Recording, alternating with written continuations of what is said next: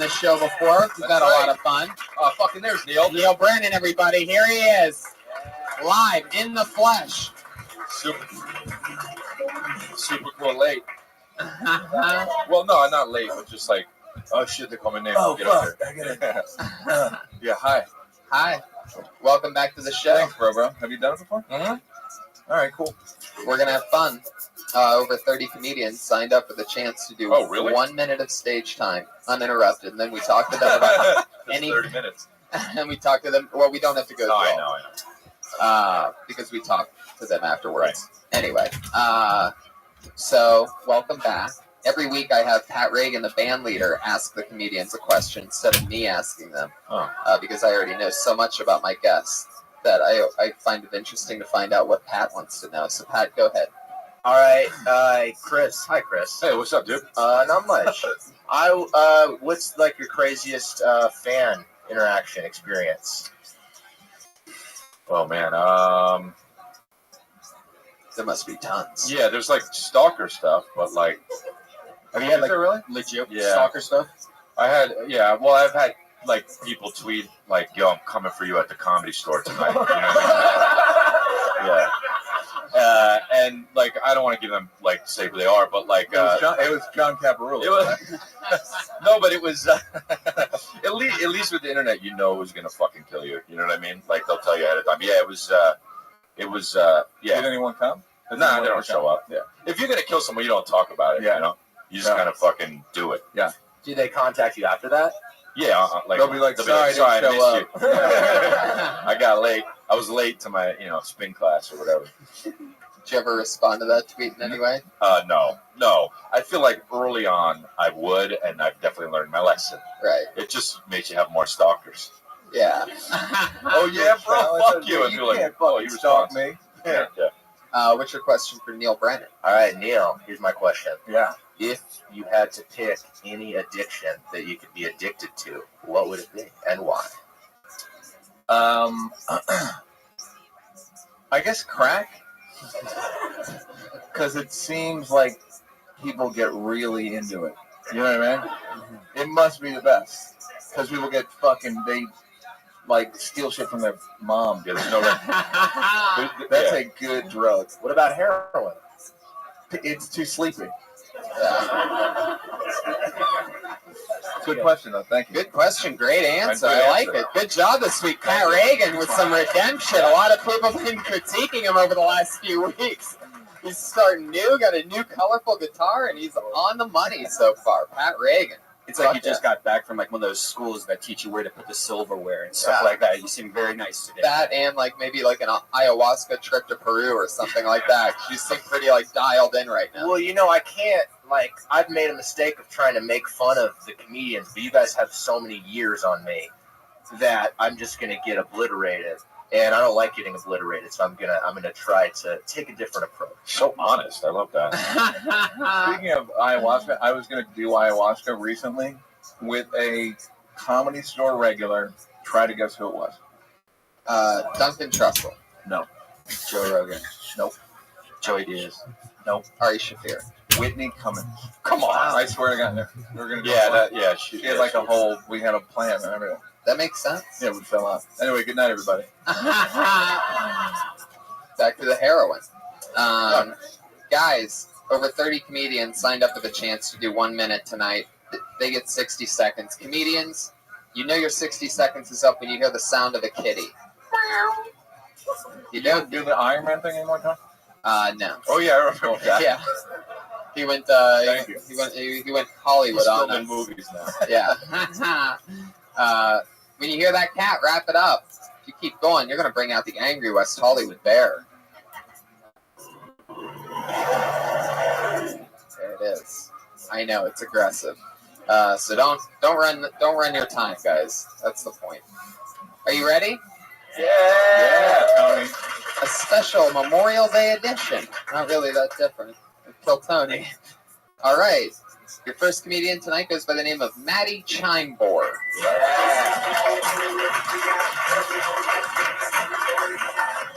Thank you guys, appreciate it. I'm not a good first dater. I have trouble with that. Like my problem is like I'm either picking a place that's for like an established couple or like so free it's creepy. It's like, hey, sweetheart, how you doing? We can either go meet my parents or go hike in that cave. What do you say? So I was like, all right, let me go check online. I made the mistake of Googling first date ideas, like the most unrealistic list ever. The first one was, take her sailing. I'm a boat. I'm not going to bring her on another guy's boat. I'm going to put his penis in her for him. Like, why would I go? You know what I'm saying? Hey, Maggie, meet Tom. This is his boat. Oh, yeah. This is his yacht. This is his cool car. Pile of money. I'm just going to stay in the car. I'll pick you up later. I'm not going to do this shit. The last thing I want is to be, like, out at sea with her, and he's like, hey, Mac, come take the wheel real quick. I'm going to show Maggie around. Bring her in the... I'm going to post up. Bring her in the down below part. You know what I'm saying? All right, guys. That's my time. Thank you. Yeah. Fuck yeah, 55 seconds of thunder. Nailed it. Maddie Chine. Guys, appreciate it. Fuck yeah, Pat Reagan with a little rip over there. Nice. Look at that. Wow, you're like a white Kevin Eubanks. Just as fake smiley. Yeah. Well, okay. Thank you. That's real, man. I love it. Maddie, that was fun. How long have you been doing comedy? About 4.5 years. Where are you from? Connecticut. Connecticut. Yeah. Fuck yeah. You live out here now? Yeah. Yeah, that was really good. Oh, thanks. Yeah, Thank you very much. Yeah, it was obviously wasn't like your last time I was here. It was like people that was like they started today. Sometimes it is. Last week's episode. 45 seconds. Last week's episode, we had one guy. It was his first time, and another guy that had been doing it 13 years, like back to back. So there's always a wide range. Well, it was like, yeah, you were good because I started like hating. You know what I mean? I was like, oh, fuck this guy. Thanks. Oh yeah. And you're good looking. That's good. Thanks, Neil. Yeah, you got it. Appreciate There's it. also cool pants too. Like what the fuck? Full shoes. Fucking. Fuck this guy. You have nice triceps. You have a lot going for you, Like Maddie. Mary Jane. Yeah. What was the last? What was the end of the last joke? It was like, Oh yeah. About being on the boat, and then I'm just worried the guy's gonna be like, "Hey, come grab the wheel," and he's gonna pretty much bring her downstairs. oh, okay, Right. cool. Yeah, that's funny. Yeah, Cool, was rich really guy. good. Yes, man. Mm-hmm. Are we supposed to tell you more shit? I don't. No, but You could do but he didn't suck though. No, but you didn't talk at all. Yeah. I felt like when you said the stuff that's like way too coupley or free, Yeah. I felt like it should have been like hot air balloon or cave. Okay. Yeah. You know what I mean? It's for an established couple. Yeah, I figured. Parents is free too. Okay, that makes sense. Okay. So when you said it, it wasn't like Okay. It wasn't a big enough. Yeah. Did you say what's free? parents. You Oh, can meet my parents or I guess it was along the lines like just freaking her Oh. out because it's like for, you know, like it's for our first time hanging out. It's like, oh, you want to go meet my parents already? That's how I looked at it. But How long have you lived in LA? 5 years. 5 years. Yeah. You've been Instead on of stand-up for how long? 4.5. I came Yeah. out here. So I came out here for school. So I didn't do it the first like semester. Just What were you going to school for? I got my master's at Woodbury in Burbank. Masters at Woodbury. Yeah. never heard of it. It's Yeah. a small school. It's like one guy goes. architecture. You. Is that an architect? Not anymore. I do construction now, but No, God, this guy's like fucking Bruce Wayne. Must be like a boutique construction place. You're Only like the- hot construction. I'm not like I don't do the work. Oh, That's even better. You're like a foreman, or you're like I'm one of the managers. Oh, what an ass! Fuck this guy, man. Oh, come on, bro. Come on. you just like looking at blueprints all day and shit? What's up? You just look at blueprints and like point at And blueprints. get like his email dick sucked people, while he looks at the deal with- blueprints. Yeah, Yeah, that'll work. jerk off on blueprints. I love it. I'm sorry, guys. I Oh, feel you know like what? Instead of the cave, maybe pick up trash would be funnier. Okay. Like we can go to dinner, or we can pick up trash on the highway. Do you have matching socks? Do you have green? Wait, take your shoe off. Can you take your shoe off? Pat Reagan. Wow. Pat Reagan They going match for the it. back of the shoe. That's Yeah, that's what I'm wild. trying to do. Is have it blend in. Pat, try to get him to take his sock off. Now, how did you get me to look at that guy's foot, Pat? Why That's did you do that? I saw the neon and I was intrigued. I wondered if it was part of the shoe or not. Guys, get off my back.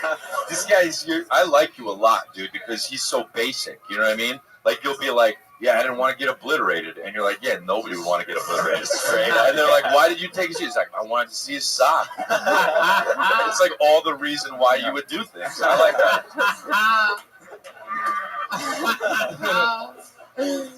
Fuck yeah. Maddie, anything else? Do you have any questions for us or anything?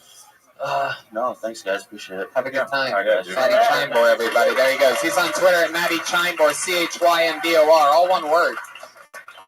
Fuck yeah. Let's just keep the fun train moving along. Who knows what can possibly happen next? Put your hands together for David Deary, everybody. Yeah! Sounds like he's a crowd favorite. I know David. We've seen David before. What's up? I just moved to Los Angeles pretty recently. I like it. I used to live in New York City. Some people ask me, oh, don't you miss New York City? They get excited. Oh, New York City. And it's true. Sometimes I miss New York City. So what I do now when I miss New York City is I take my bed and I put it in my bathroom. Then I invite a friend to come live in the bathroom with me. And then I invite another friend to come and just piss all over the door. New York smells like piss. Sorry. I like women's hands. Let's just get into it. I like women's hands. I have this weird hand fetish with women. It's weird. I have this thing where I can tell right away if I want to have sex with a woman by looking at her hands. Because basically, if she has hands, I want to have sex with her. I'm just kidding. I would fuck a girl without hands. Why wouldn't I? I'm not a monster. That would be weird if I fucked a girl. If I wouldn't fuck a girl without hands. I don't know. Whatever. Fuck yeah. Yeah, I like that. David Deary. Oh, yeah. That's a fun minute, man. Yeah. I already knew you were funny though, and still funny, dude. Thanks, Chris. Yeah. Can I just say something real quick? I think it's Whoa. kinda, I don't know if it's weird or not, but I came home the other night and my wife was watching Chris D'Elia on Periscope. I was gonna maybe do this because I feel like it's a good comedy bit, but I haven't really thought about it yet. But I came home and she was like really embarrassed, you know. And she was like, She goes, "Isn't Periscope stupid?" Yeah. And I go, "What? What are you doing?" And she goes, I think Periscope's really stupid. And I was like, "Are you watching Chris D'Elia on Periscope?" "Yeah, it's really stupid. He's like petting his dogs and shit." And then everyone's like hearting it, and I don't know, it's really stupid. So you walked in on your girlfriend finger blasting herself to... It felt that way. It really It was did. his wife, it was and about she to was go down. having sex with Chris D'Elia. It felt that way. It felt like Did you watch the replay and see like how much she was like, I want to suck your hog and shit like that? Just the comments going up. I just saw hearts Just flying so many everywhere. hearts. Her colored hearts. I thought that Wow. was But pretty. But yeah, because Periscope, Periscope is creepy. Like, it feels creepy. Yeah. You know, like, you don't watch it in public, really. You watch it, and you're like, oh, look at all these people having fun. But she said an interesting thing. I thought it was interesting because she said, well, he's a comic, so I thought, he said, look at me petting my dogs. I thought I would click on it and it would be something stupid and funny and weird, but it was really just him petting his dogs. Yeah. And then I found See, myself watching him petting his dogs. Yeah. Basic shit, bro. You know what I mean? How long? Do you know how long she watched for? No, I have no idea. You didn't ask her? I didn't ask her. I was too ashamed, you know. I just because she was really enjoying it, I think. Wow. I'm sure she would enjoy There was your 500 Periscope, people. too. There's 500 people watching it. To be fair, there were 500. Right, people. right. There's a lot of people. There's a lot of competition, so I don't feel that threat. What's the most people you've ever had? I don't know, like 1,500 maybe? What were you doing? Petting his dogs. Petting zebras? What were you doing? No, I'm kidding. I don't know. Nothing. It's I don't even get it. Driving. Huh. I'm trying to learn how to do it and be funny on it, but like you're just kind of you do it when you're bored. You know what I mean? Right. So I'm still trying to figure it out. Yeah. I mean, I don't spend my whole day trying to fucking figure it out. Okay? Yeah, you do. Yeah, it's fine. Just admit it. You know. Yeah, it's No, fine. I'm not shooting. Don't you always hope it's going to be other shit, though? Because it'll be like driving, and you'd be like, it's probably not driving. When you click That's what on she it, said. you're like, it's going to be Yeah. some fuck action. Yeah. I think is there fuck action? There's got to be. Well, that's what I was. I think that I don't think that they allow that because No, they you don't. would know that. But why they not? I got banned from it, and I had to find out like all the rules, and then they undid the ban and stuff. But yeah, there's no porn on it. So I like that it's like a 3-week-old thing, and you've already been banned. By yeah, But they let porn on Twitter, and isn't it owned by Twitter? it's not the same rules. And I heard that they're actually getting rid of porn on Twitter. What's very the soon. porn on? Really? Yeah. Well, you can What's just the show porn on any. You Twitter? can just show You porn can on just Twitter. show whatever on Twitter. You can show anything. Yeah. David, up until this week, you've been notorious because you were on last week, right? I was on week before 2 that. weeks ago. With Okay. Ian, yeah. And you had a giant mustache. Oh yeah. Oh yeah, you got rid of it. Yeah, last time I saw you had one. Yeah. How's that been going for you? Well, it's fine. With any major differences? Yeah, people say, "Oh, did you shave your mustache?" That's a pretty dumb question, you know. Yeah. Do you feel that you're self-conscious about your upper lip now that you see Yeah. it? Yeah, that's Yeah. that you start hitting your lip. Yeah, I was like looking in the mirror, like that lip is huge. Can I tell you something? Yeah, sure. There's a lot of space between There your is. top lip and your nose. Well, he had a monster mustache. Right. though. I don't know how that works. Like, does it just look bigger to me because you had a big mustache, or did you have a think I big have pretty mustache? big- Did you have a mustache because you know how much space is between your upper lip and your nose? It's had a The mustache was fucking putting his lip down. Yeah, it was. Fuck you, lip. What, Yeah. what if you shaved it and you? How long's it been? About 5 years. What if you shaved it and it was like a fucking eyeball under it? It looks like it's a little baby Homer mouth. How long have you been with your wife? That's literally the most Christian. Well, we've thing been I've together ever 3 years now. 3 years. So your wife has only known you with the mustache. Yeah, I've shaved it a few times. said. You think that has anything to do with why she was watching me on Periscope? Yeah, I think so. I think so. Well, as soon as I saw her watching She on Periscope, that's when I shaved. I was like, shit. Right. There you go. Thank you. You know what that horse means.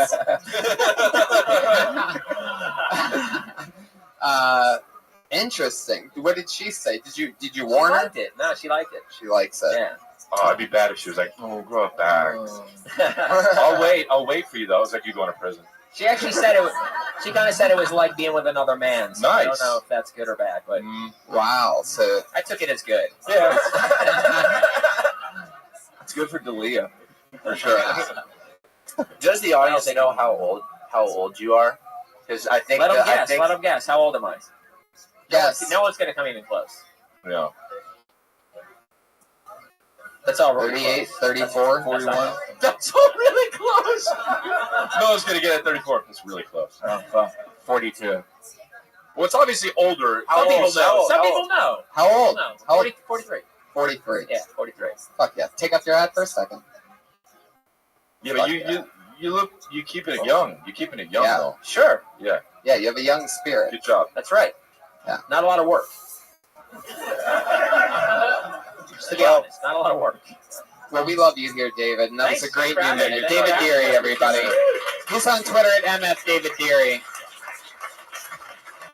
David Deary. Let's get a bad one. I know. That's what I'm hoping for right now. Everybody just wants to come up here and do good. That's what happens. It gets popular. The podcast gets fucking popular, and then you get like smashers. That Yeah, exactly. Chris Rock next. What the fuck? This looks like a new name. That's always exciting. Put your hands together for Franklin Yee.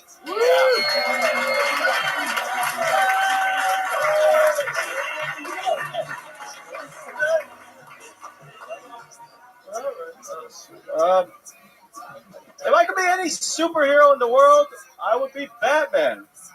Why? Because Batman's a billionaire. First thing I do is I stop being Batman. Just be a billionaire. Yesterday my agent told me to stop calling him my agent. He's like, I don't want to represent you, Frank. You fucking suck. I was like, you know what? That's exactly what my manager told me. Growing up, I wasn't that great with the ladies. By the age of 35, I'm picking up women left and right. Because I'm an Uber driver. Uber X, actually. I don't qualify for the good Uber. Hey, you see, I drive a white Nissan Versa hatchback. If you've never seen one, just imagine a smart car with an erection. Get no respect for that car either. Fuck yeah. Franklin Yee. Getting the cat. And Another good one. Another smash. Yeah, another good one. Another Yeah. smasher. I like your style, Franklin. Now, you've been on the show before, right? No. This is your first time? Yeah, but Wow. I was in the crowd. Yeah, I feel like I've seen you. Oh, is that what the horse means? Somebody's first time? I'm trying to figure out, like, when I said you guys know what the horse means, like, I was actually asking and didn't get an answer. I don't know what that horse sound effect means, but we'll figure it out at some point. We'll put the puzzle together. That's funny though, because like you're kind of like weird, but like when you do it, it's like a lot of guys have that style, but like the way you do it makes it your own, which is good. Yeah. If you're funny, Do you have a lot of jokes like that? Yeah, you. How long you been doing stand-up? 2.5 years now. 2.5 years. All in L.A.? Yeah. Where are you from? North Hollywood. North Hollywood. Damn, The Valley. that's so Asian though. Yeah. Do you really drive for Uber? Yep. Wow. 9 months now. 9 months of Uber. Fuck months. yeah. Where do you get up? Like, where do you get up around town? Wherever I can. Yeah, A bar, actually. yeah. Bars and like cafes and Bars, cafes, mics. I had a show, but got canceled my own show. Have you ever slept with anyone you picked up on Uber? Nope. shit. See, that's a good question. Yeah. Great question. I ask every Uber driver, and almost 90% of them have. No, come on. Yeah. Really? Drunk girls at night. They Oh, that's what? Your Uber X? I'm Uber X. Fuck yeah, you are in a Nissan Sentra. Uber XXX. Uber Yeah, X. but those are the drunker girls get picked up on Uber X's and like the ones in drugs and stuff. Yeah, I've been trying to avoid. You're like shitty detective. Well, the drunk ones get picked up by Uber X, so she probably got fucked. I'll be back. He just jerks off in the corner. I'm back, guys. Anybody get fucked again? Franklin, how many girls have thrown up in the back seat of your car? None. Do you work the late shift, or what do you do? I do the late shift, but I don't do it no more though. So last month, I picked up some guy on a date with a chick, and his chick got crazy on him and ran my car with her car. What? Yeah. Wait, what? Wow. Dude, whoa. Was she Mexican? No, I think she was Iranian or something. Walk us through what happened. Yeah, definitely. Okay. Well, I picked up some guy at the bar in Glendale, and then him and some chick were just talking in the parking lot for like a good 15 minutes. And then Did you have the meter running? Yeah, no, I didn't turn it on. I was just chilling. I didn't You're a want nice to guy. Yeah. But 15's a pretty long It is a time long to have time. an You Uber could be wait scooping for up you. other drunk girls having sex. Yeah, but then they're hugging, then they're talking, hugging, and then I was like, I don't want to hate on his game and stuff. But then he walked to my car, and I just hear her scream like, "You piece of shit, you motherfucker! You made that guy wait for you for 15 minutes?" And then he got in my car, he's like, "Hey, my bad." And I was like, "Cool." Huge change in attitude when he got in the car. Then she got in her brand new Camaro, and she ran me. Come on. A brand new Camaro? Brand new one. And then she backed up again and ran me again just to make sure, like, But yeah. it sounded like she was defending you in a weird way. Yeah, but she ran my car. She's got a weird way. Wait. So then what? Wait a second. Okay. Hold on 1 second here. Are you sure you're not just giving us like the version you gave the cops when you accidentally backed into her car? Nah, that's what happened. He's like, wait, this is a scene from Taken. Never mind. Yeah, So I was flipping out, yeah. So did you call the cops? She left, then she left, and the guy in the car is like, "You better call the cops, bro," and he just walked away. He left you there with the ram car? Yeah. And you still fucking drive Uber. That would I be my called the cops, and then she got away, actually. She almost hit a pillar at her apartment. So now you're working the day shift, huh? Just working the day shift. So let me ask you. That's the end of that story, yeah. So let me ask you this, Franklin. When you pick up people, do you ever hear them say under their breath like, "Oh fuck, an Asian driver, fuck"? That's also a good question. Right? Because I know I say it. I just don't think you guys can hear it. I think when they cancel right away, then they probably saw my profile pic, like, "Oh, fuck." Oh, you put your face on there, not the Yeah. car. I See, see it, so. I'd go with the car because then they can spot you I guess and for drivers, it's a bit like Tinder, where people can reject you if they want. I think so, too. just off the picture. So I got canceled on like 3 times in a row by one person. Right. Do you cancel like for shitty reasons sometimes? You're like, "Oh, this guy looks like a dick. I'm not picking him up." Not really. No. I take what I could get, man. Yeah. You know? And you guys rate the people too, right? And you ever give anybody less than 5? What does it take to get down on your stars? Probably hit my car with your Camaro. Wow. Yeah. You're fucking great, man. I would love to have you, if you can, Friday, do the Death Squad show at the Ice House. Wow, there you go. Franklin Yee gets a spot at the Ice House Friday night. Can you make it, Franklin? I'll be there. Fuck yeah. Yeah. All right. Good job, dude. Well, there you go. Franklin Yee, everybody. Franklin Yee. Fun times. Okay. Let's see if we can get a good stinker up here. Put your hands together for Cole Young.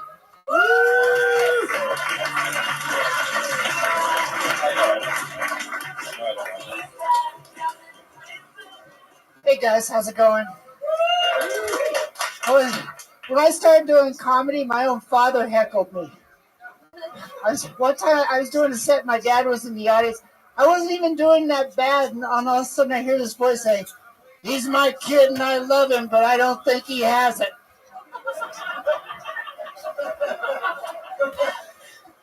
Well, it's Monday night. I'm at the Comedy Store in the belly room, and my dad's up on the fireplace mantle in the urn. So take that, you son of a bitch. Huh? I'll show you who has it and who doesn't have it, right? I got it. Thanks you guys so much. Wow, that might be one of my favorite performances ever on this show. We've done over 100 episodes of this show, and I just love that fucking It performance. was real good, man. This is not what I The was lineup's expecting. good, dude. Yeah. No. Did Tommy make this? What the fuck? That's fucking hilarious. Cole, where the fuck did you come from? Originally from Quincy, California, Northern California. Wow. How long have you been doing stand-up? Oh, shit. 15 years. Wow. 15 years. Where you been doing it at? Los Angeles and a few spots in Chicago and Atlanta over the years, and New York a little bit, and Florida. And Tell us about you. Every place you haven't done everything. Turkey. the Comedy Store is really where I haven't done comedy, Oh, wow. guys. I just started coming here a couple weeks ago, and I love it so fucking much. I'm so sorry. I was afraid to come here all those years, but I'm really fucking enjoying it, man. Wow, I love that. There it is. There's the horse. That would have been a good one for the party horn, actually, right after that. Well, the Comedy Store is a cruel mistress. There it is. This is the most intimidating place, I think, to do stand-up. Yeah. Yeah, no, I'm really digging it, man. I'm really enjoying myself. I'm old as fuck. I know that. I mean, it's over for me, right? But Hey, you're not on a mantle. Yeah. that's goddamn right. I'm not. Not yet. Thank you. Did you and your dad not get along? No, my dad was really funny. That was the problem. He was just too damn funny, Yeah. you know. And so he didn't. He died before I got funny. That was a problem. God damn, you're like, What do you? I know, it's like heartwarming. I gotta go home. It's like an HBO The documentary. documentary, yeah, it's a documentary. Fuck. Um, This is a documentary where, like, at the end you feel good but bad and good and bad. You know what I mean? yeah. I'm really Cole. So, what do you do for work? Right now, I am. Oh shit. Sounds like you're unemployed. So in between- No, I work in the medical marijuana field. Nice. Oh, Fuck yeah. As if the crowd couldn't possibly love you anymore. yeah, really. You're a real pandering fuck. You know that, Cole? I've been in LA a long time, you guys. I worked in Hollywood for a lot of years on movies and television shows. I used to be a construction coordinator and a prop maker and all that shit. And now I do this. Wow, I love it. How much material would you say you have that you're comfortable with? I've got a pretty good 30 minutes. Oh, yeah. I would say. That's good. That's great, man. Wow, that's so cool. What do you do for fun? I watch the Dodgers, I guess. I don't know. I chase girls. Yeah. Literally, he literally has to chase them. because there is something about your look that's a little bit the jinx. You know what I mean? Hey, use it to your advantage, dude. Yeah. I do all right, man. Believe me. I mean, I'm old as shit, but I got game when it comes to this. Yeah. Oh, all right. Yeah. I would also like to have you on the show Friday if you can make it out to the Ice House. I'm totally down. Yeah, look It's at funny, that. it's funny because I was thinking, like, should I ask you? But then I was like, wait, there's like people smoking weed at Death Squad and drinking, and I didn't want you to be like upset by it. And then you said that you work in the medical marijuana field. And I'm like, oh, fuck yeah. And Brian thought to himself, great, free weed. Yeah. Why don't you come to the show Friday night? That's Hollywood for you. That's how it works. So, Cole, how long have you lived in LA? I guess. November will be 30 years. Wow. I came down here as a musician. I was a guitar player, and I came down here with my brother from Quincy. And we recorded and played lots of music in the 80s. It was an outrageous time, you know, in the middle of the 80s, 1985. What kind of music? Rock and roll, kind of like jazz, funk type stuff. I was a bass player. My brother's like a screaming guitar player. He still plays as a flamenco player. Plays every weekend, you guys. It's a flamingo player? Flamenco. Oh, flamingo. Fuck yeah. He's a flamingo player. Fucking play. He fucks birds. Don't give that guy your number. 2 birds fucking talking. Fuck yeah. He'll fuck you and not call you again. I love that. I love that you said that you have game, Cole. That's the part that intrigues me. Like, I'd love to see on top of the documentary. Yeah. And honestly, now I'm interested in hearing the band. I'd love for you and your brother to have a reunion. I'd go to that show. I'll have to wake him up. Yeah. Is he dead too? What are you talking? Right. He's on the mantle as well. He's older than me and possibly more delusional than me. He's still talking about a no-hitter he pitched back in Little League. Wait a second. So, wow. Ruby Stevens. Who would have thought? Cole and Brody. You got it. I pitched a no-hitter in 3rd grade. Yes. Push and believe. Cole. So yeah, but the show that I really want to see now that I know everything about you, is just you picking up chicks, hidden camera. Yes. Are you on Tinder?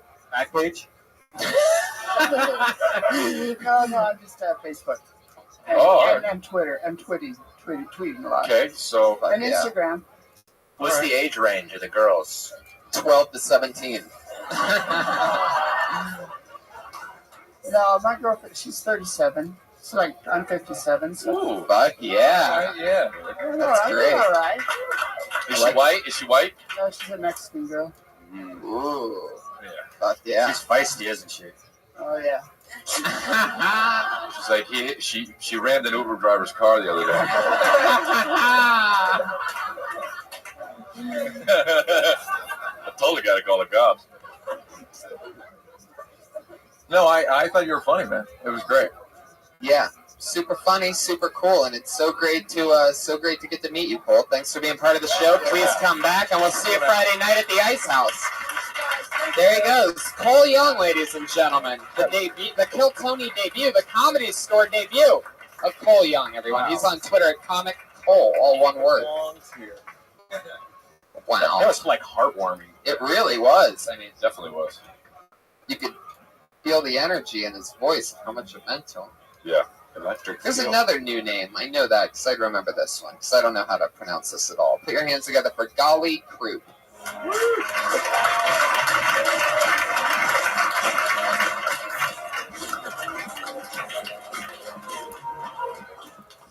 Hey guys, hi Grace. So nice to see me.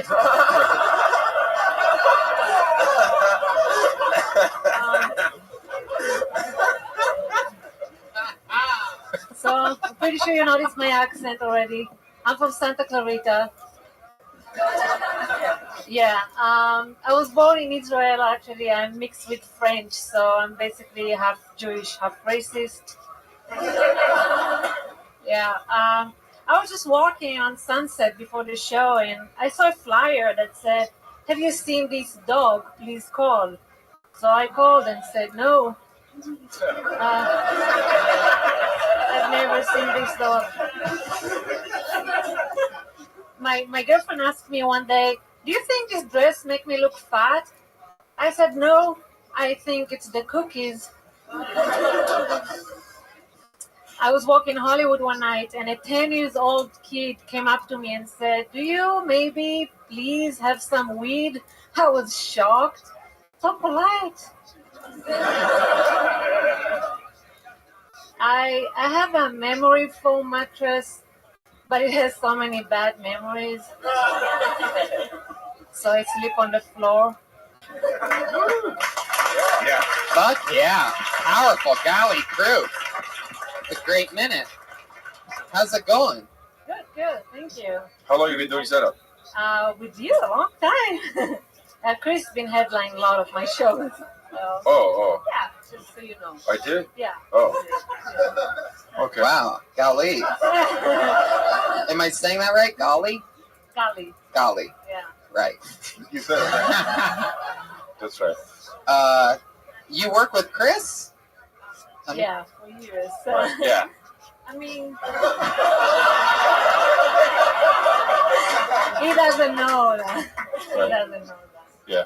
Brian Monarch shows. Yeah. Oh, yeah. Oh, okay. Oh. Yeah, for sure. Of course. Yeah, I've done. Yeah. I thought you were saying your show that you hosted or something like that. No. Oh, okay. My Brian's show. Sure. I was Yes. on the show, and Chris was the headliner. Okay. Yes. Okay. Gotcha. Let me just point out something I noticed. When you came up, you said, "Hello, Chris." Or, "Hi, guys. Hi, Chris." Because we know. I don't think she knew you guys, right? But like you've never met. But even if she did, I've never seen anybody specifically That was point funny, out a human in the room, which is great. And then when I asked you how long you've been doing stand-up comedy, your answer was a few years with Chris. We're the new Jimmy and Joey. Golly and Chris. Fuck yeah. So how long have you been on stand-up? 5, 7-ish. 57? Yeah. 5'7" ish. 7-ish. Yeah, kind of 5-ish, 7-ish. Not fuck 6. Right. That's it. 5'7" ish. 5 or 7.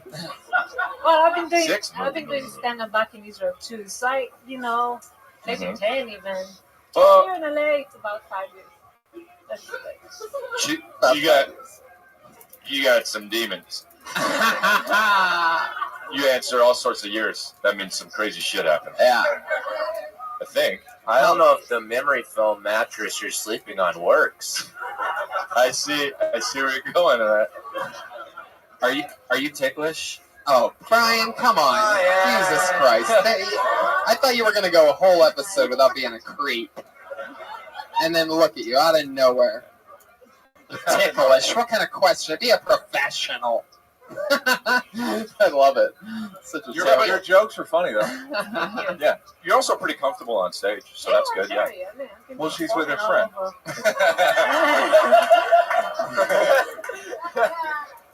Yeah, I have a show here Friday night. So. Here in the belly room? Here. Okay. Does Martin Harris know about that? Yeah, So- thank you.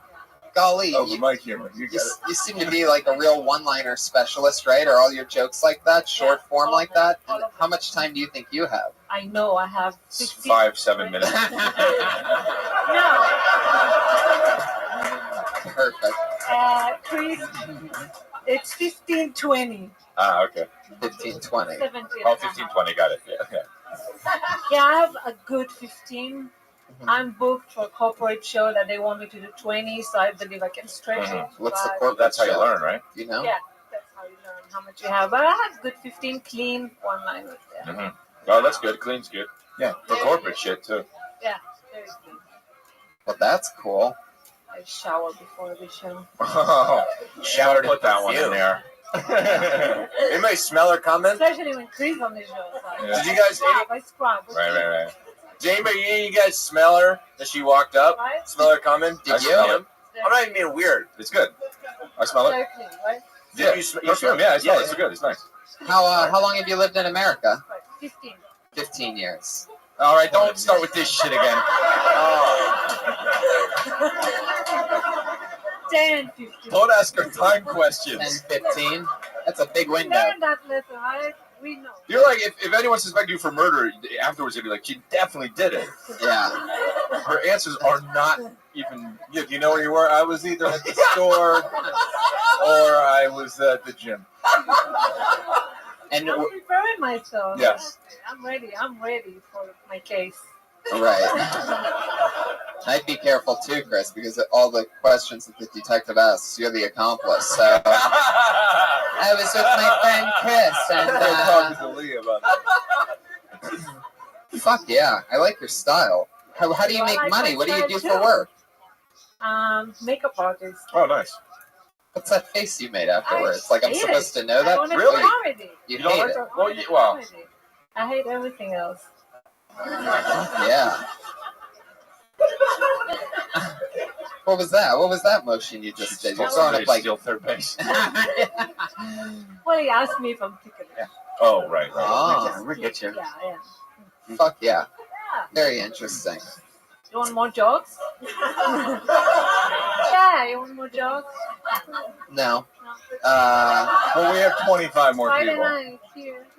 Yeah, come Friday. Friday. I'm gonna headline. Show.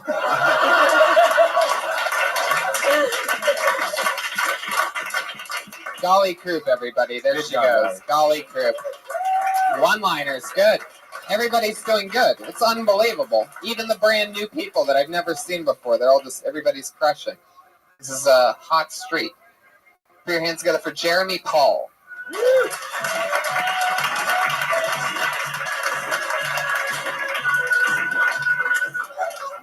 Oh, sweet mercy. I don't have any kids, and I don't want them because my bloodline is fucked. My niece just went to prison because she held up a cab with a Nintendo gun. You know, little duck hunt? She held up a cab. 5 years in prison. My cousin believes he's smarter than I am, which is fun, because he just spent the last 17 of the last 18 years in prison. I say 17 of the last 18 because he was out for a year. Now, he did 15 for murder. Got out. Then went back in a year later because he sold weed to an undercover cop. Twice. The same undercover cop. Twice. He let him go the first time. Came back, sold weed to him. What I'm trying to say is this. I'm glad everybody in my family is dying because I'm never going to have any kids. That was a fucked up set.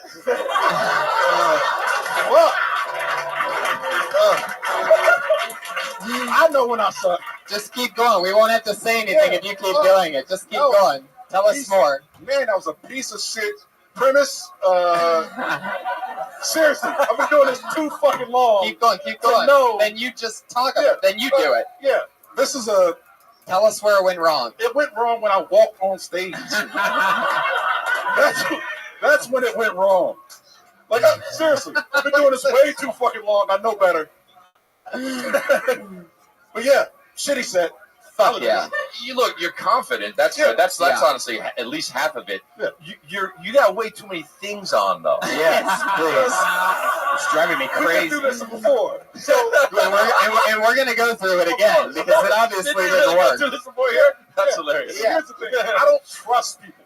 So I'm not leaving my bag with my computer in it anywhere near other comics. That makes sense. That does make but you're also wearing your Ralph's Club card around your neck.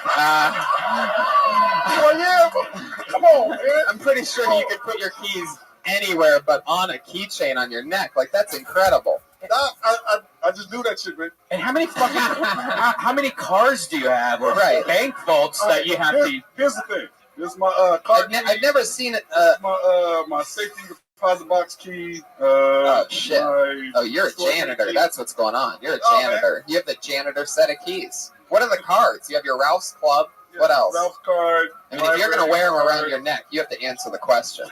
library card, Ralph's card, extra care, CVS pharmacy card, AutoZone card. You know, regular shit. Fuck yeah. It's like a sad version of Mr. T or something like that. No, Like the auto saddest card. necklace you've ever seen in your Regular entire life. shit in 1999. I mean, you have a library card, but you have a computer. Yeah. So you go to the library to read books? Yeah. All right. I like how you're not apologizing about it at all. You're just like, yeah, that's what I fucking do. I think it's like a pocket issue because it's like No, it's normal to wear. It's normal to have Ralph's card, but not around your neck. No. What do you keep in your pockets? Fuck! I wish I would have gotten that. That was so close. Just money. I got. Just money? Yeah. How much money do you have to where you need to have your keys around your neck? Your pockets are that big? And also, he's got cargo. You have fucking more pockets. That's what I was about to say. Yeah. That's exactly what I was about to say. I'm wearing cargo pants. I have enough pockets. I just like to keep my keys around my neck. All right. Wow. Trust me, the fact that you're like, this is what I do, I don't give a fuck, I like, that's awesome. I feel like you like seeing everything you have in front of you. Like, did you bring your mattress here? That's what it is. Are you wearing Ruse? There's those shoes that have the little pockets on the side of them. Nah, man. Ruse. But how long? Yeah, kangaroos. Oh yeah, Ruse. I remember those fucking. I'm sorry, I'm from Illinois. We don't have Ruse there. Where'd you start doing stand-up? Peoria. And then how long have you done it? I only count since 2003. All right. And how often do you get up? Every night. Where? Everywhere. Wow. I'm a road comic, man. Yeah. Fuck yeah. Oh, cool, man. I have a safety tip for you. What's up? You're dressed in all black. I just am worried that you're gonna get hit by have your headphones on. You're wearing all black, and it's night. Car's gonna come hit you. That's actually maybe funny, kill but you. really actually a good point. Well, that's for people that fear death, man. Okay. Yeah. All right. Wow. Black Widow. Oh, yeah. Tony has seen my lack of fear and apparently lack of funny before. So Well, it's not that you're not funny. You're definitely funny, but Right. like you just the material didn't work out. yeah. It's new shit that Yeah. I tried here. So Riding down the street on a black bike. You got a fucking black hat on. Just into the night. Okay, let's talk about it though for a second. My girlfriend's white though. I mean, you gotta really hope that the car's coming from the keys side of everything. You know, the reflection. Or maybe sometimes when he's walking at night, maybe he flips the keys to the other side. He just feels them on the back and just hears the jingle and knows that they're there. I'm gonna take a guess here and say that the reason why things didn't go that well, I mean, other than some other reasons, but I don't need to get into everything. But when you said that your niece, right from the get, how old's your niece? she is 22. 22. Yeah. And she really tried to. Rob a cab driver with a Nintendo gun. I mean, wow. Like the orange one or the Yeah, first version? The duck hunt gun. Wow. Oh my God. I feel like when you say that, you should make us believe that more because I thought you were just fucking with us. Yeah. Right. No, I don't lie. But that's I get that now. right. I definitely get that now. I don't care enough to lie. I get that for sure. And we know that now. Yeah. But when you're saying it, like you got to give it some. Well, yeah. Because it sounds like a joke almost. And when in the beginning, people are always trying to figure out who you are and what your style is. So if it comes across as a jokey joke, then people are gonna, because that's unbelievable. That anybody's crazy. Your niece, sorry to tell you this, and I know I can say it because she's in prison, is stupid as fuck. I know. Like, to take a Nintendo gun, I mean, it must have turned into a murder case, right? Because I would have laughed to death if somebody tried to, that would be the end of my life. Like, I would just crack up. She was like, I'll fucking kill you, but drive close to a plug. No, it was her and two of her friends. They robbed the guy. Then he turned around and realized it was She had the other ones had the power gloves. And then they beat him senseless.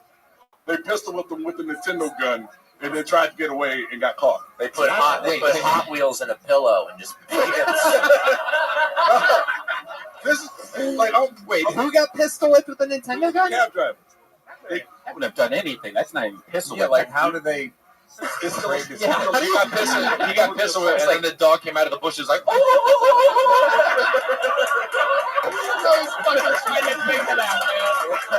That's so fucking great.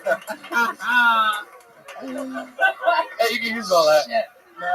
That's so don't great. get me wrong, it's good, but I'm dumping the bit. So No, I don't No. think you should dump it. 'Cause No, you're right. No, he's good. joking, but that's fucking crazy, man. I mean, yeah. That's Peoria, man. Wow. How long ago did that happen? That happened last year. She So she's last in jail. Yeah, she's in jail right now. She Wow. was on Peoria's most wanted list, and because she was on the run, that kind of thing. Wow. Yeah. Was she like on? was She hates me now. That's what I'm talking about. was this like I'm a trying to news work this story in Peoria, and Yeah. they described the She was Nintendo on gun thing? TV, websites, all that shit. That's They were chasing amazing. her ass down, and I knew who she was, but I didn't turn her in. So, Well, yeah. Right. Yeah. no, because she owes me money. So, See, and that's gotta be You don't have part room of in your that. pockets. How much money? she owes me a couple of hundred. Fuck yeah! It sounds like the price of a few Nintendos. Yeah. Well, I got an Xbox now. I'm good. Hell yeah! It's right here. It's your Xbox in your bag. Right. I mean, you really do. You are the king of the accessories. Perhaps the Don King of accessories, actually. Knew it. Fucking knew it. I'll take that one. Thank you. I love your style, Jeremy. Anything else for Jeremy, guys? Great. Fuck yeah. I wouldn't lose the bit. I would talk about it. And I'd add that she owed me money part to it, too, because that's all part of it as well. And I'd really paint the picture. Like, I mean, you guys know that you guys all must know what that gun is. It's fucking gray and, like, dark purple. Right. Like, it's so blatantly not a gun. Yeah. Any gun, almost any gun is better than that gun because you know what that gun is. Like, Right. even if it's a red toy gun, Totally right. it'd be like, oh, fuck, they have a red Iconic gun. Toy gun. The Right. Nintendo one. Yeah. Exactly. And, I mean, we know that, like, I know the spring-loaded noise that it makes when you pull the It'd be trigger. funny if she tried to rob the cabbie dressed in red overalls and a blue undershirt. with his old mustache. Fuck yeah, Jeremy. Well, we'll see you again soon. Come back. Jeremy Paul. He's on Twitter at Jeremy Paul Says. It's a fun one. We're almost there, guys. We're getting there. Anything crazy? Oh, wow. Here's another new one. Tim Alexander.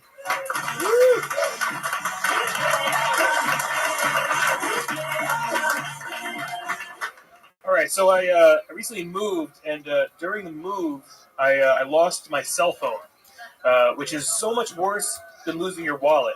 There's never a situation where you're like, oh my god, there were so many pictures of my dick in that wallet. Oh no, I have this like nightmare scenario where somebody finds my phone and then just like uploads everything to Facebook, and it just gets no likes. Just like an LOL and an aw. So I'm a comedian, so I watch a lot of porn. And one of the things I noticed recently is that across the top of all the sites now, it says Facebook, Twitter, and Google+. Is anybody doing that? Is anybody sharing their porn?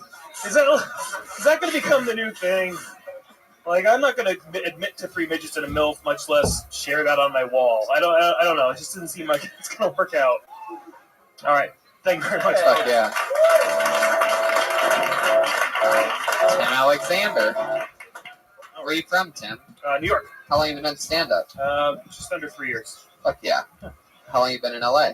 I'm just coming through. I live in New York now, so I'm considering moving here. Mm-hmm. But yeah, I live in the East Village. Nice. Yeah. Do you get up? How often do you get up out there? Probably like once, twice a week. That's probably about right. What do you do for work? I give presentations for a software company. And you want to do stand up? Yeah, that's absolutely. what you want to do. 100%. And you're young. How old are you? I'm 32. Oh wow. Thanks. Damn, dude. You fucking. I thought it was like 20. Yeah. Thanks. Yeah. You look like a 32-year-old Indian guy, but like a 22-year-old Mexican guy. Yeah, it's true. It's true. You can really play different roles.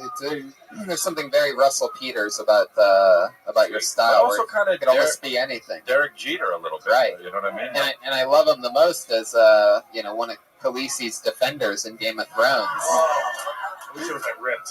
You look like like a person. How people in the future, when all the races mix. Yeah. Well, I am. You're like a future. A lot of my bit is about the fact that I'm half Irish and half black. Right. And congratulations totally on being the new host of The Daily Show. Like, Yeah. that's really impressive. Between- Really impressive. After just doing comedy a couple years in New York, like to have that show all of a But sudden. that's good though. You should get up more than once or twice a week. Yeah, man. Yeah, I know. Definitely. Because like you I mean, What are you doing at night instead of going on? Nothing good. Yeah. Just making excuses for not getting up. yeah, you Or got like what? Like literally what though? What are you doing at Oh, I night? don't know. Go home, watch TV for the rest of the night? I don't know. Go on a date or catch up with a friend or meet up with you know friends like and shit. just Where do stuff you that's not comedy. how do you go Share on some porn on dates? Where do you Facebook. find girls? I don't know, the gym Mm. or work or friends of friends or just I don't know where people find Yeah. Alleys. Normal shit. alleys. Yeah, a lot of alleys. Yeah, you should just get up more. I mean, 3 years is still really, young. So, yeah, you just get up more, and I mean, you get better. I think you'd be able to do it. You just got to get up more. You could get up. Yeah. There's so many mics Well, in New York, yeah. Yeah, You got brown nipples. I do. I knew it. Probably Huge. sticking out right now. Yeah, they are. It's cold. Now we're all looking at me. You have like the really long one, nipples. Brian clearly wants to know the depth of your nipples. He's looking for a size on the extension part. You have an answer for that? Should I just show? No. Brian also wants to. That's where you draw the line, really? I like the. I feel like I Leave it for the imagination, you know. Sort of chicken. I'm pretty sure Brian also wants to know if you're ticklish. Obviously, he is. So. I feel like that's Golly's thing, and you shouldn't give it to him. She is my friend. So Tim, what else? You've been doing comedy a couple years. You're giving these presentations for a Yeah. software company. Yeah, exactly. I basically spent all my time giving presentations for most of my career. So it's just like I like being on stage. Are you mixing the comedy into your presentations? Then you're like the wacky presentator for. A little bit. I'm like the funnier guy in the presentation. What nationality are you again? Half black, half Irish. Half black, half Irish. Yeah. Fuck yeah. So My kids are gonna be. You're Irish? Nice. half black, half Irish. Yeah. Interesting. And so which one's which? Your dad's My dad's black. My Right. mom's Irish. right. I do a whole bit about how like my I asked my dad what kind of black are we, and he said, "Shit, Timmy, I don't know, slave black," which is I always say which is the worst crayon color. Which is Right. Can I offer you a real note? please. It's an issue of like your stage thing is just like lacking some sort of magnetism or like performance. You know what I mean? You're like kind of like flat, like a flat line, Okay. and maybe throw some hills in there. Yeah, but I think, well, you're high, but also there's but also that comes with just getting up all the time. You'll get that. It won't seem like that if you just keep getting up all the time. Right. Yeah. You should just be going up more often. Sure. Hey, were you blaming it on laziness? What were you calling it? I don't know. It was like I still do have a day job. It's more of Yeah. What kind of hours are you working? I literally just changed. I used to be part of sales. Now it became part of marketing. So my hours are going to go a lot easier because I have things like Cool. quotas over Well, then you should get up more. Yeah. I mean, but you should be getting up more anyway. A big part of it is wanting to do it and just loving it and making it happen anyway. Do you know our buddy Fahim Anwar? Do you know who that is? He's a comedian. He's really funny. He worked at Boeing like all day and would do spots every night and just like 2 or 3 spots, and until he finally was like, I remember the day he quit his job and he was like, I in a way, he was like, I made it. You know what I mean? And, Right. and it was just cool. And you can, get rid of your job. Just keep going up. Right. Cool. There you go. All right. All right, man. Tim Alexander, everybody, the man with 2 first names. Tim Alexander's on Twitter at Timothy Alexander. Timothy Alexander. No on that? Cut it off on Twitter? That's an interesting one. Did somebody already have Timothy Alexander? Wait, what? Oh, Yeah, it'd be cool if I could do some slap bass right there. Would be. Would have been. I like that sometimes you talk about what you would have done if you would have been able to do it. That seems to be a thing. Like a bad dad. Should have. I should have. Should have been there. I pulled another name out of the bucket. This looks like another new one. Put your hands together for Mike Schmidt. Woo! Mike Schmidt, everybody. Yeah. Thanks, man. I drove here from Santa Monica, so I had to navigate around a lot of bicyclists, or as I like to call them, city deer. When I was a child and I wouldn't eat all my vegetables, my mother would remind me of all the starving children in Africa. And we would laugh and laugh and laugh. Because we were Republicans. Also, when I was a child, I thought the word racist meant you like to see cars go fast. I got older, I'm like, that's not what a racist is. And then I went to my first NASCAR event. My grandfather warned me on his deathbed never to let my youth slip away from me. Because he let his youth slip away from him, and that little boy told the police everything. That'll do it for me. But yeah, 58 seconds from Mike Schmidt. Another great set. Yeah, that was great. That was funny, man. How long you been doing it? 7 years. Yeah. Well, yeah. Great writing, and you know what you're doing. But that was great. Thank you. Yeah, really, really funny. I love you. I love you as the logo for the Notre Dame football team. Oh, yeah. Really awesome. Yeah. Because you look like a fucking leprechaun. Yeah, I know. That's why that works. Always funnier when you explain. I think they got it. I mean, if I had a slap bass right now, I would totally hit it. Yeah.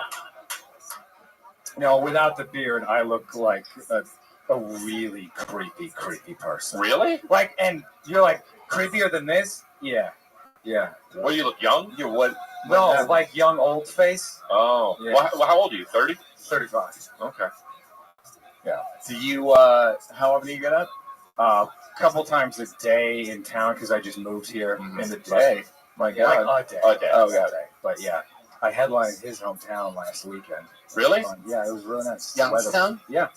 How was that? It was beautiful. It was in a basement. I wasn't scared at all. The first night I was across the street. My hotel was across the street from Club 76. Do you know what that is? Yeah. It's like a trucker strip club. Jesus. Mm-hmm. And it's got like 4 parts. There's the strip club. There's the back room to the strip club, which I didn't even want to know what happens there. Why? And then there's It's too much sex and awesome drugs. So many other things going on in Youngstown. I don't even want to know what's going on back there. Well, I mean, I gotta save it for maybe next time. And then there's the booth, like jerk off booths and stuff. By the way, you're looking forward to going back to Youngstown? Is that what you just said? I Maybe get next off time? on weird shit. So I see. nice. Did you actually like Youngstown, though? I did. Yeah. What kind of weird shit do you get up on? I feel like the first question was just a lead in. Yeah. Like Cabbage Patch Kids. Yeah. I like being in strip clubs and seeing when people recognize each other, but they didn't think they were gonna. It's a small town thing, maybe. When I was a kid, I saw my high school football coach recognize a dancer, and I was like, oh, wow. I could see that every day of my life. Yeah. So, Yeah. You're maybe dead inside, you know what I mean? I think it's probably yeah. Now, your parents, they were Republicans. Yes. And where are you from? I'm from Wisconsin Rapids. It's the middle of the state. There's nothing there. Wow. Right. The closest landmark is Ed Gein's house. Oh shit! Wow. Interesting. Wow. Maybe just to you, though. You know what I mean? Touche. Yeah. There is a cheese factory. You're right. Now, that green shirt. Like, for some reason, I feel like you have like a closet full of those. Am I right? You are not specific. Like I have a closet full of ostentatiously colored shirts because I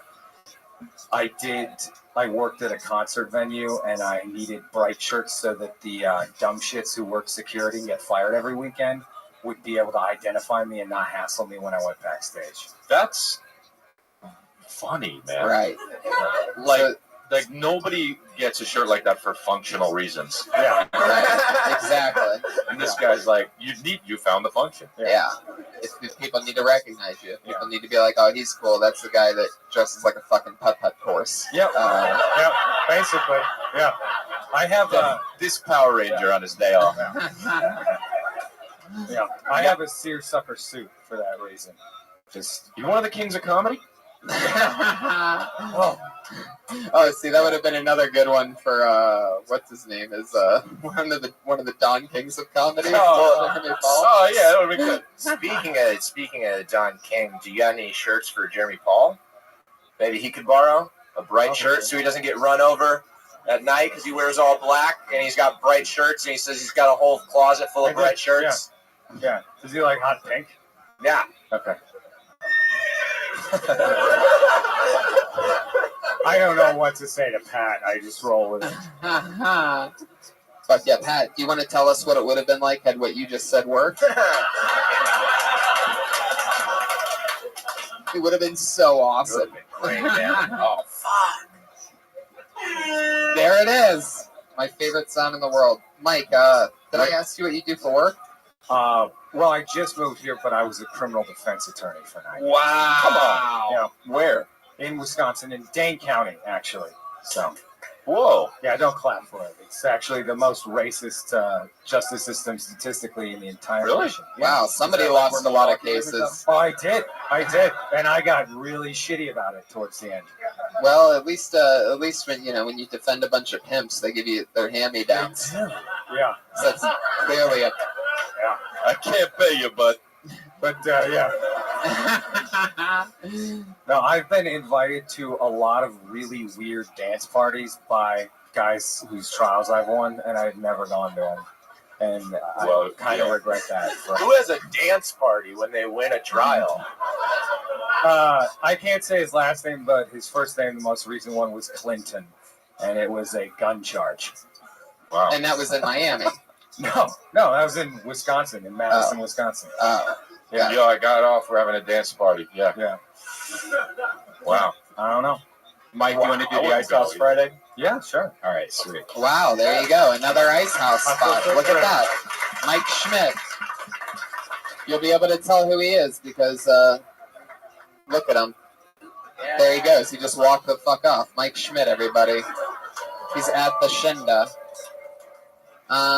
Let's bring up our regular. One of our regulars is out of town tonight. The great Kim Congdon is in her home state of Florida visiting family. She does a new minute every single week. This is one of the very first shows that she's ever missed. This week, let's bring up our other regular. You know her from the Dysentery podcast as a regular on Kill Tony for 2 years. The always funny stylings of Sarah Weinshank, everybody. Here she is. What up? I was talking to my friends about what kind of animal parts would be dope to have. We started with tails. I decided tails aren't for me. Like, having a tail doesn't support my lifestyle. That shit would always get stepped on or, like, slammed in a door, caught on something. Then we talked about shells. Having a shell would be pretty cool. It's like you're always almost home. Support my casual hermit lifestyle. Just be like over a social situation and retract back into my shell. It's a one-stop shop. It's your living room, dining room, kitchen. It's all everything. But having a tusk would be the most dope. Be awesome. Like, you would have ivory growing out of your face. Who the fuck needs grills when you could have tusks? It's like tusk size would matter. That'd be cool. Did you see the tusks on that dude? All right. Fuck yeah. That was, if you could have animal parts, which ones would you pick? Yeah. Right? Yeah. And why the tusk again? I just think it's decadent. But you didn't even talk about No, I didn't even get into it. the fact that you could, Good what? the fact that you could kill things with your head. Yeah, a weapon. Right. Yeah. Boner pills. Boner pills? No, he just said random words just then. No, that's rhino. Rhinoceros toast. Yeah, there you go. Brian, on top of using Viagra. boner pills, has Yeah. spent the time to read the small print on the back and find out that it's made of tusk. It is rhino tusks or natural boner pill. It is? Yeah, Are rhinos endangered? I don't know. Because of I don't boner know. pills? Yeah. I think you can if they die, you can still use their tusks. Like natural causes, stuff like that. That's cool. Poachers just chop off their faces and leave them for dead and take their tusks. All right, man. This is a comedy show. Not everything's a joke. And by the way, he says that while playing a guitar made of ivory. So, pretty, literally hypocritical. No, Don't awe that. That's in the moment. That's not awe. That's awe That's and not awe. I could say that ever. Wrong We're talking awe. about tusks and ivory. Hypocritical is genius. In that moment, it's a one-shot deal. Yeah, it's not cool to awe that. So don't awe. Yeah. Don't do it. This happens every week towards the end of the show. I start to hate the fucking audience out of nowhere. Oh. Look, you got the fucking horse riled up. He did the hippo. No, It was real. It was hypocritical. And there was a chance to accentuate the hippo. And you awe that? yeah, but we didn't. I know. And here's the other thing: you want to be like, learn from that, but that situation will never fucking happen again. Right? It was like a fucking shooting star. Yeah, so it's all good. Wineshank, how's everything else? Everything else is good. What other animal parts are there? There's a shell, there's tusks. This hero part was funny. Mm-hmm. The Yeah, I like how you talked about how halfway home, the comfort of it. It's like fucking wearing a tent. It's perfect. Sunglasses. well then maybe I should have talked about shells instead of tusks, Like that might Maybe. have been the stronger choice.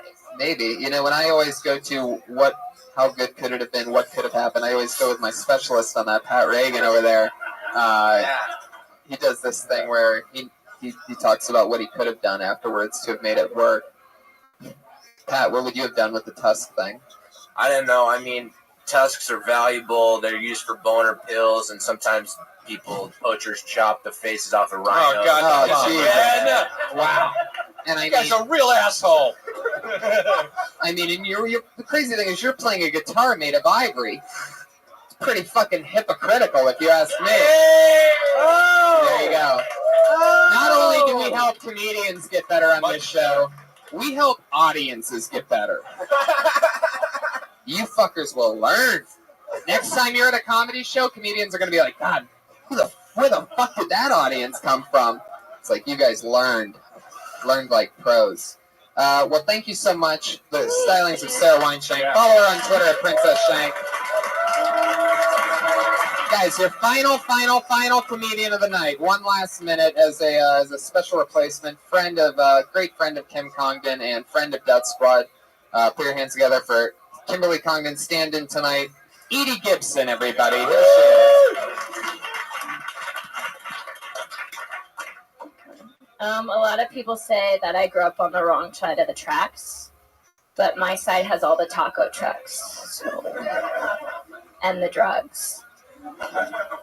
And my side of the tracks is the side we're all on right now. Even though I grew up poor, my family always tried to donate to our church for the poor families. And it was more like a recycling program because it just got donated back to us. We're like, here are those peas. I was born poor. I'm still poor. You think I'd get used to it? Every time I can't pay my rent, I just tell my landlord, I'm like, hey, I was born this way. I checked my bank account balance the other night, and it just said, Edie, get it together. That's it. Fuck yeah. 48 seconds. Edie Gibson. Yeah? This is what, your second time doing the show, right? You're on Kill Tony 100 in the main room with Rogan and Irera. How did this go compared to that? This was way better than that was. The last I one, agree. You know what I I was love? fucking really nervous. You know what I loved is that first joke worked, even though the first time you said it, you said my tried of the tracks, and it still worked. Like it didn't even throw anything off because you just Such a stickler. You just carried through. Did I? I didn't even notice. I didn't notice either, but just try to. It happened. I don't know if it happened. I'm an asshole. My side of the tracks. How long have you been doing stand-up? 3 years. And you are poor. I'm so poor. I have literally $30. You have rich hair. Rich hair? It's like, it looks like you got money. Yeah. Yeah, it does actually. Yeah. I don't do anything to it. It just grows like this. Oh, wait, well, it wasn't this color, but like, I don't like straighten it or anything. Yeah. Fuck yeah. Okay, yeah. How often do you get up? Mostly I try every day, but you know, there are some weeks where it's like 3 times a week. Yeah, or well, that's good. Why are you so poor? Do you have a job? I teach swimming. Wow. So this year it's been kind of cold, and so Why are you poor though? Do you teach swimming to black kids or something? I had that joke on deck and I didn't do it. Really? I literally was thinking, I was like, I didn't have it. I had to do it. You know, they don't even try. They don't even apply. Have you ever had a black the student? problem with black swimming classes, everybody drops out. All right.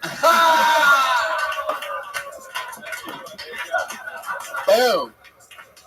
Fucking love it. Now we're speaking my language. Right. Racial shit. Let's go. Right. Have you ever had a black student? When I taught high school, I did. What are you teaching now? I teach privately. Wow, so you just go to people's houses. Yeah. Damn.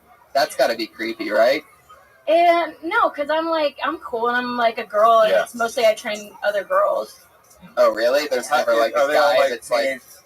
Are they all like kids? I get the weird guys sometimes. They're like, you can train me for $60 an hour or something like that. I mean, I get that all the time. And they basically just want to see you in a bathing suit in their backyard, right?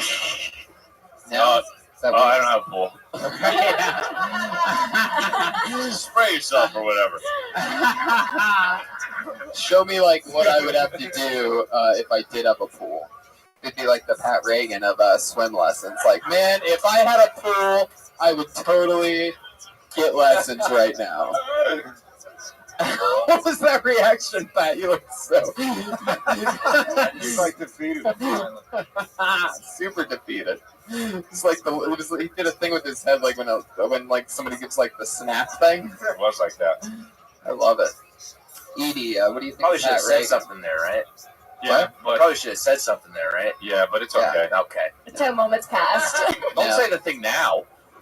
Right. Yeah, you probably should have said something. Would have been. See, you're doing what I'm making fun of you about right now. Is you're going back and trying to change what happened. You're like some kind of creepy version of Back to the Future, except you're only going back like 25 seconds. So we're like, man, if I just would have said that, that would have killed. And that's not killing either. Anyway, good show tonight, Pat Reagan. Edie Gibson did a new minute. That's Edie Gibson. Go, Edie. I had fun with everybody tonight. That's episode 100-something of Kill Tony. We did it again. Multiple comedians got up. Edie Gibson's, Edie Gibson comedy? Or? Edie Gibson comedy. Check her out on Dysentery. Yeah, and Patty Reagan, everybody, was the man on the side. Started strong. Started really strong. Sort of fizzled out as the show went on, and but we like that about Pat. He keeps it real, stays in the pocket, and he goes for it. Yeah. Elise Lane, our artist, guys, Ryan J. Ebelt. You got anything that we could hold up and show, maybe? Here, come on up real quick. Ryan J. Ebelt's a fucking monster. He's probably one of the coolest artists I've ever seen in my entire life. Look at that. That's us. Look at you, Chris. That's awesome. You're wearing a fucking bow tie all of He a looks sudden. like a fucking Wolverine. Aaliyah looks like a Wolverine. Neil That's Brennan cool. and the The bear. bear? Looks like me, yeah. Unbelievable. Oh, that's really cool, dude. That's awesome, man. Ryan J. Ebelt. Guys, you can probably buy these from Ryan J. Ebelt or something like that. Find him on Instagram or Twitter. See how much he'll charge you for this amazing Kill Tony art. That's awesome. Yeah. Patty Reagan's on Twitter at Patty Reagan, PATTYREGAN. Also, remember to check out my website, www.babydick.com. Is that really your website? No. No, it's fucking facelessrhinos.com. Neil Brennan. Yeah. Anything coming out you want to promote? You're at Neil Brennan on Twitter. Yeah, you can Twitter me. Cool. Yeah. Follow everything Neil Brennan, Chris D'Elia. Follow him.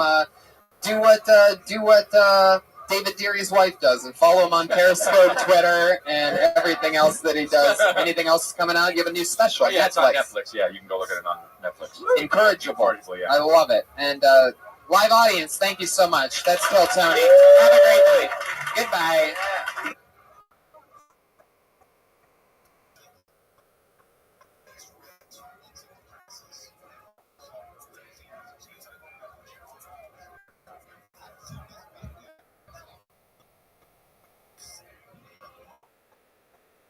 Yeah, here we are, everybody. Fuck yeah, here we are again. Here we are again, everybody. Another lovely, lovely Monday. Hi, everyone. How are you, live audience? Yeah, do you hear that? That's us waking up a live audience on a Monday night. That's what it sounds like. Hello to our viewers via Ustream, the thousands on Ustream, and the hundreds and hundreds on Periscope. This is Kill Tony, everybody. You guys ready for a crazy night or what? Yeah. Keep it going for our one-man band, Pat Reagan, ladies and gentlemen. You heard it. How's it going, Pat? Did you have fun up there tonight? Yeah, I had fun. I closed my eyes most of the night. I felt good about it, though. I kind of didn't want to look at these people. Fuck yeah. There you go. Way to get them on your side before the show starts. Yeah, the old classic hate the audience. No, it's not hate. It's not hate. I just didn't want to look at you. Wow, again, he just repeated it again. Had a chance to clear the air, and look what he does. Well, it's a tough spot, this warm-up thing, because you're not introduced. You just kind of start going, and so it doesn't feel like a regular show set. So sometimes I just go inward as opposed to outward. Did you just say N-word? Lovely. You just go N-word? Fuck yeah. I think they're lovely. That's the first real funny thing of the night, everybody. If you missed it, then wake up. Here we are, everyone. Very, very excited about tonight's episode. This is a very, very special one. Comedians sign up for the chance to do a minute, and I always have very funny comedians come up and sit on the panel with me.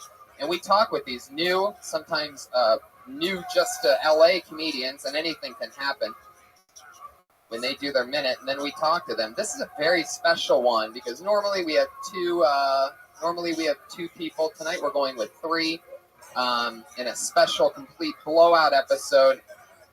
And put your hands together for our artist, everybody. That's right. Like, yeah. Last week's was so crazy. Ryan J. Ebelt, everybody, the one and the only. He draws an entire picture of the dais and exactly what happens here. That's a new addition. Follow Ryan J. Ebelt on Twitter, Instagram, and everything. And look out for how he's going to sell these prints. And it's unfucking believable artwork. Check out his Instagram. You won't believe how he draws these things. It's so exciting. Last week was a James Bond theme. So line. cool. It was badass. I was holding a microphone that was shaped like a gun, and it was amazing. I'm very excited. On me. So let's do it, guys. Tonight, it's a brand new panel. Not one of these three members have ever been on the show before, and I've been trying to book all of them for the last 2 years.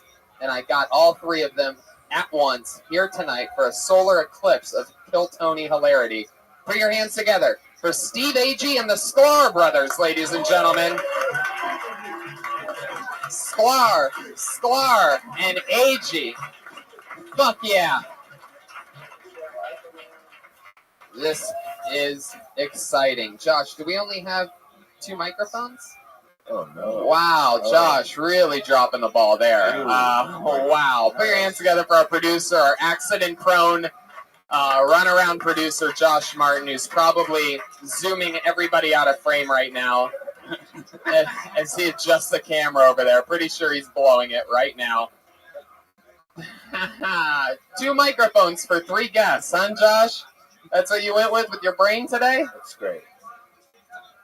Okay, I'm sorry. I guess works in show business. There you go. One more time for Josh Martin, everybody. He's Josh Martin Comic. Just about every week he blows it in some way. Very rarely does he blow it this fast right from the top, right as the guest. Sklar Brothers, not Sklar Brother. Yeah. Right. I am so happy to have you guys here. I've seen you guys on our favorite sister show, Roast Battle. You guys are so fun. And we all have a bunch of mutual friends. We do. Thank you. That's all we wanted to say. I have to say, you see like movements in comedy kind of happening every once in a while, and with this show and the Roast Battle, there is like a new movement that is like. Someone in this business long ago said, what you want to do is create an underground sort of groundswell to the point where it like can't be denied. And you go to the Roast Battle and you're like sitting next to like Jason Reitman and people are coming in to check this thing out. It's packed up here. It's crazy. Yeah. And then you come in the show and there's a bunch of empty seats. That's fine. It just feels good. Yeah. It's very, very exciting. No, but it is really cool, and it's cool to see you be a part of that. Yeah, the attic of the Comedy Store is alive with amazing shows right now, and Pat Reagan's a big part of those shows. Pat always asks our guests a question, and it's always something random. Sometimes it's a goofy question. Sometimes it's something that he genuinely wants to know. Pat, go ahead. All right, this is for the brothers. All right, Pat. Great, thank you. Have we listened to your CD yet? Not yet. No, we're going to. But it is the best coaster in the world. No, sorry. All right. So you guys are biological brothers. Are you Eskimo brothers? What is that? Right. Unemployed? Have you shared women before? That's true. Have we shared any? Or have you? Or what that means? Or but I didn't know that. Did the Eskimos' wives swap a lot, or just like there were like a few women that they all just kind of had? They all lived in igloos, so they just all went in circles, slipped around everywhere. I also believe that like every igloo kind of looks the same, so you just like pop into one and you're like, I'm home, but it's not your house, and you're like, I'll fuck it. All right, I guess. I also we were up in Alaska one time, and it was super light, like at 3 a.m, and I'm like, how? And this could apply to us as well. Totally does. But how do ugly people get laid in Alaska when it's light all year round? You know what I mean? Like, you don't have the cover of darkness to like pull one out of the air. It's true. So you guys avoided my question. Yeah.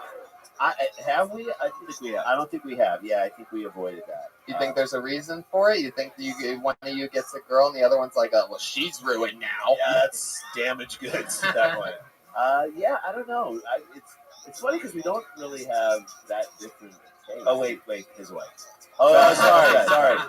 Yeah. Boom, there it is.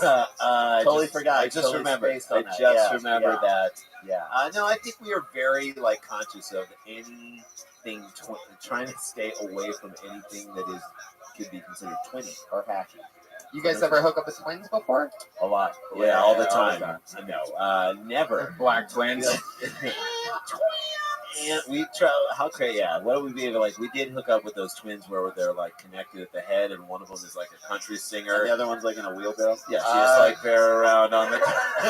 She's like rolled around on a medical tray, and like she has to enter the country music world. That wasn't her fucking choice. Exactly. She's like, I like dubstep. Roll me over here. Pat, what is your question for Steve AJ? Hi, Pat. Oh, Jesus. Hello? Lost yet. Josh Martin over here unplugging the lack of microphones that we have. Yeah, he's like, how can I fuck up the ones that are here? Hello. Steve. Wow, he got another microphone. Josh Martin, everybody. Oh, he did it. Don't just in time for our interview to be over. Thank you very much.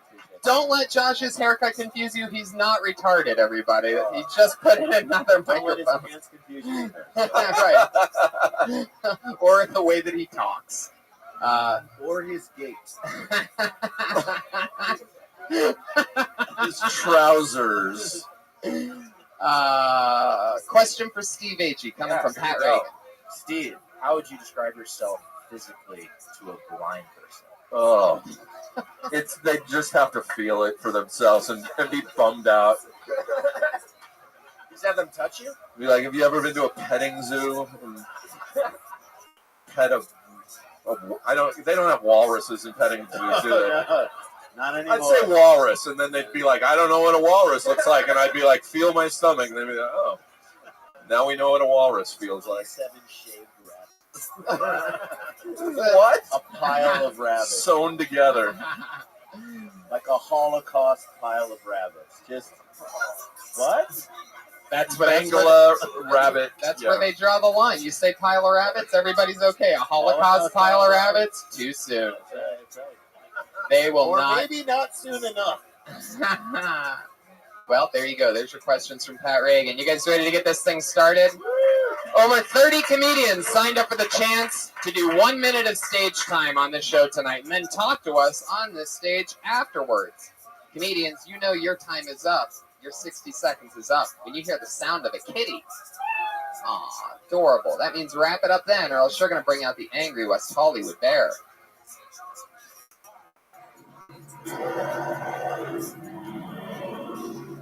There he is. That growl is a minute long. This is well, I love it. So here we go. Your comedian doing the first uninterrupted minute of stage time tonight goes by the name of David Deary.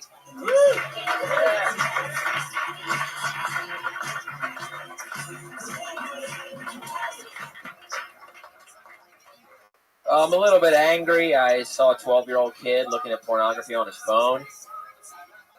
When I was 12, I found a Playboy in a tree stump. All the fucking pages were stuck together. That was my porno, you know? Porno on your phone, I mean, that would make going to temple a little bit easier, you know what I mean? I mean, I just feel like nowadays if you can spell porn, you can look at porn, you know? And you don't have to spell it right. You can spell it porn. You can spell it pern. You can spell it P with a bunch of symbols. Google will know what you're talking about. Google will be like, PRQR3RZ? Don't you mean pornography? You want to see some tits? And the kid's like, oh yeah, tits. And then it's like, welcome to porno world. Welcome to porno world. Wait a second. Are you 18? Yes, come on in. Welcome to porno. Oh, you look a little young. Come on. Like, why do they even have that thing, you know, that little security system? Are you 18? It should just say, do you know what a green button looks like? All right, thanks a lot. There it is. It's exactly a minute. Wow. Exactly a minute on porn. Exactly a minute. I have been practicing that minute for 3 years now. Yeah. 3 years. Wow. I'm guessing you probably watch porn for about a minute, right? What's your favorite kind of porn to watch? My favorite kind of porn. Because when the porn was in the tree stump, you were limited to what the pages were Yeah, on it was so sad. It's so sad.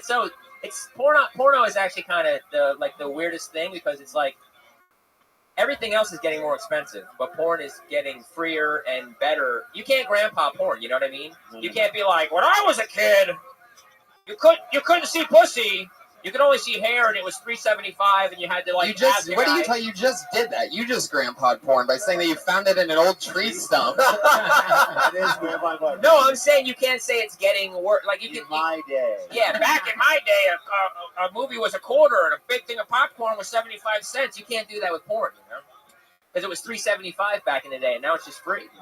Oh, I see. So you can't do the price it's thing. It's getting better. Yeah, it's better, bigger. Did you really find it in a tree stump? Yeah, not a tree stump, but like an abandoned shack. That's not a tree stump. Yeah, but I bought tree stumps down in Rob now.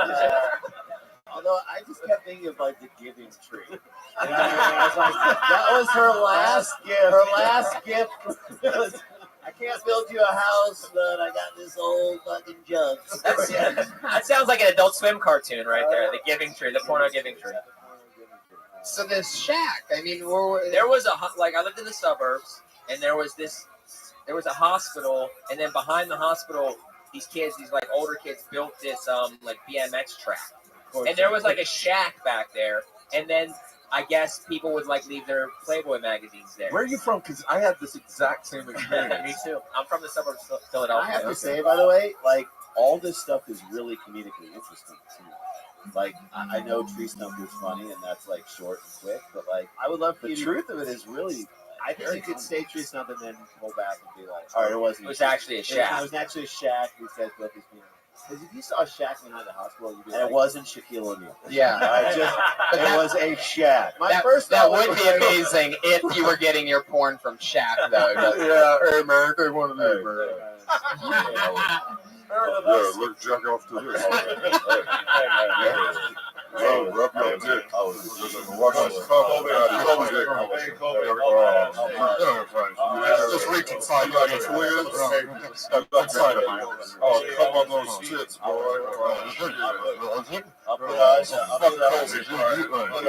You rub that, man. Let me show you And then all of a sudden, you're like, "Hey, what's this Tree Stump shack?" And he's like, "That's my dick." I put an extra hot sleeve on my penis. Hey man, why are you trying to get pornos out of my dick, man? Thought it was a tree stump, Mr. O'Neal. People in his dick. That is super interesting. It's a great concept. Well, there you go. That was solid. Really liked it. Yeah, I mean, you had fun. It was a great bit, and we had fun with you. We talked about this before. I thought you were very composed and had it going on. You really had worked. I love that the minutes, like you didn't even waste a second, which is super important when you only have a minute. Like you were right into the flow as if you were in the middle of your set. I love that. Do people say that you remind them of David Cross? Yeah. You get that a lot? Yeah. I mean, look. From his cousin, his publicist, a lot of it. But it's not as much anymore. But I lived in New York right around, I don't know, the early 90s when he was like doing Piano Bar and Mr. Show. And those are the late. And that's early 2000s. Oh, yeah, you're right. Sorry, yeah, 99. And all the time, everyone would give it to me. So much that I thought about making a movie about kidnapping him and like stealing his show, like trying to do a stand-up show, and people being like, "This isn't really him," but you couldn't sell that idea anyway. No, I couldn't even convince people to do it with me for free. I mean, it wasn't a good idea. So you still get no. You know what this sounds like? It was just actually annoying. Could be not a movie, but it sounds like the beginning of an amazing porno. Which I think brings it full circle. You try to kidnap David Cross. We should make a magazine out of it. Porno magazine. Cross dressers or something like that. Yeah. I was gonna call it the stump. But what do you guys think? I mean, honestly, if you look like a comedian and you want to be a comedian, it's hard, you know. That is really. I don't know. We don't know what that would be like. I know that's so weird. I just to look like another comedian. It seems like a foreign concept. I love that I did a visual joke on a podcast. Oh, there's. It's Google Slars. I do think it is hard. That is a hard thing to get out from. I don't get it as much anymore because he's not like out as much, you know. Like we died. Yeah. Did you know that? That would be the best thing that happened to me. I think you just keep doing what you're doing. I really liked it. And really enjoyed seeing it. Yeah. Thanks. I'd like to see you Friday at the Death Squad show, of course. Yeah. There you go. You just got a nice house You spot, just got a everybody. booking. Wow. You just got a spot. Any more? You guys want to see me anywhere? Anyone else? Any Right, other bookings? You want to drive my kids to grade school? Brian really wanted to book David Cross, but he couldn't get him. So he's just settling You're the next for you. best thing. Ladies and gentlemen, Cross lights. Well, there he goes, everybody. David Deary. Thanks, guys, thanks. A minute from David Deary. He's on And Twitter. his first name is David. David Deary. Yeah. Oh, man. Jeez. Is he on Twitter? Yes, he's on Twitter at MF David Deary, everyone. So So fucking David Deary. follow him. Out the gates. Yeah. He is something else. Whoops. Put your hands together for Rashid Stevens, everyone. Here we go.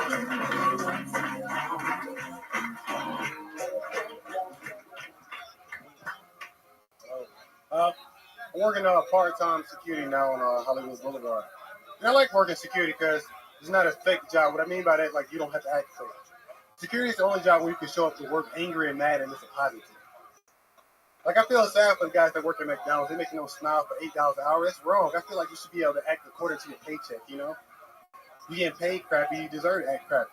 I feel like this would be the ideal transaction you walk in McDonald's. Instead of them handing you a sandwich over politely and saying, thank you, have a good day, I think they should make that sandwich angry and aggressive and hateful and just throw it at your face. You should take it. You know why? Because both of you guys have made bad choices in life. That would be the ideal transaction. Only thing I have against the guys that work at McDonald's is that they feel like they own the restaurant. For 50 chicken nuggets, one sauce? No, that's wrong. They charge you an extra 50 cents. Like, listen, if I had an extra 50 cents, I wouldn't be eating at McDonald's. I'd be at a more upscale restaurant like Wendy's or something. Making more better bad choices in life. Thank you. Fuck yeah, 54 seconds from Rasheed Stevens. The Rasheed Wallace of comedy. Yeah. Followed by what? I like it. I first of all, again, I like that you talked about your security job, but I wanted to hear more about that. Like, as soon as you started talking about that, I was like, well, what is that? What security for what? Where? Like, you know, we always come from, like, you start with this nugget of truth and then you can go wild. Because you quickly went away from your experience. Because you're a funny dude doing security. Like, do you ever do jokes on people? Oh, yeah, all the time. I mean, what do you do to people? Well, recently, I was working on security on Saturday in where? Cosmo, on Hollywood Boulevard, Hollywood and Cosmo. And these two girls and this guy got into confrontation. And I was supposed to break it up, so I was trying to act like I didn't see it, so I turned. And the friend came and tapped me on the shoulder. She's like, this guy harassing us. And she threw a drink in his face. He ended up slapping her. And I went to go break him. I'm like, dude, what you hit a girl for? What you hit a girl for? And he said, I'm sorry. He slipped 100 in my hand. And I turned to her. I said, what you mess with this man for? He was a man. That's it. Amazing. Get away from McDonald's and get into your personal shit. It's way funnier. That's hilarious. So funny. That is like, that's what they said to Ray Rice. Exactly. Same thing. No, that's really funny. And I was about to segue into that, but it took me. No, well, he only has a minute. I know, but I also... Randy or Jason. Whichever one said that. Oh, that hurts. An old friend, Steve Agee. I like the premise of you should be able to act according to your pay scale. Yes. I would explore that even more. I would just explore it even like someone who makes just a ton. Like, you ever see like a really rich person that's upset? Like, you should be able to get someone from McDonald's to slap that dude or throw food in here. Like, you're so rich, you can't be upset. Like, you're not allowed to be upset at anything, which kind of sucks. Because, like, we're upset about shit in life. That you're rich? Yeah. Weird. I also think that it's and you're bigger than we are, but like when you say you work security, I think like you're kind of slightly small. Yeah, I am. Security I'm the smallest. That is a funny print. Like, I'm the smallest security guy around. I'm actually like one of the biggest ones at the job because a lot of those guys are Hispanic. So yeah. Hey. Oh. All right. 22. Nice. It's good. No, but that to me is also interesting that you're not like a giant, enormous dude working security. I could never do security. Yeah, because Agee, you're like the second I saw a dude throw a drink in a girl's face, I would be like, I'm going on break. He's fucking in the alley smoking, nervously chain smoking. Is he gone yet? No, but I think that's fun. I think you were in a vein like that story you told about being like, are you the worst security guy you know? I mean, like, multiple examples of you not being good at security. Did they just hire you because you're black? What happened? Because they needed to meet a quota. They needed to meet a quota. They needed somebody who was 5'8". So How long you been doing this job? On and off for about 6 months. What did you do before that? I was doing street canvassing. I studied political science in college, so I was working in So you went to a more intellectual endeavor. Yeah. Well, I needed something that was going to be like big. I worked from 12 to 4 a.m., so I needed something that was going to Yeah, Rasheed, I noticed you keep flipping off. Does anyone notice that Rasheed is flipping off the audience with his middle finger with your mic? And I'm just wondering, like, it'd be great at your other jobs, like when you're checking security, you're like checking someone's license, and you're flipping them off, and then you're like got a bulletin board for your political campaign, and you're like, hey, could you sign this? Just flip people off. Right. Do you know you're flipping people off? No, I didn't. I mean, I was racist. If anybody's going to tell the audience, fuck you, it's going to be Pat Reagan. He doesn't want anybody else stepping on his territory. Yes. How long have you been doing stand-up? Almost 2 years. Where are you from? Georgia. Georgia. East Point, Georgia. Same hometown as Outcast. Oh, East Point, shout out, everybody. Look out. Was he like a Met? Was out? I know where you were going. He was like, he just was some guy that like just no one really allowed him in on the loner. He was kind of on the line. All right, whatever. All right. Did you start stand up in Georgia and then come out here? Yeah, technically, I mean, I guess, I don't. Because like 5 years ago, I tried it out. And it bombed a lot. Like the first 2 times, I didn't get back into it. So does everybody. Yeah, so I didn't get back into it. So I've been out here and I haven't missed it in almost 2 years. Wow, that's awesome. So is there, oh wow, look at that, a great skin compliment coming from Pat Reagan. Wow, look at that. Nothing racist about that. Yeah, I really like your suntan. You really have been out here for 2 years. you probably don't swim very well either. Oh, what? Why am I saying too much? Have you ever had to get physical at the security job in the 6 months that you've been working it? I have, but I tried my best. I mean, that was the first thing I had to, but I was trying to not get into it. The girl saw me, so she saw me avoiding the confrontation. So she came and grabbed me, like, hey, this guy harassing me. I try to avoid it. Every time I see a fight, I try to make sure I hit the other side of the room. Yeah, like your bingo. Yeah, so I mean, I'm not trying to mess up my face. So I got good That's the meal I'm trying to ticket. keep this skin. That's the meal ticket. That's funny. The avoiding security guards. Really, I think that concept. Because I think most people have experienced security people, but they don't know what they're thinking. They don't know what or they just assume that like people who take security jobs are due to want to just bust on people. There's a lot of guys like that. I mean, that was the problem that the guy said I kept smiling too much. He said I was like, you can't be coming to work smiling, so that's why I developed a joke. Like, what are you smiling for? Like, you got dimples too. You can't be smiling with dimples. Because you're at home and you get a phone call and he's like, quit being so happy. You're at home. He's like, how does he know I'm happy? He texted me, he said, I need a little more aggression. And he said, you just sit in the room and cracking jokes. I need you to be intimidating. Is it one of those clubs where you decide who gets in? Somewhat. Because, I mean, it gets really packed on Saturdays in college. Have you ever denied it? No, I haven't. Do you have any celebrity gossip? Nope. Well, I mean, they like D-listers, so you wouldn't know. I mean, like D-list rappers or whatever, so you wouldn't know. Like underground. Is underground a rapper or is that We're talking about the digital underground? Oh, stop what you're doing. No, he's like a D-lister in the underground world. So it's A, B, C, D, underground. Like, isn't it like a D-list rapper?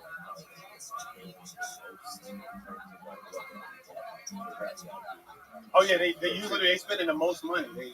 They actually they do that. Right. They spend the most money buying bottles and stuff. Yeah, and tipping out security guards $100. How much is a bottle at the club? 300.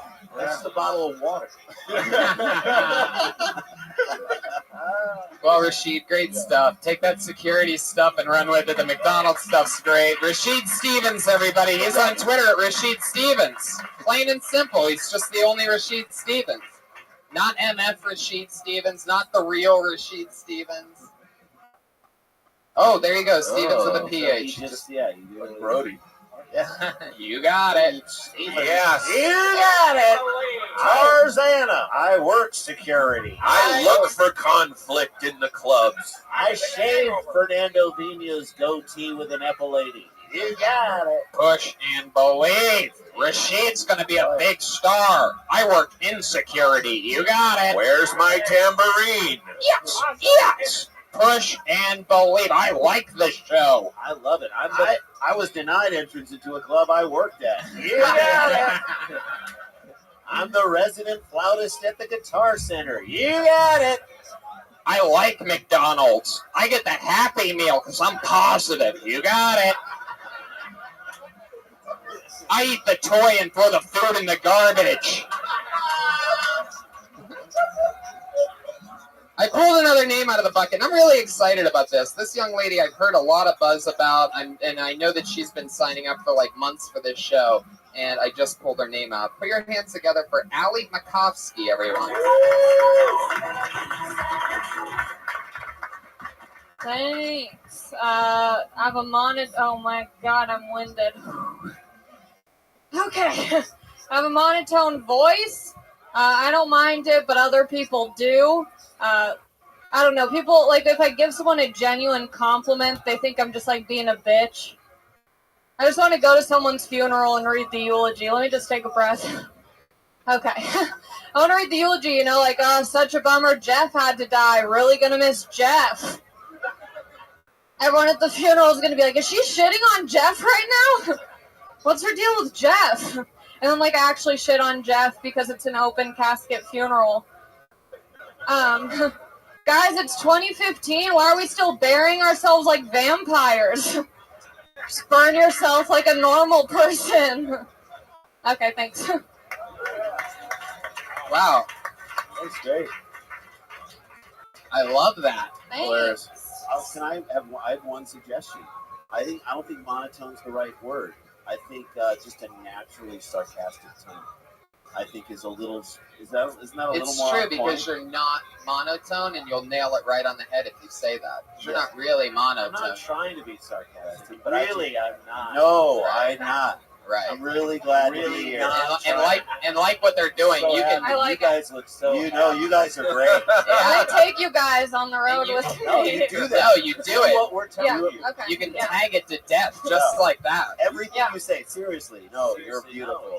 You're great. Yeah, whenever people don't laugh at that joke, and that's what I close with, I'm like, I hope you guys all have really good sets tonight, just like the best sets ever. Just kill it when you come on stage.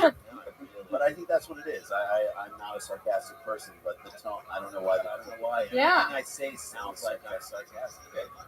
Tony, we have somebody on stage that has been doing an amazing impersonation of one of our Kill Tony girls. It's gotten very popular around the club. Somebody yelled at me a couple weeks ago, and they go, "Tony, you've got to come see what this girl can do." And I was like, it was like after one of these shows, I'm just running around and don't give a fuck, and I'm like, I don't care what anybody can do. And they're like, no, seriously, you have to come see this. This girl can do a killer Sarah Weinshank impression. I'm like, I hang out with Sarah Weinshank every week. I don't care about this impression. Next thing you know, I'm watching her do this impression, and my mind is blown. What do we do? Do we do it now, or do we bring her back up after we see Sarah Weinshank? Let's just do it now. But if we do it now, then it's we can bring her back later. But let's hear Sarah Weinshank talk about Pat Reagan right now. Okay. Oh god, I haven't done this in a while. It's not even good. Okay. It's really good. I don't buy it. I don't buy it. Fucking time. It's funny. Okay. Can I talk about like a drink? Like okay, like what's the deal with red Solo cups? It's like if I'm gonna drink out of a cup, I'm just gonna do glass. Like it makes no sense. Wait, that was really bad. That was really bad. I'm gonna bring you back after we see Sarah I'll work Weinshank. It on will it. only make sense. Yeah. And I would love to bring you Friday to the Death Squad show. You got it. There you go. You got it. Yes. Way to be edgy. I liked your. I like the burying people like. Well, vampires. because it's a very edgy thought, but not for no reason. I actually think it's a really salient point. Yeah. So I mean, it's great. Thank you. Thank you. Anything else? Just How long have you been doing stand-up? Almost 11 months. Oh, damn, shit, a long time. So long. Yeah. Just Brought that forever. baby to term. Oh wow. I'm ready to retire. I'm just. No, it doesn't happen for you in like a month. I would think about it. Yeah. 1 year. Yeah. Do you need a place to stay? Oh, what? Yeah. What happened? What just happened? Did this sword just get unsheathed? Yeah, that's you need a place to sit. Yeah, I know. Not on your face. Yeah, Not my face is on available. your face. Who are your influences? Like, who do you like see doing comedy and say, okay? You know, I'm embarrassed to say this, but I'm kind of like naive with comedy. Like a lot of my friends are all like, "Oh, have you seen this movie or this comic?" And I'm like, I really don't know. And I feel like in some ways that's better because I'm not biased or I don't try and like imitate anyone. but at the same time, I feel like I should know more. But I really like Sarah Silverman, of course. You know, I like more. Okay. Steve's worked with her. I like. By the way, I totally thought you were about to say Sarah Weinshank. And, huge fan. I thought you were going to say Sarah Palin, but I don't know. I thought any one of those would Big work. comedic influence for sure. Well, that's good. That's good that you were charting your own path. Yeah. Yeah. I was really happy. Yes, definitely. And I absolutely love that vampire burying thing. It's so perfect. I have a question. Whoa, look at this. Wow, look, interesting. I'm about to drop a bomb. I'm planning on moving in 3 months to London, England. Oh. And any advice about the comedy scene there? Because I am going solo. Yes, it's very similar to what I've told.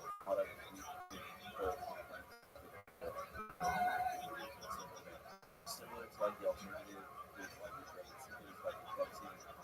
You should talk to Matt Kirshen. Do you know Matt? Yeah, I know who he is. But So we're talking to him because he knows kind of all the rooms that are there. But like, I think your stuff can totally play. What I just saw right here is universal. It's not like American specific. Yeah. And what it will do is cause you to get really universal enough to do your stuff to work over there, but then just work on owning your specificity as well. Yeah. You moving there permanently? I just bought a one-way ticket, and so Why? Because like round trip tickets are expensive. This is like the beginning of every Meatloaf song. What? One way ticket to London. Or like the next. Either that or the next 9/11. Like that's what. I was trying to look up like the cheapest flights, and one of them was like a stop in Russia, and I was like, no, thank you, I'm not gonna die. Although a stop in Russia. Yeah, it's like Malaysian Airlines, 50% off. Malaysian Airlines. What a shitty flight that is when it goes the long way. By the way, the 3/4 around the world way. Is it really Malaysian Airlines? No, it wasn't. But I was like, I'm not gonna risk No, it. it's Delta. They go to Russia, then Atlanta. Delta.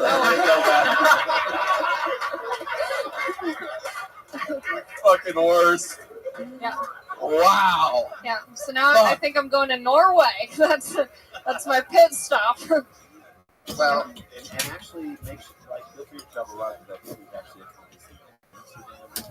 Yeah, I'm gonna. Feel free. Thank you. Thank God you have his permission to fucking travel. Good advice. A lot of people don't know. While you're in London, go to the place where you can pick up a brochure. And a lot of people don't know that the Sklar brothers also work customs in Europe, so I'm pretty sure you just got the go-ahead to travel around. Free to travel You around. got the thumbs up. I hope my mom doesn't listen to this because I haven't told my family or anyone.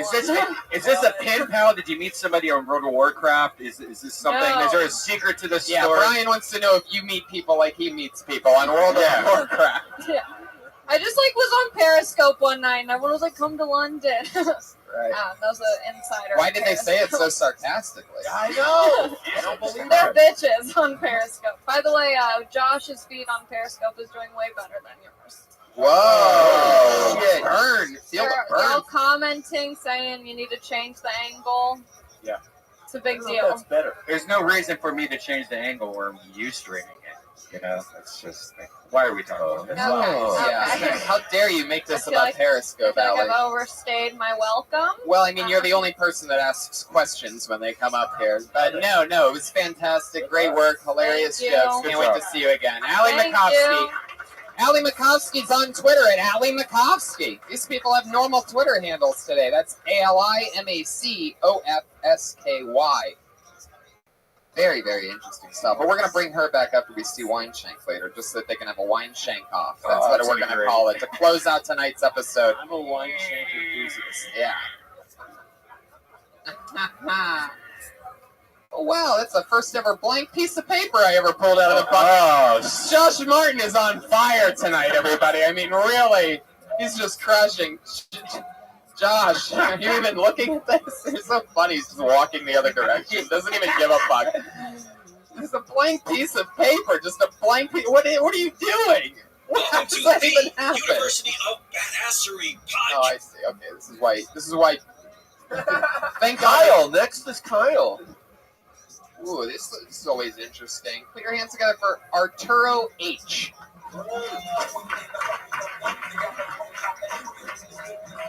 Here he comes.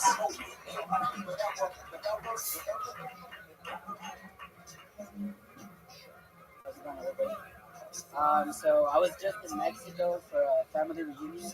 My grandma turned 90, and it was cool because all 93 of us were out there. We made it up, and I thought she was gonna be happy or whatever, but judging by the way she was looking around, she wasn't very fond of anybody at the end of the night. You know what I mean? And I thought, but yeah, man, but it was fucked up because it was fucked up, man. Because an hour into the get together, she just limits her responses to nods and fucking grunts, But then my cousin reminded me, hey, she has Parkinson's, I'm like, oh shit, that's fucked up, But what can you do? That's it. That's all I got. Fuck yeah, Arturo H. Sometimes I forget how funny it is when things don't go great and somebody has a panic attack 20 seconds in. The H is for hyperventilate. Oh my god. I almost fell in the back. So. You did? I saw you almost fall to come down here. They should definitely not make it. I love it. You have to scale a wall to get down here. That's what it is, man. First of all, it takes guts to get on stage, period. So, True. I thought you were going to say, I went down to Mexico to interview, and it worked out great because I hated it. And third of all, you weren't breathing nearly as hard as Allie during her set. Right, why is everybody so gassed tonight? But this is an elevated room, man. Standing, what do they call this? I just went downstairs to get a beer too. Yeah, it's a lot, about 15 stairs. Yeah, it's a lot. Hey, but it ain't the same size. I know. I hear you, man. Arturo, yeah. This is my third time on stage. Whoa! Wow. All right, dude. That's my first time was actually here like a month ago. Fuck yeah, I love it. You're already wearing the curtain as a shirt. Really making yourself at home. Oh yeah. Tony, the curtains match the curtains. So, that is. Hey, do you really have I'm sure you don't. No, yeah, it was. At the end it was like 82 of us. Because some of them got shot. Yeah, no, well, a few. It's Mexico, guys. There's a drug war going on. No, yeah, but if you couldn't make it and stuff, but yeah, So there's a relative for every year that you're. Yeah, well, she has 12 kids, and then there's 35 grandkids and 34 great grandkids. Don't ever just say to your family, stop. Yeah. You know what I mean? Or how about a condom? Exactly, now that it keeps on growing. How old's your grandma? She turned 38.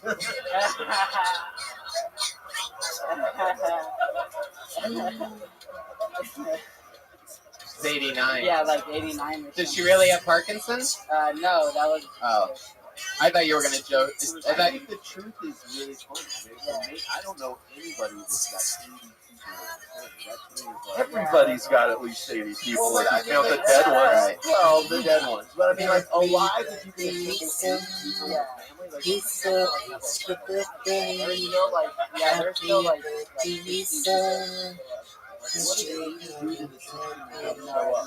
there's still we had a basketball game out there.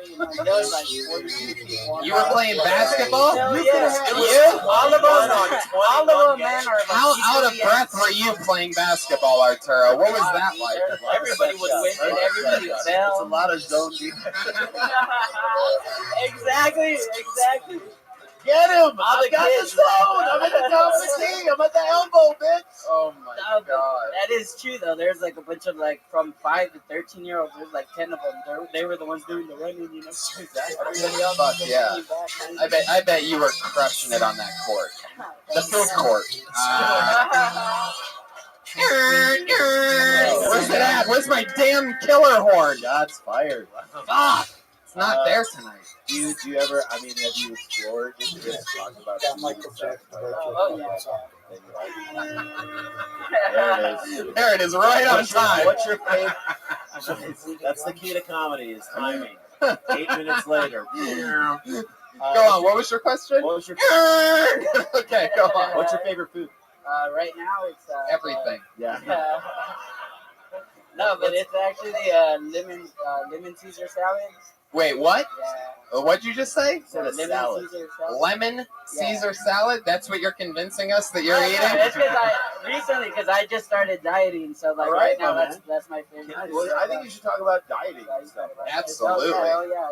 Well, I wonder if culturally, like, also that, like, you are Mexican, yes? Yeah. Is that you just went down to college? What are you talking about? Like, he had a layover. You want to name, what's the? He had a. You want to name more? San Miguel de Allende. All right. So group get together and walk. Okay. He had a layover via Delta in Cabo. What I wonder what like that your culture would feel about dieting. Like, how is dieting seen in Mexican culture? Well, I mean, I don't know. It's just like a big family, so they just cook in big portions. You know what I mean? So it's not. See, the cards are stacked against you. So this is not your fault, is what I'm trying to get you to say. I mean, I certainly added to it. You know, Walk alone. But yeah, that is the name of your first album. Walk alone.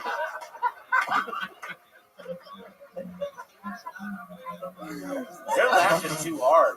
No, The panel's keeled over. The audience is sort of. Steve Agee just Nobody's said, laughing. No. Steve, I didn't hear it. Steve Agee just said his name of his first album should be Dead Man Walking. Agee! It could also be. There it is. Thank you, Jesus. Oh, fuck. Oh my God, Arturo, I love you. Fuck yeah. How long you been on stand-up? This is your third time on stage. How come you're not going on stage? Were you? I feel like I've seen you here 3 times, right? Yeah, I've been coming in. Very good. What do you do the other nights of the week? I'm working. Where do you work? Anaheim. It's a factory assemble circuit board. I'm also going to school. I'm about to graduate my bachelor's, so once I'm done with that, I'll be doing my What are you getting your degree in? visual communication or like Graphic design. I love that he's getting a degree. He's working at a factory. He's only done, like, Tony's trying to figure out a way that he's acting like Mexican lazy. Like, you've only been here like 3 times. Right. What are you, lazy? Yeah, when you said your grandma had Parkinson's, I thought you were going to do a joke about how Mexicans love like. All right, forget it. No, don't do it. Don't do it. Wait. Oh my God, no. That fucking shit out of me. Oh, Jesus. No. Start off all of his family reunions. Yeah. So he felt right at home. Just around midnight. I start off every basketball game. Oh shit. Arturo, does anything crazy ever happen at these family reunions? I mean, you had a basketball game, and so... Yeah, well, like, my uncle got really mad at my cousin Jacob and stuff, but he's only, like... You have a cousin named Jacob? Yeah. They have white What is parents, he, the white lawyer? parents, yeah. What are you... No, but he's only, like, 7, but my uncle got really mad at him and was, like, cussing him out because he didn't pass the ball. It's like, uncle, he's 7. Like, you know what I mean? Like, He's gotta learn. Exactly, but... Wow, didn't pass the ball. How old's the uncle that got yelled at him? Wow.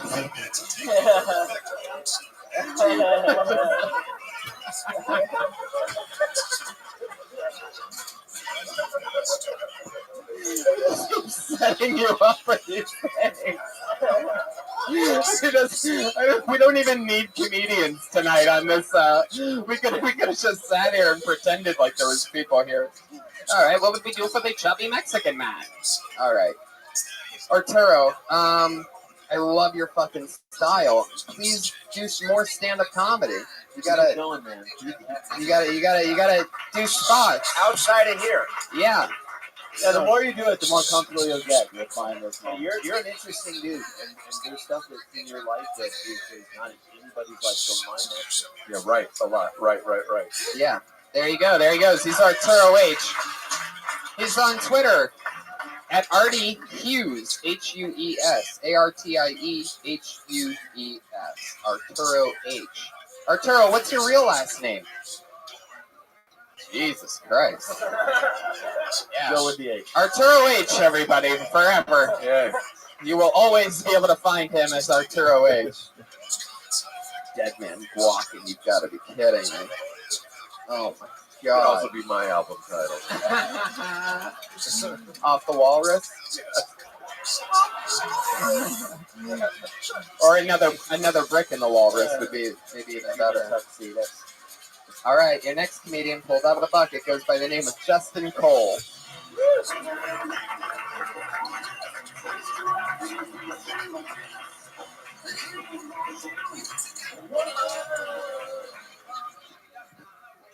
How's it going?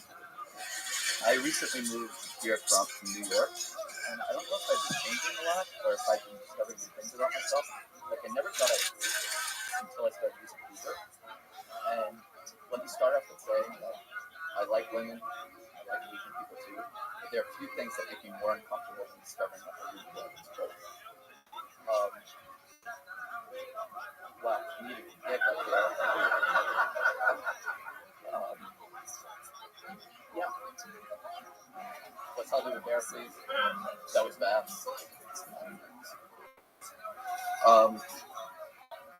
When I was in New York, I thought the best part of having a car was the fact that I could get to places in a faster, more convenient way. And then when I moved here, I discovered that's not the case. The case is that my car is never driven by an Asian woman. And I feel bad about it because I cancel a lot of trips when I see that an Asian woman is going to be the driver.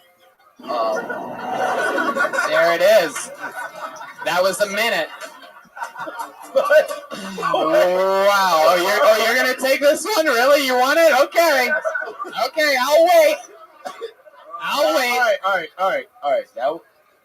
It was hard to watch you walk up and beat by Dre. That was just the beginning of what. Yeah. That's the beginning of where it got hard. What you did was it's like the. Oh, go ahead. Well, it was the same. It was the same.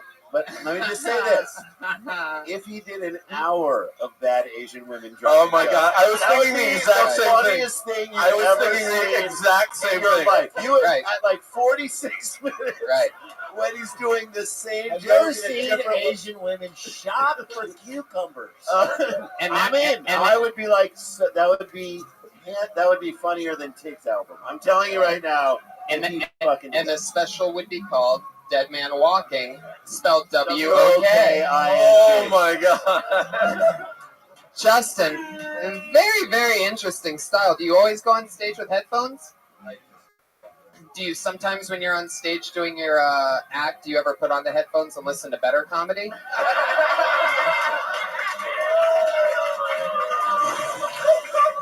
Whoopsie. Whoopsie. Whoops. He's listening to Arturo H.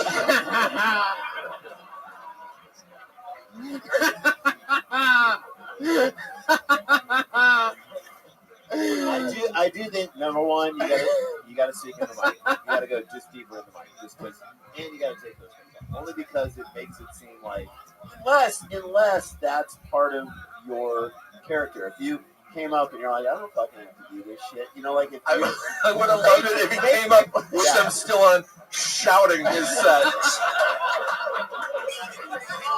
And then he forgot to take them off. What's going on, guys? So he was Asian. What else is in the news? I'm guessing that this is going really good right now. So what else is in the Asian women news? Oh, shit. To me, that is hilarious because you don't know how the set is going. Right. So you're just assuming that it's great. Right. I am sure that I am killing right now. By the looks on your faces.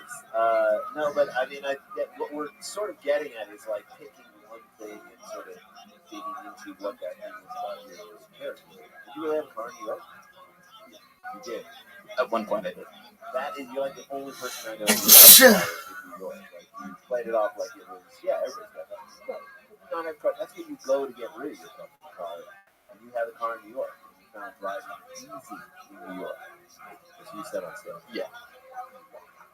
Who are you? That is Well, like I grew up in New York. You grew up in New York. Were you a rich kid? Like, did you grow up with like cash? No, but I came into money when I was younger. When you became Calvin Harris, Vegas DJ. How'd you come into money? Wait, no, how'd you come into money? I actually had an online business and then I just blew it off. What was you just blew all the money from the online business? That is fascinating. Talk about that shit. What was the business? Please tell me the business was buying and selling Asian brides. No, not at all. Right. What was it? What was the It was a sports memorabilia business. Oh, right up Really? Right up here. Wait a What was the most expensive thing you ever saw? My brother sold like a $65,000 jersey. Whose jersey was it? Sidney Crosby. Oh, really? I thought it was going to be Nancy Dugan. That's just a really joke. No. I don't give a shit. I don't give a shit. Female basketball player. Anyway. That's interesting. That, like, to me, that's so much more interesting than just taking a stab at something. I mean, it's your life is fascinating. Like, to me, like having tons of money and then now having nothing and having to do open mic stand-ups, that you immediately when you walk up there and say that, people are like, I'm on this guy's side. This guy's about to get claws way back up there. That to me is fascinating. Yeah, totally. When you're not listening to music in a construction zone, I would definitely recommend writing more about like that real stuff. What do you mean you left all the money? What did you do? Blow it on what? I blew it on having a car in the city on like a really stupid apartment. Wow. For real? Yeah. How much is your apartment? $3,700 a month. Nice. Really, actually, in New York, that's not that much. That's not a lot. It's like a studio apartment in New York City. Where was it in New York? 33rd and 9th, right behind the garden. Yeah.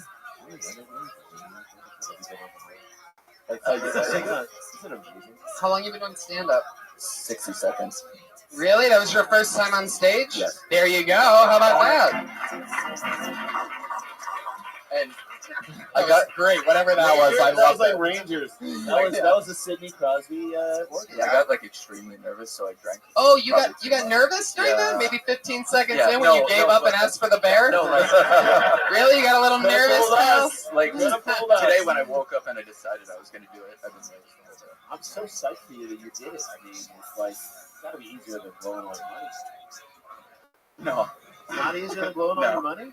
Not Come on, the day when you went to the bank and they were like, "You got nothing. This is better than that." You know when you're losing the money. You don't. It's not a movie where you walk into the bank. Where's my millions? You get statements once a month. Well, but I don't imagine this guy was driving around his car and enjoying his $3,700 apartment. Yeah, this is time for statements. It's gonna sound crazy, but for a first time, I really don't think that was that bad. You know, the jokes clearly aren't written that well, but you had pretty good timing. Like you had really good beats, mostly the ones that are around your neck right now. Most of them were by Dre. I was going to take them off, but You definitely should. You should always have them Cop out? Yeah, because I always have them on, and I knew you guys would just like jump for it. So But unless it becomes your thing, what he was saying is like it's a really funny thing. Yeah. If you can Try find that. a way to That's be a funny gamble. with That's a it. gamble. It's But yeah, it's a gamble, but like it also like those are expensive. What are those? Like $300? my brother actually gave them to Well, me. what are they? Like I 300 yeah, I bucks? think something. I mean, those are expensive headphones. Like they're a part of your old life. Your whole life. This is what's left of my storage memorabilia business. I haven't done too bad. They're literally the albatross around your neck, reminding you the old time. So you've resurrected your life since that moment? Well, the reason I'm a filmmaker, so I kind of gave up my past life that I was making money, but I wasn't very happy. So you're a filmmaker now. What films have you made? Tell me a film that's like yours. No, I did my first feature. Brian actually knows about my first feature. Yeah, I actually met him at a restaurant, at a bar, eating some meat. And I actually knew his film and everything about him already. And it's really cool to see him on stage right now. Do you want to explain what the...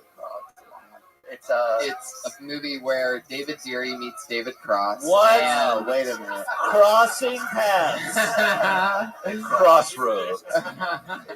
It's a found footage film. that we shot. It's about a bunch of rich socialites above her night of like drinking and drugs. They pick up a girl, she overdoses and dies, and then the body the second half of the film. And it's all shot in first person front view, and we actually fooled the media to think this is an actual, it's actually real for 2 years, to the point where we were like reported on by news, or like the news. We had police reports out on characters. It was pretty crazy. Great flick. Check it out. This is also like interesting to called? talk about on stage. The upper footage. What do you listen to on your headphones? Oh, it's really embarrassing shit. Like it's what?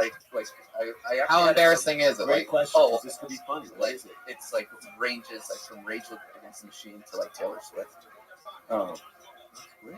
Taylor Swift's album's great. She's so uplifting. I mean, and of course the Kill Tony podcast. there you go. Sure. What's your favorite Taylor Swift song? Because I know them all. I have an 8 and 9-year-old kid. The new one I've been listening to quite a more. The new album. No, Bad Blood. Why is your shirt inside out? Is it? Jeez. Oh, Wow. he's really drunk. He's nervous. No logos. No logos on the. It's used I free. love that No you logos. have your headphones on, but your shirt inside out. So at some point you have to put on your shirt inside out and then put the headphones on top. No, I don't think he ever takes these headphones off. I get the feeling that it all just goes over it. First of all, orange, very bold color. I love that too. And they're not even plugged into anything. They're just That's plugged the into his amazing pocket. into his dick. Directly into his urethra. I have a question. It's like lights out, Gorilla Radio. Turn, and he's like, oh my dick, it hurts. Wow, Pat Reagan going for it. Went for it. Went for it from 3-point range. I thought, is that Pat Reagan? I thought Zach De La Roca just walked in here. Do you think you're going to go back on stage again after this? Oh yeah, I'll do it. Then a big tip, yeah, definitely don't have anything that's going to be distracted by talking in the microphone. Yeah, I haven't performed anything in so long. Yeah. But what have you performed before this? Used to act. Man, real, Not with these headphones. real hack of all trades Although, you how are. fucking sweet would that be if he did Shakespeare with those things on? You know? It's like Yorick, I knew you. It's like, hang on a second. Kill it in the day.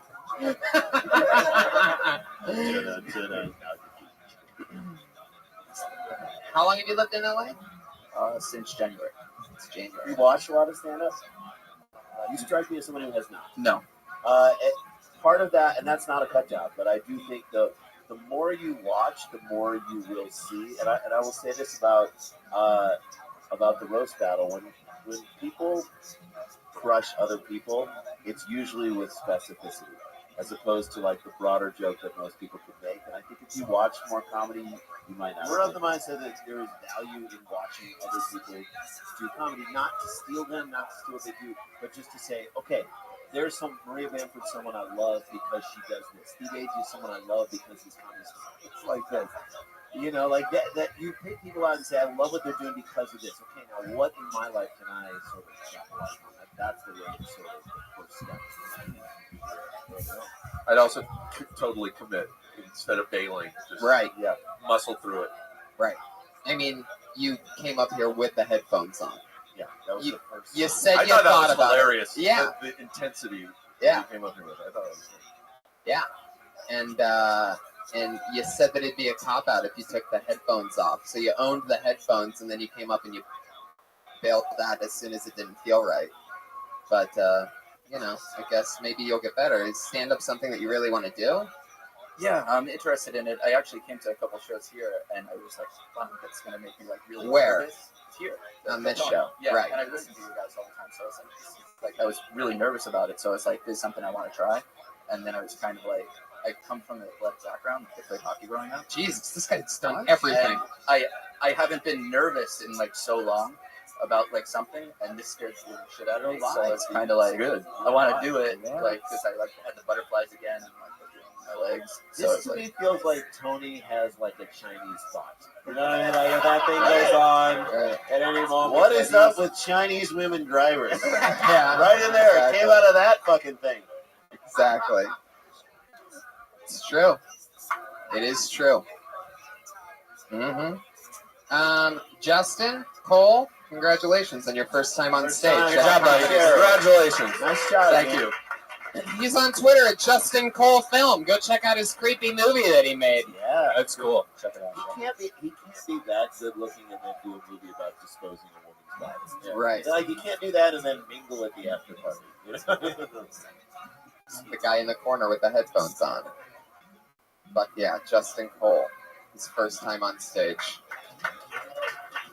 All right, let's get somebody else up here.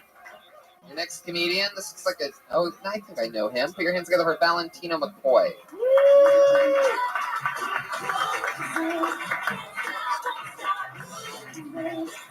You know what that means? No sign from Valentino, so that means he just got blacklisted. I love that. Play a diddle or fucking anything over there, Pat? Jesus. Okay, there you go. Okay. Put your hands together for Gally Croup.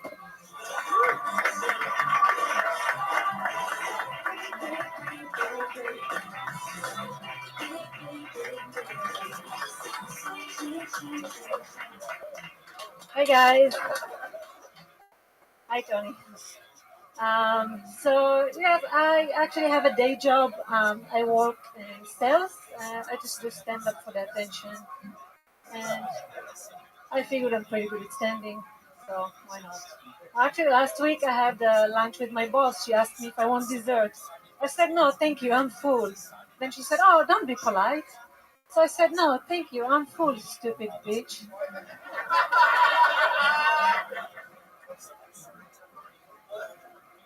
One of my girlfriends asked me one time, do you think that this dress makes me look fat? I said, no, I think it's the cookies. I was walking in Hollywood one night and a 10-year-old child came up to me and said, do you maybe please have some weed? I was shocked. So polite.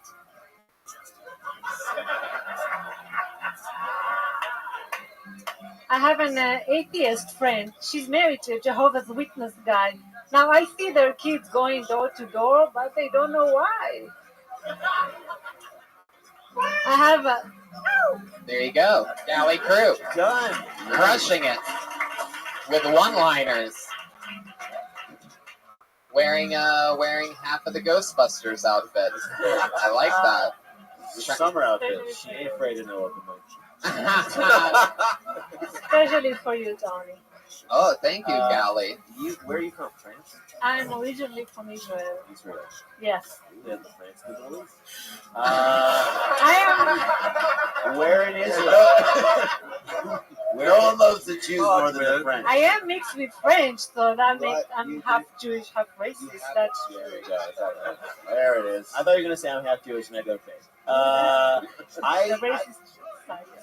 Yeah, the racist side is the Jewish side. Right.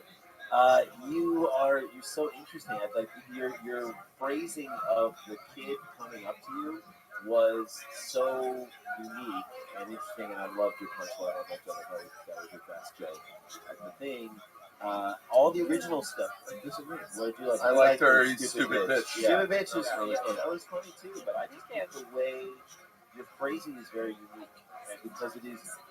You don't make a big deal out of like English as the second language, which I love. You know, it's just you putting your material out and your observations where I can tell you're funny amongst like your circle of friends and whatnot too. Right, when you're hanging out with a bunch of Israeli women, you're probably the funniest one. I completely agree with that. You have to go to the army? I was in the army for 2.5 years. Yeah, Air Force. Oh, come on. I'm still wearing my Air Force. No, exactly. You're ready to go. You put those headphones on, you can fucking be Top Gun. I swear to God. Don't leave. What was the army like? Did you want to be in the army? No, I hated that. No, it was Did you tough. write some comedy about how fucking Yeah, I thought about it, but I was afraid that people would not relate to that. You know, we go through stuff that people would, huh? But I would want to hear you Really? talk about it. You have You an do? interesting perspective. I'm like, I don't know what that's like. So I would love to hear somebody explain. You're not trying to get them on board. You're just like, that's so unique. Yeah, it's very, very interesting. You were in the Air Force, you said? Yes. What did you do there? Underground, listening to the enemy. Oh, wow. Were you I was wearing a spy. Jay Beats headphones? We can call it a spy. Really? Yeah. You were cracking codes? Yeah. You were like that movie Wind Talkers. Like the one like where they try and do the thing like Wind Talkers. Yeah. No. Remember we wanted to do a movie called Fast Talkers? Yeah. We just tried to fast talk the code. Yeah. Just did really fast talk. So you would decipher codes? What's that? You would decipher codes. That was part of your thing. If so, could you translate any of the comedy that Justin Cole did tonight? Was it actually funny? Maybe he killed and we just don't know We it. don't know. Maybe we're the idiots. No. She's like absolutely. She's like with all my experience, absolutely not. That's how long did you do stand up? 7 years. 7 years. Yeah. You can tell I was here last night. Oh, there's like the a show. comfortability to you. Yeah. It's really Very nice. I love your presence Thank on you stage. so much. Thank you. I would say. Yeah, I'm comfortable. I'm headlining clubs already. So We don't need to tell you anything. No, I'm not saying it just to brag. I'm just saying that I've been doing it for a long time. It's very Israeli. It is. In Israel, there's a hand motion that's like when you say 1 second, you go like this. Rock It's basically this away from this. It's like wait a second. And if you don't wait, you get Wow. That is but that's the way Israelis are. But that is, I think you can avoid the stuff about I thought the weaker stuff was the stuff about the cookies. Because we kind of have heard like this dressmaking look bad. I think you had a lot more original stuff in there. And that stuff may get laughs when you have like clubs, but I think your best bet is like the original stuff you do. Yep, the cookies one's definitely predictable. Totally. Totally, it's coming. Where with everything else, it was a surprise, and it was genuinely, I mean, to even us, 4 guys who have seen so much. I loved how hard I saw us all laughing at the, you fucking bitch or whatever it was. So funny. And the kid thing, just again, I'm gonna go back to it and just say, do you have kids or no? No, I don't. Do you want kids? No, I don't. That's interesting. You don't? Why don't you want kids? It's very common here. Nobody wants kids anymore. I don't even want mine. Yeah, that's the sound of Brian getting a boner, everybody. Hey, would you like to do the show? No, he just heard the buzzword kids. Yeah. I was like, Would you like to do the Death Squad show Friday? I would love to have you if you can do it. Awesome. Wow, there you go. Galley Croup, everybody. There she goes. She did it again. Galley Croup's on Twitter. At Galley Croup. I know what you're thinking. How the fuck would I ever spell that? That's GALIKROUP.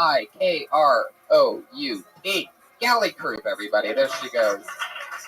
This is the part of the show where our 2 regulars go on. Every single week, our 2 regulars write and perform a brand new fucking minute on this show. This week's going to be no different. Going up first tonight, she dropped out of the University of Florida after performing her very first minute of stand-up comedy ever here on Kill Tony. 2 years later, here she is. Put your hands together for Kimberly Congdon, everyone.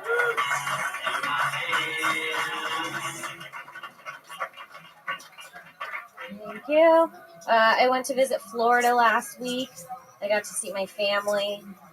I really like going there because my mom smokes weed with me, so we smoke together. But she gets really high and paranoid. She's not used to it. We were smoking at a barbecue out of a pipe, and a cop drove by really far away, and she started freaking out. She's like, "What do I do? Should I put the pipe in my vagina?" And I was like, "Mom, you've had 3 kids. The pipe's not staying in your vagina." I saw my grandpa when I was home. He's getting really old, and it makes me sad. I feel like he's going to die soon, and that worries me because he still owes me money.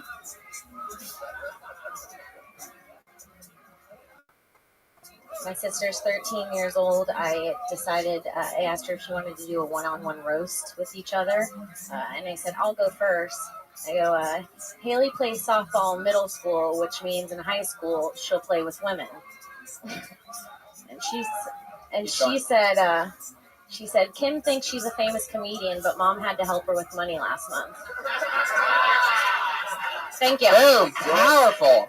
I really like that. You kept it on the family. You really did just go to Florida last week. You missed an episode of Kill Tony, but obviously it's worth it if you're writing new New family material. I like that you brought your purse on stage. That shows how little you trust the other comics. In this room. Yeah. Not one fucking person hold my purse while I go on stage. Are you Jewish or not?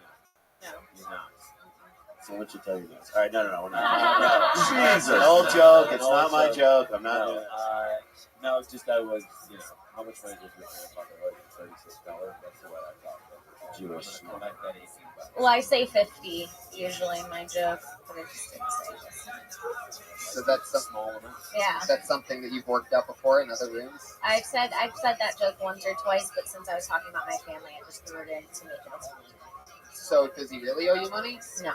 Oh. It's something my mom said about my grandpa when I was home. And you're Puerto Rican? I'm Puerto Rican. And how old's your grandfather? 31. That's a running joke from earlier. Anyway, remember that, everybody? Let's take a call back, everyone. There he is. Arturo remembers. It was on him. Have you done that joke with your mom in the vagina any different? Because it seems like there's more to it, like you having to keep it in her vagina. Vagina. Okay. You deserve that. I'm glad that you can give it to yourself sometimes. No, I mean, I she say that to you? Yeah, she did. Well, we were actually out on the boat. We were on the boat in the sandbar, and she just she threw it into the river. She's like, I was gonna put it in my vagina, and I was like, well, it wouldn't have stayed. I love that you were in a boat, like where police didn't get to. It was the Coast Guard. Well, where I live, it's like all we have is water. Yeah. There's nothing else. So, yeah, she was super paranoid. She threw all of it. Funny. How much weed did she throw away? Every time we smoke together, she throws the rest of the weed away because she gets paranoid. Something happens and she panics and tosses it into a fire or eats it. Funny. She asked me to eat it 3 times the whole weekend. Wow. Eat the weed. She'd be freaking out and always making me eat the fucking weed. That's like a Jewish mom, though. Eat the weed. I got you great weed. Eat the weed. Your brother eats his weed. Your brother eats all of his weed. You should eat. Totally. I'd stretch out that stuff. If there's more and she really gets that paranoid, I'd stretch it out and just not make it, a joke on her vagina. You know what I mean? Really make it about what it is that you do have that bond with your mom, and you guys do that when you hang out. And I think that's more compelling than just a simple vagina joke. I have a question. Why did she start smoking? Probably because she thinks it's cool. Really? Honestly. She's that type of Yeah, it is. she wants to be really She cool. never smoked when she was young. No, I don't think so. We're having this experiment with her. She's 41. And she came to visit me in college one time, and it was her first time doing a bong rip, and she peed herself in front of my friends. That's a story. That's a story. Amazing. Wow, she couldn't even keep that in her vagina. Kim, good stuff. Kimberly Congdon, another new minute. Follow her on Twitter at Kimberly Congdon. She did it again. Another new minute about her family. The only other regular, everybody, does a new minute every single week. Usually takes a small something, like a bottle of water or mustard or something small, and makes it bigger, like a smaller thing bigger, an inanimate object, and usually stretches it out to a minute. So that's her style. And here she is, the always goofy stylings of Sarah Wineshank, everybody. I was at the grocery store. I saw some dots. What is that bullshit? In a world of Skittles and Starbursts, how are these dots surviving? Gumdrops? What the fuck is that? What's this Hansel and Gretel bullshit? Life isn't a game of Candyland. There's nothing gum-like about a gumdrop. Makes no sense. If you get a kid some dots, you're bound to see tears, especially on Halloween. Dots are the second thing that make kids cry after raisins. If you open a box of them, they're all sticking together like New York after 9/11.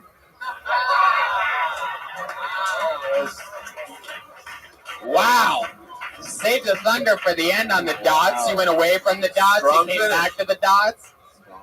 That's an easy fix. You can start with the dots. You compare it to the Skittles and the this and the that. You lose the Hansel and the Gretel. You move the 9/11 up, and the thing before 9/11 you move up, and then you have a killer 30 I had seconds. a pitch for like something. The size. You were saying the size, but it's like the size. Like you go to writing. Yeah. Oh yeah, like it gets super dark. Yeah, Like it's super yeah. dark after like, or on Halloween, like when you go into that house and the guy's like, just turn this light off and just hold this right here. Sorry, that was a weird memory from my life. No, but I think another thing about dots that's ridiculous is that it's the only candy that is like fully connected to the paper, and you never can pull one off without getting this. Is it connected to paper? Yeah, it's on the fucking paper. No, it's in a box, a yellow box. Oh, right? They stick to each other. No. What are you? Oh, you're talking about something Holy different. shit! Dots, Willy Wonka is yelling from the top. Everybody. Oh. No, in a box You of get dots. nothing. Oh, I know what you're talking about now. I know what you're talking about now. The rowers just keep rowing.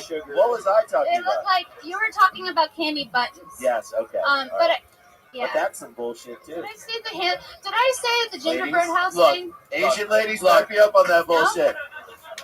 That's what I meant. Due to time restraints, I'm going to tell you this. I love the dots thing. You know where the adjustments are to be made. But I made a promise to this audience earlier that we were going to have a wine shank off, and God damn it, we're going to have a wine shank off. Put your hands together for Allie Makovsky. Here she is, everybody. Stay there. There you go. All right. She's winded. Give her a second. Give her a second.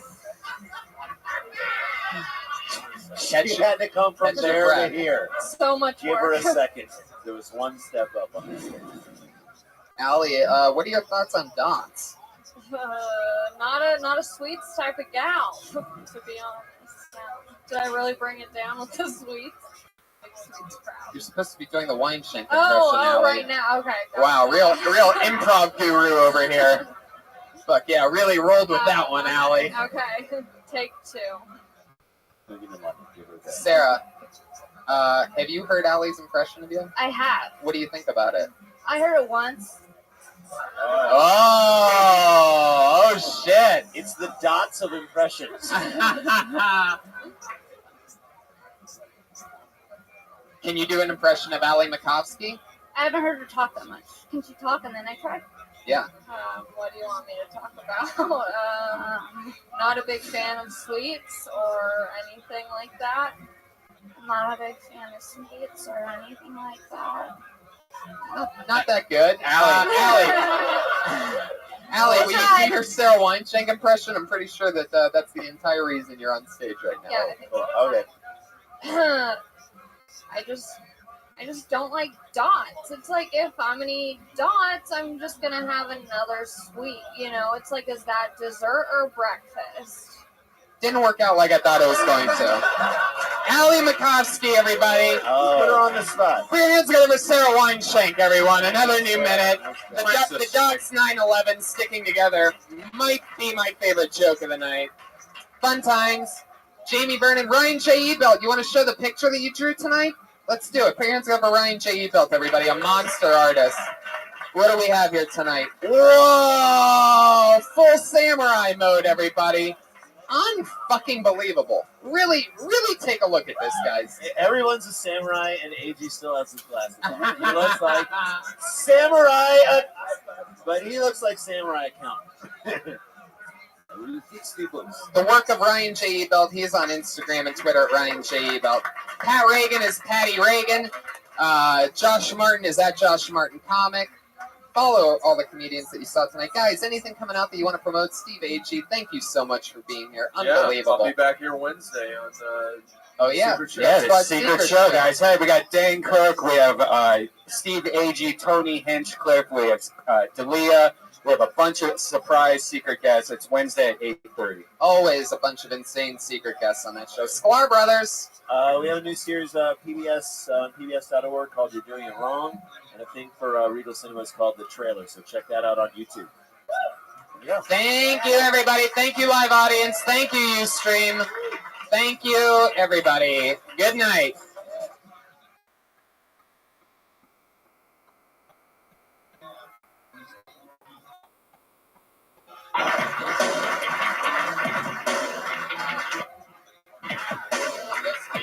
Still just me in an audio room. Fuck yeah. Hi, everybody. Welcome. Yeah, that's that Monday warming up feeling that I love. It's fun having a Monday 8 p.m. show. Happy birthday, buddy. Still no mic. Good thing this isn't a podcast. Josh is probably outside. He had to go grab Brody. Fuck yeah. Here we go. Here's another mic. How about that? How exciting. This is like a real show. Sweet. I mean, it just starts. It's so smooth. Fuck yeah, everybody. Hi, live audience. Make noise one more time. It's so fun. Just to prove to the thousands and thousands at Ustream watching live right now around the world. Josh, we have no audio on mic 2. No big deal, but just mic 2. Yeah, Josh Martin, everybody, the run around goofy producer. And now he's just leaving. There's no audio on this microphone, and that microphone's fucked up. We got bad mics, Josh. Good thing you're leading the charge with your Periscope stick. Yeah. Josh Martin, everyone, just a real moron. I mean, it's just unbelievable. I come up to say hello on a show with my name in the title, and it doesn't even, there's not even audio on it, Josh. And your mic doesn't even work. On my birthday. On his fucking birthday. I decide, you know what, people are like, hey, what are you going to do for your birthday? I'm like, you know what, just keeping it routine, going to have a show, going to listen to Lainey and Jerry talk way too loudly in the very beginning of it so that it distracts me while I'm going off on a separate rant about Josh being a bad producer. And here we are. I'm excited. This episode is sponsored by Mentos, the Fresh Maker. I didn't know we had a sponsorship by Mentos, but I'm finding it out right now because Brian has 6 rolls of Mentos in front of him for some reason. And I've gone through 2 of them. I quit smoking today, so I'm just chowing these Mentos down. Fuck yeah. I love how everybody applauds that. Goodbye, lung cancer. Hello, diabetes. Yeah, right? Just eating tubes of Mentos, and the crowd goes crazy. I love that. Yeah, save your life. Fuck yeah. Mentos. I drink 2 Trentos a day of coffee, so I also quit that this week also. So I'm just like, I'm a mess right now. Who knows what you're going to turn into in the next week with all the poison out of your body. I started doing kettlebells. What? Jeez. Started wearing a condom. All these major changes. What's next? Are you going to be respectful to female comedians? Oh, of course I will. Wow. Well, princesses. Oh, I'm excited to see how this develops. Put your hands together for the music that you've been listening to. The leader of the band with his band tonight, it's Pat Reagan and Jeremiah Watkins, everybody. Live, in the flesh, killing it. That's the band. And here's the show where comedians talk to comedians after they do comedy. I always have 2 of the funniest guests, 2 of my funniest friends. This week's no different. Put your hands together for the great Brian Callen and Stephen Brody Stevens, everybody.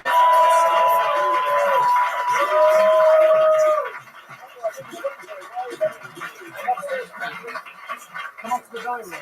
Yeah, sure. $1 million? That's crazy talk. Yeah, call me when you guys are fucking serious. Fuck yeah. Brian I use my Callen. phone as a prop. I love that. Thanks, buddy. Well, it comes from years of doing stage and acting's kind of my secret garden. That mic's not working either. This is This is unbelievable. bullshit. I mean, it really blows my mind. Like, I see shows that go so smoothly here. My favorite thing is when I sat down, he's like, I haven't had a chance to check the mics yet, and then he runs outside. Does any microphone work right now? Is this the only live mic for this show right now? What else works? Brian's doesn't work. Brian still isn't. Testing. So that means mic 1 and mic 3 are down.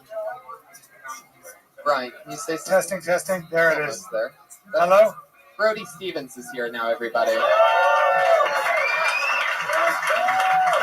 Yeah.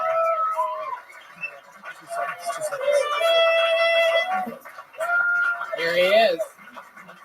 Really absorbing the applause tonight. Stephen Brody Stevens, everyone. Yeah, Brody is coming in with a cat. Oh. I was, Oh my God. You gotta be kidding me. Like, what's happening over there, Josh? Was that... Wasn't me. Okay, forget it. Brody Stevens, everyone. Thank you. First of all, I want to say... Yes, they do. I want to say happy birthday to Tony Hinchcliffe right now. Thank you.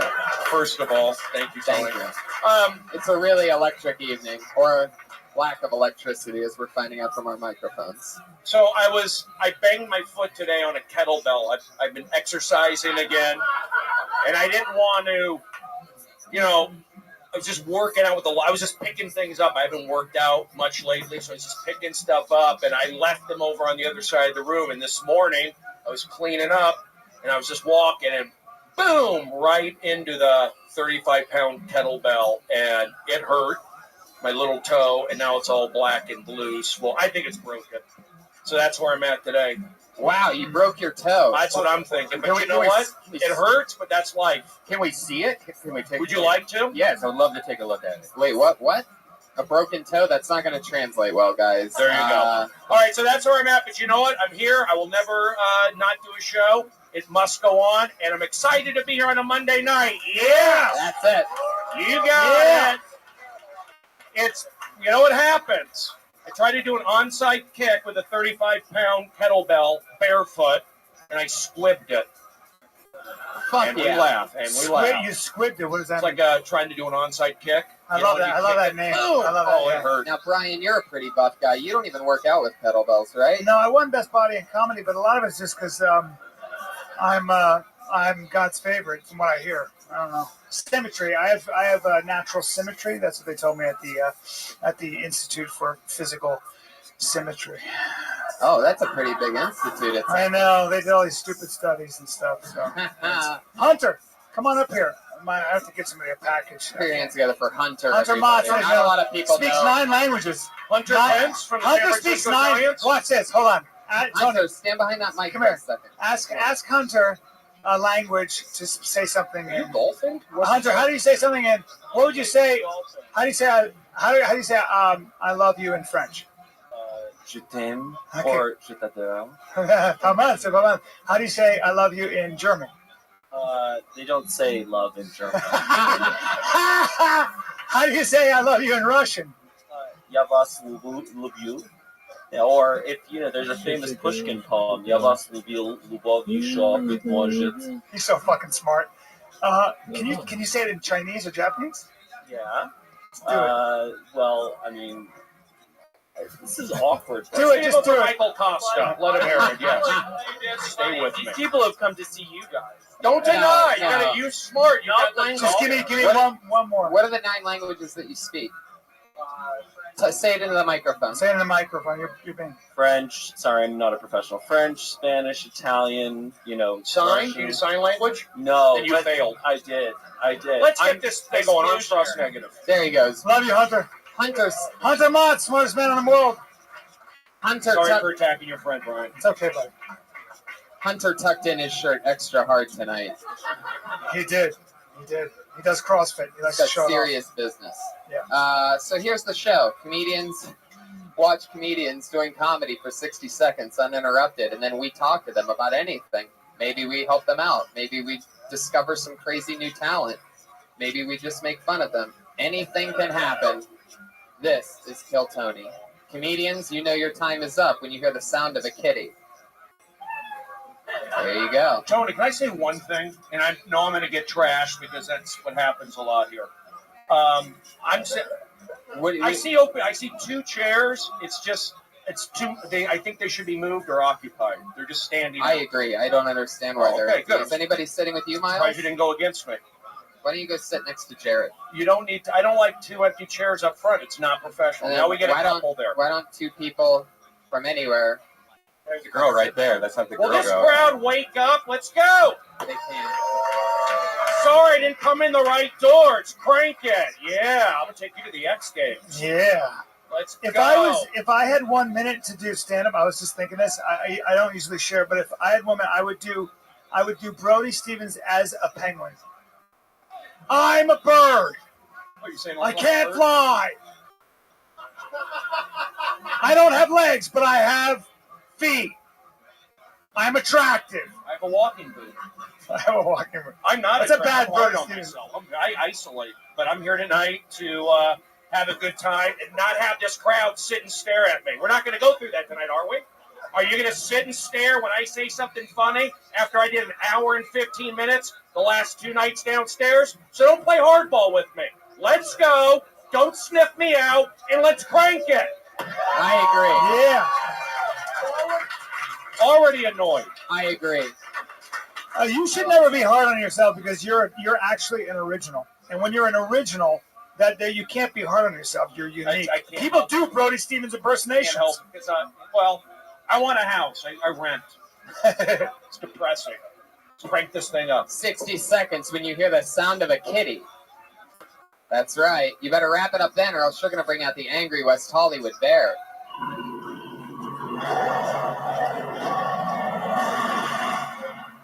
Completely obnoxious. Fuck yeah, that's that Scary sound. bear. You just killed this man on the side here. I'm really excited about this. Listen, we can't hear anything. Look at this guy. He doesn't even know we're talking about him right now. Hi, Jerry. How's it going, buddy? Okay? You don't like that bear, do you? What? Okie dokie. He just said I love you in German. One of those nights, huh? Fuck yeah. Oh, I love you in German. Are you Hunter? He said ich liebe dich. Okie dokie. Everything. Guys, Everything I said. All right. Brody's already heavily offended. Guys, I'm excited about this. We've seen this guy on the show before. It's always fun. Put your hands together for Tam Fam.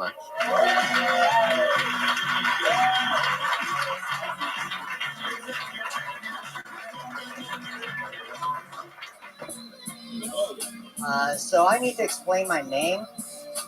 My mom's dad is named Tam, so she had always wanted to name her first son Tam.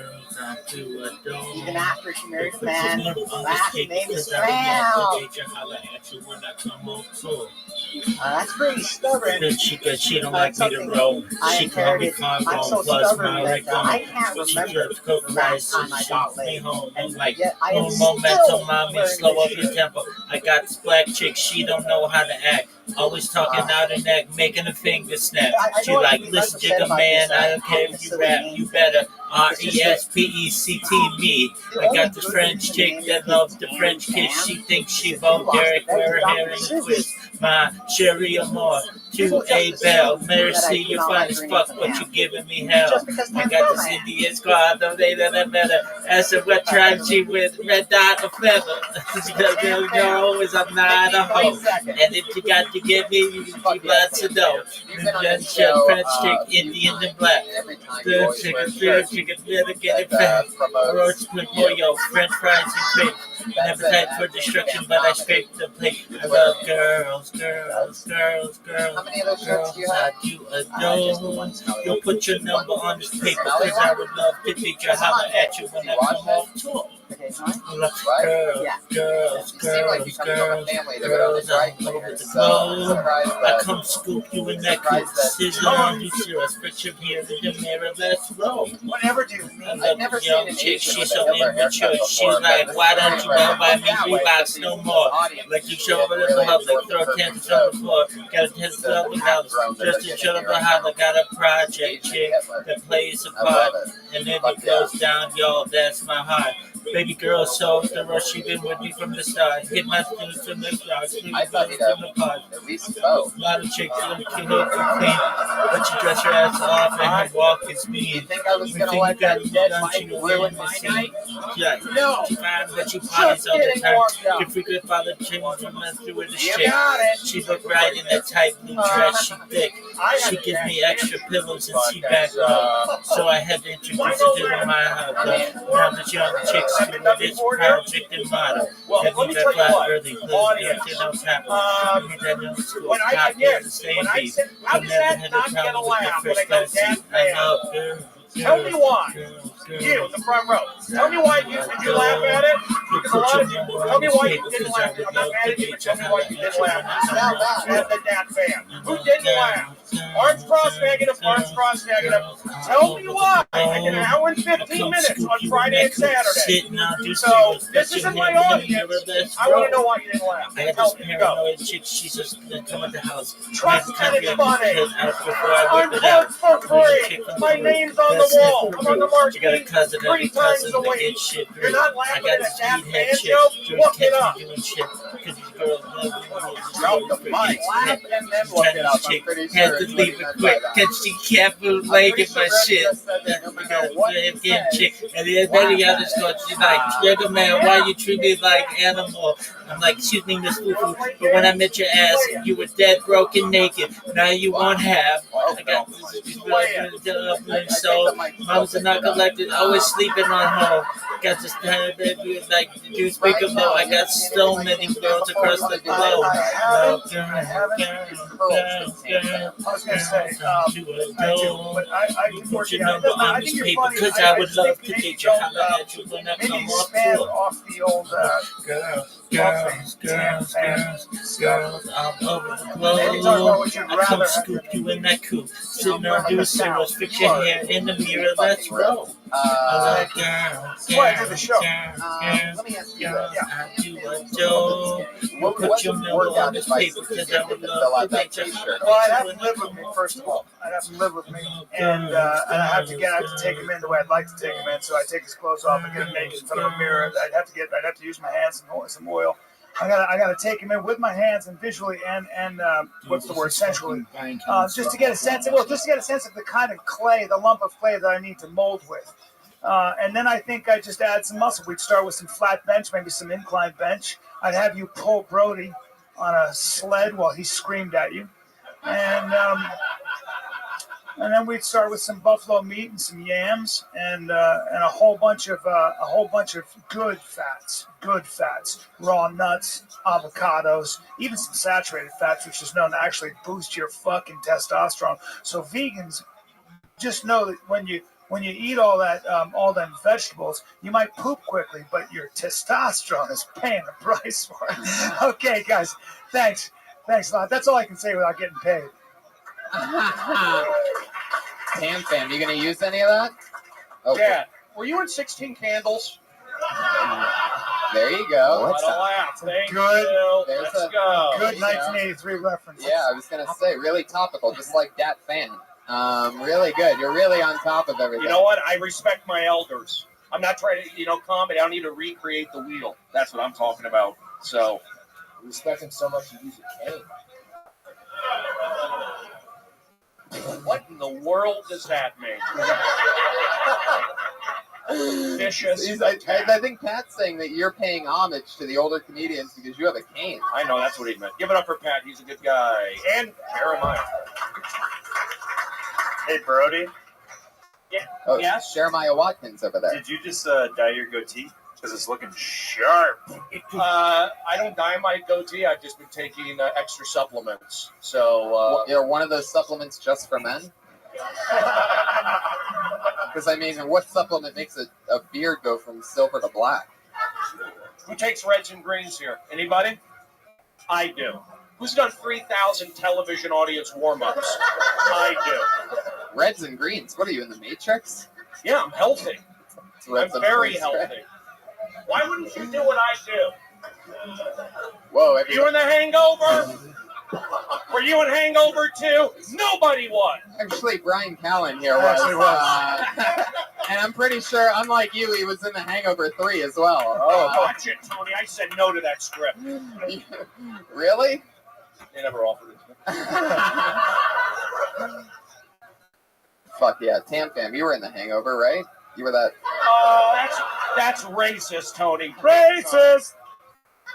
Tam Fan, is that a Vietnamese name? Yeah, that's what I thought. The Vietnamese are very tough people. I think it's the one country that's actually never completely been conquered. So you hail from a very powerful lineage. But I would say that you had a minute, but you only did 53 seconds. So next time use the whole fucking 60 seconds, my brother. It's not that hard to fill, so just maybe work a little harder and pay homage to your very hardworking lineage. Sorry, It's true. It's true. Vietnamese never quit. Vietnamese are no joke. Tim, have you done any long sets lately? I did 10 at the Ice House the other day. How'd it The go? Ice House or the Rice House? What are we talking about here? Damn it, Tony! Tony!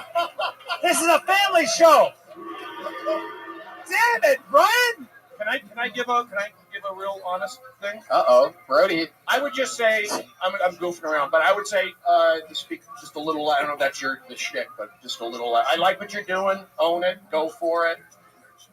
Keep doing it. I always say that, but I would say be louder a little bit. Just a little bit. You have but I like what you're doing. There you go, Brody. Can you take care of my mother down in Palm Springs? Yeah, looking for a caretaker. Brody, I don't understand that. What is that? What is that? What was that? Racial? Because he's Vietnamese. Yeah, they're good at they're caring. Filipino types. Yes. Filipino types? Oh shit! No, Whoa. you didn't. Why is that I want a Filipino to take care of my mother. The horn of racism just played. Well, sorry. I think it's great. Yeah, they are. They're good at it. The Filipino type? Yes. He means brown, smooth, and beautiful. Who would you want taking care of an elderly person? In your Not a guy that wears a shirt that says at Tam Tam Comedy on it. Okie dokie. Do you know CPR? Yeah. Okay, there you go. Fuck yeah. Wham bam. Thank you, Tam. Tam Fam. There he goes, everybody. At Tam Fam Comedy. I like that. Wham bam. Thank you, Tam. I'm pretty sure we're going to see that on a sweatshirt next week. I pulled another name out of the bucket. Oh, wow. We know this guy. From the deep, deep, deep south. A guy that gets lucky and out of the bucket a lot. Put your hands together for the stylings of Eric Carter, everybody. Aaron Carter.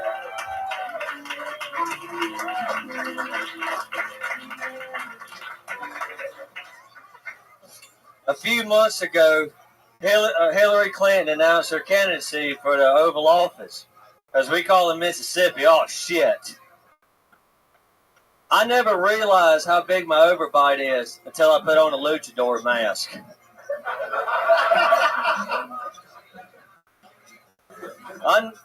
Thank you. I noticed that these hipsters around here walk around with a 1930s German haircut. I'm going to start calling them Hitlersters. Why did the hipster cross the road? To get hit by my car.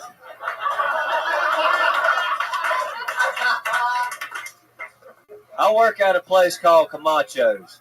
It's a Mexican restaurant on a city walk. And man, do they love me.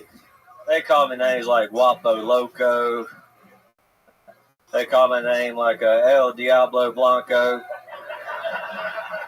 What's the time? There it is. 1 minute from Eric Carter. You seem pretty excited right now. You just dropped the mic low in the hand. You feel good about that, right?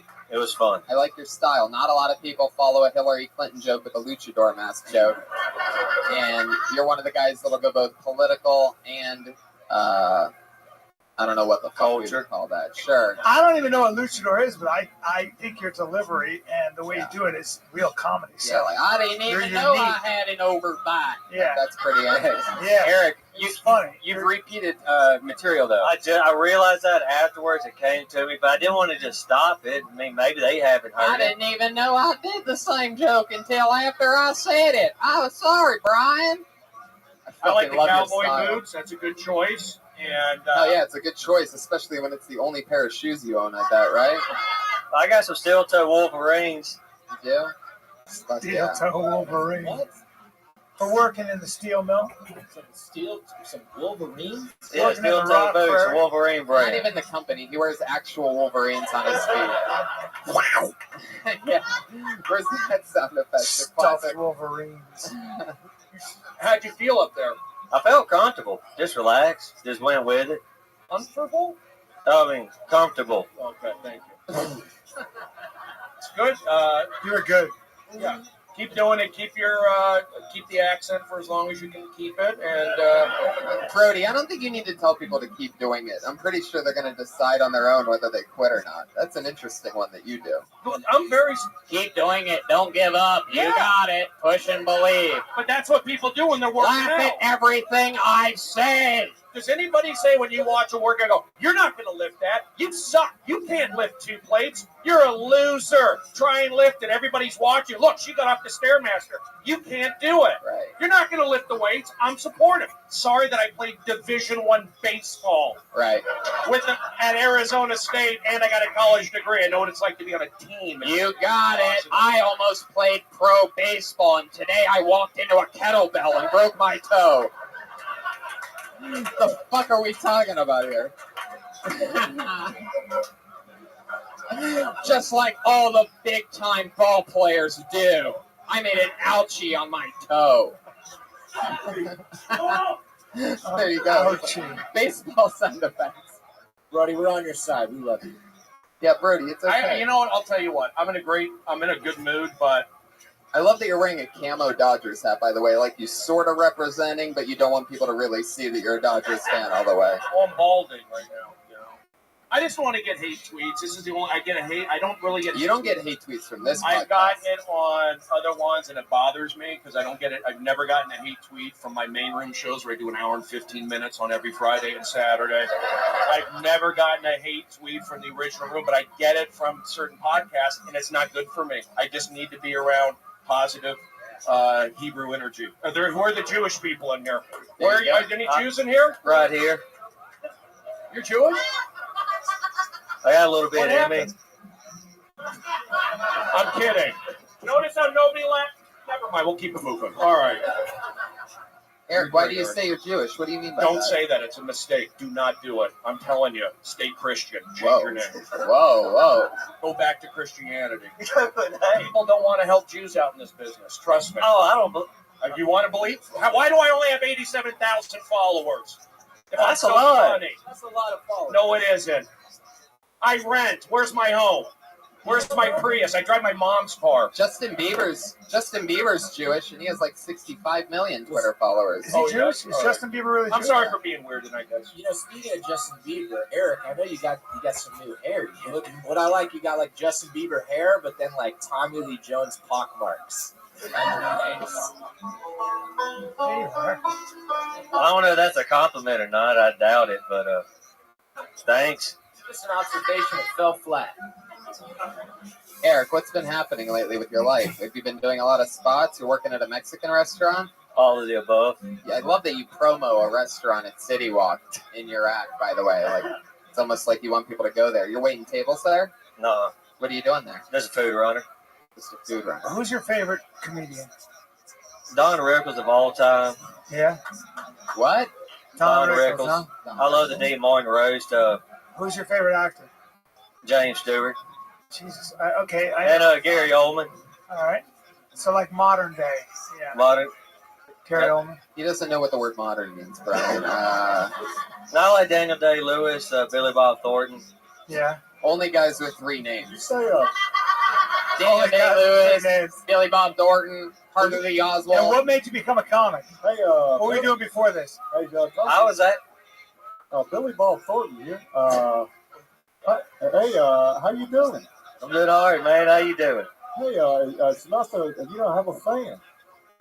What's that? It's nice to have a fan like you. Oh, yeah. Billy Bob Thornton out here. For those of you that know what Billy Bob Thornton actually sounds like, that's what he sounds like. It sounds Jeremiah is an amazing impressionist. But one of the funny things about Jeremiah is he really only does great impressions of people that people sort of know. Yeah, it's like very obscure people that I do impressions. Watch his Richard Grieco. It's amazing. And his Chopin will get you. He'll kill you. Well, so funny. Eric, you did it again. You came in and, you could pretty much say anything with that voice and it's half entertaining. Next time, do some new material and wear some new material. Get a better shirt. That looks like something that only belongs on maybe like a bathroom floor mat or something like that. I would wear a cowboy hat. No. If you're gonna, I go for it. No, I feel like. What do I know? Okay, never mind. I don't know anything. My instincts are wrong. Don't wear a cowboy hat. Don't listen to me. I only created ridiculousness in Chelsea lately. Michael Strahan, Jeff Dunham, Stephen A. Smith, Mike Goldberg from UFC. But what do I know? Hey, you created Jeff Dunham? Yep. Fuck yeah, I did. How about his puppets? Was that him, or did you do that too? Doesn't matter.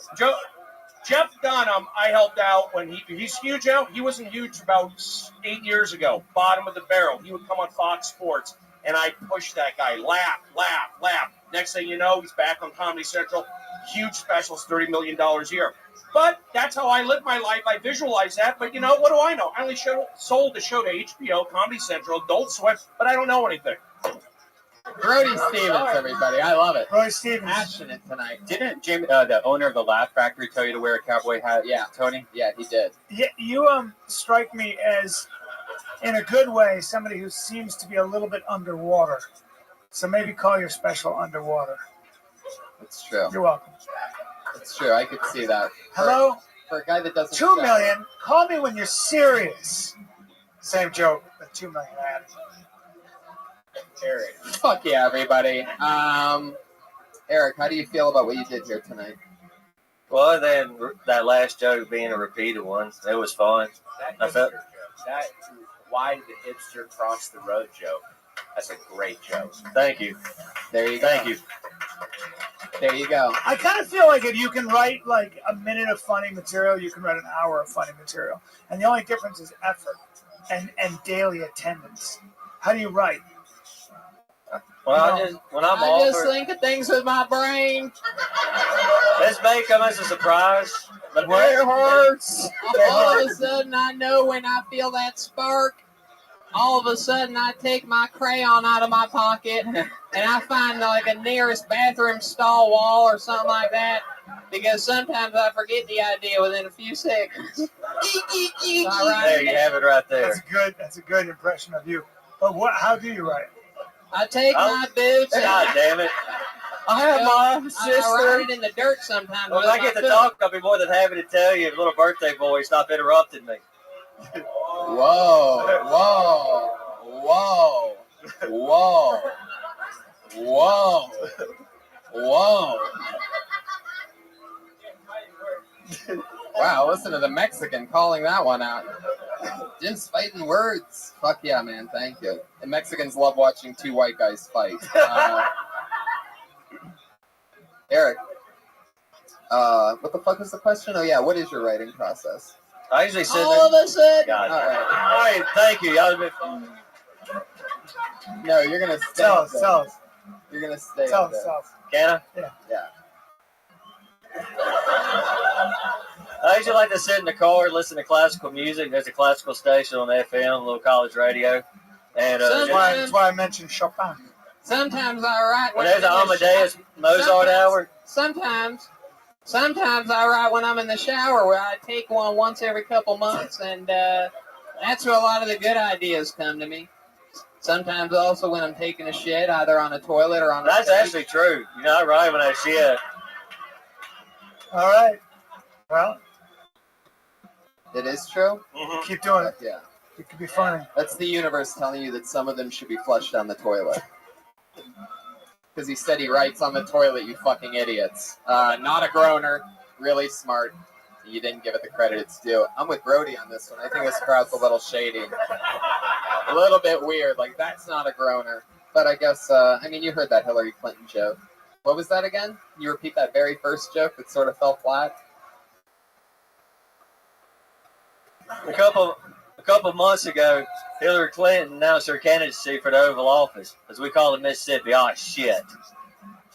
Now, what does that mean exactly? You call the Well, Oval it's a rest day. Figure it out. Because because she's a Democrat.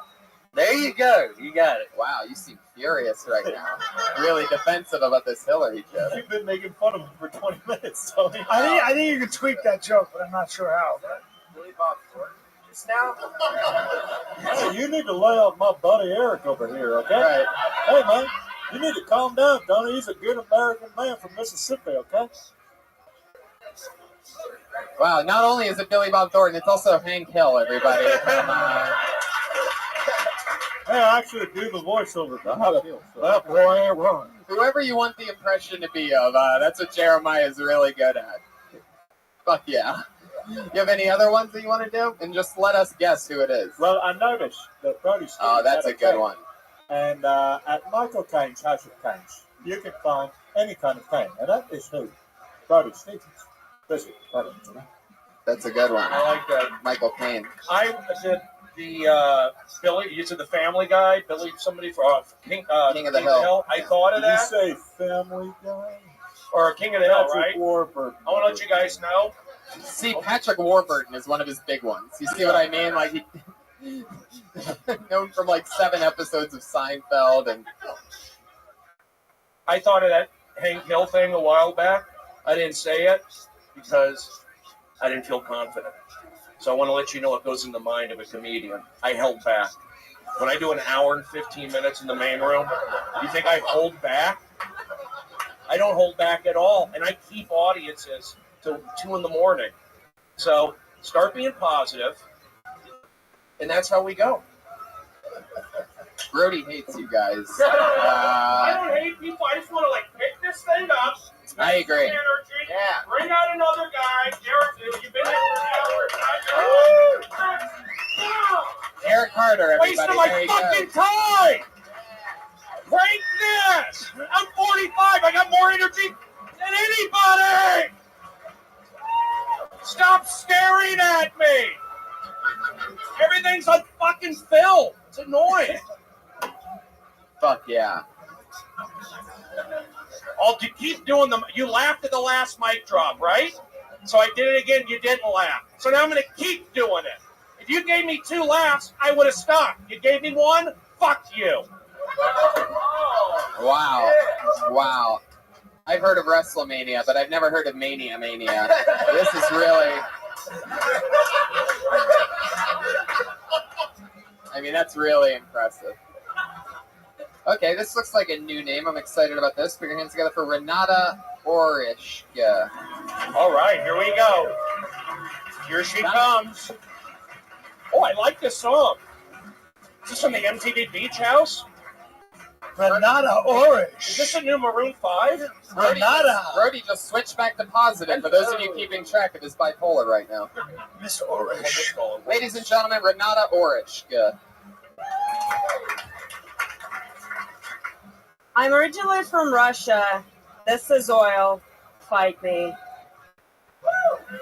I was walking down this gay neighborhood in Seattle with my mom, and she plays cool. She tries to be liberal or come up as liberal, but she's really, really conservative.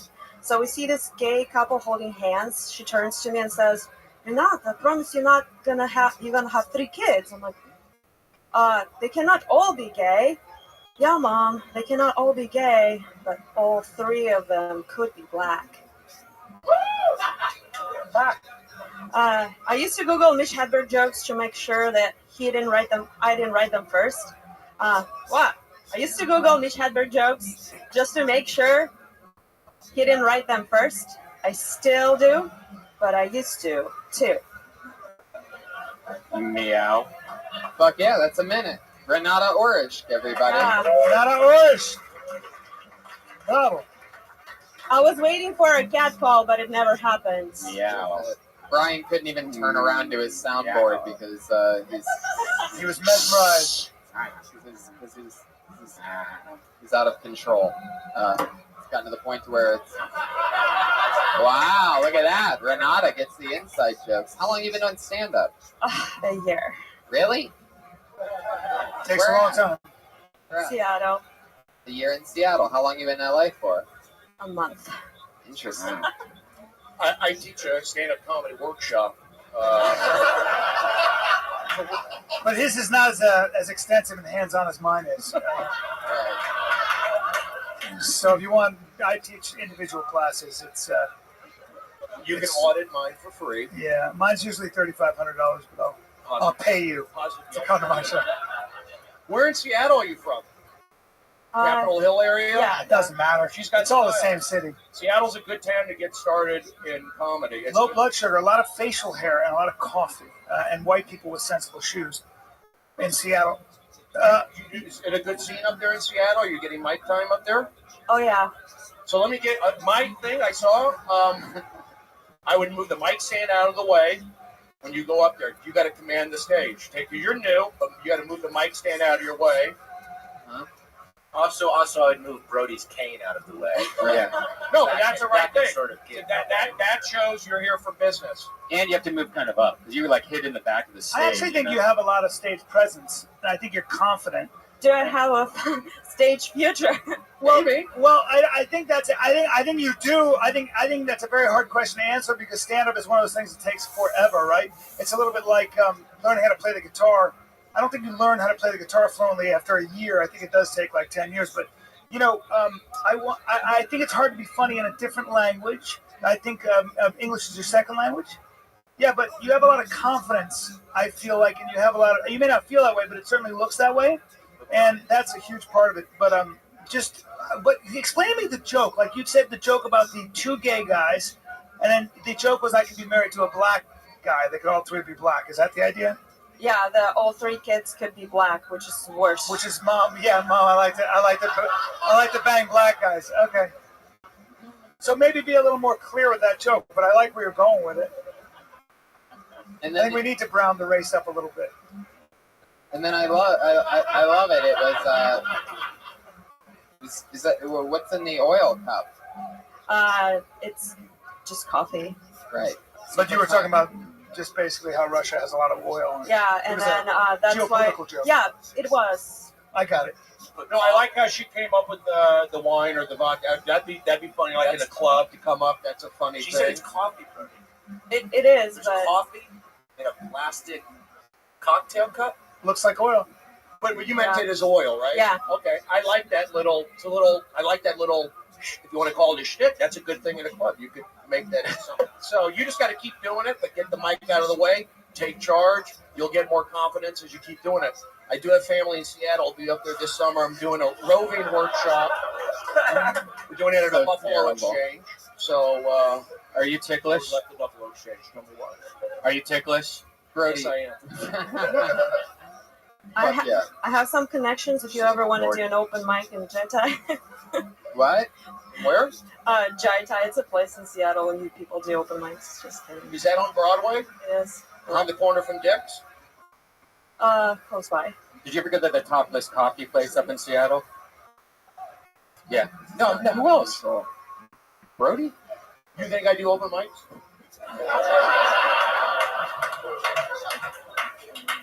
How long have you been out of Russia? 8 years. 8 years. What do you do for work in Seattle? I live here now for a month. How do you live somewhere? You're going back after a month? Nope. Oh, you're here. Oh. What do you do for work here? I host at the Beer Belly, which is 532 Western. Did you just give a shout out to the Beer Belly? The Beer Belly. What is that? Jeremiah, do you know what this is? No, but by you giving the address, Death Squad fans will definitely show up to see you. Yeah. You can get some creepers. Yeah, like Brody Stevens, for example.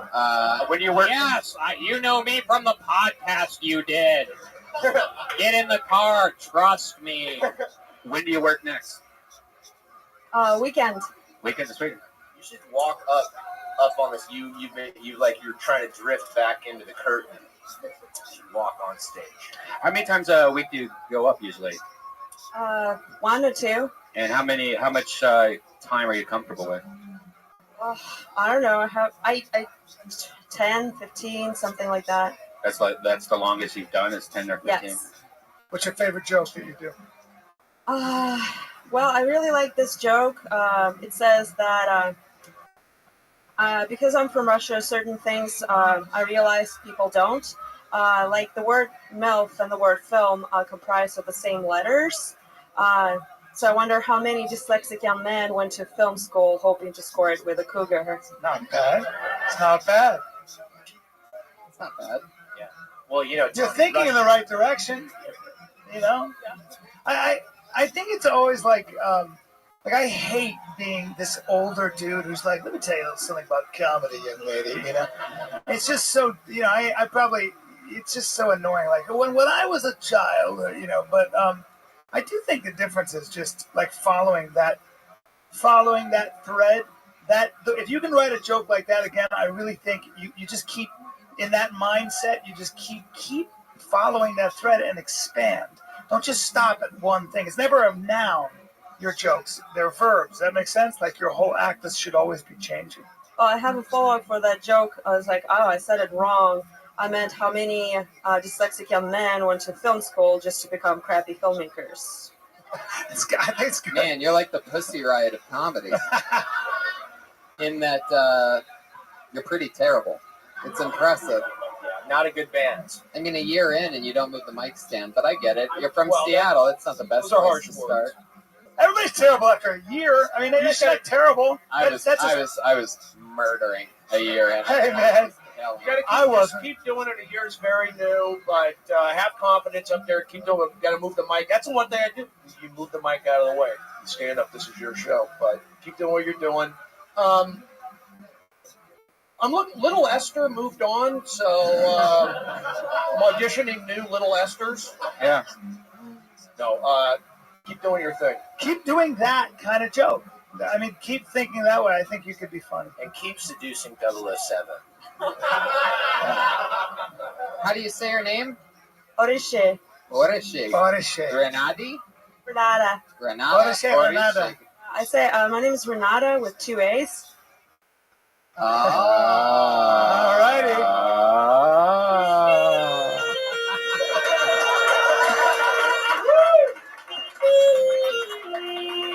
Renata Orishik, everybody. She's not on Twitter.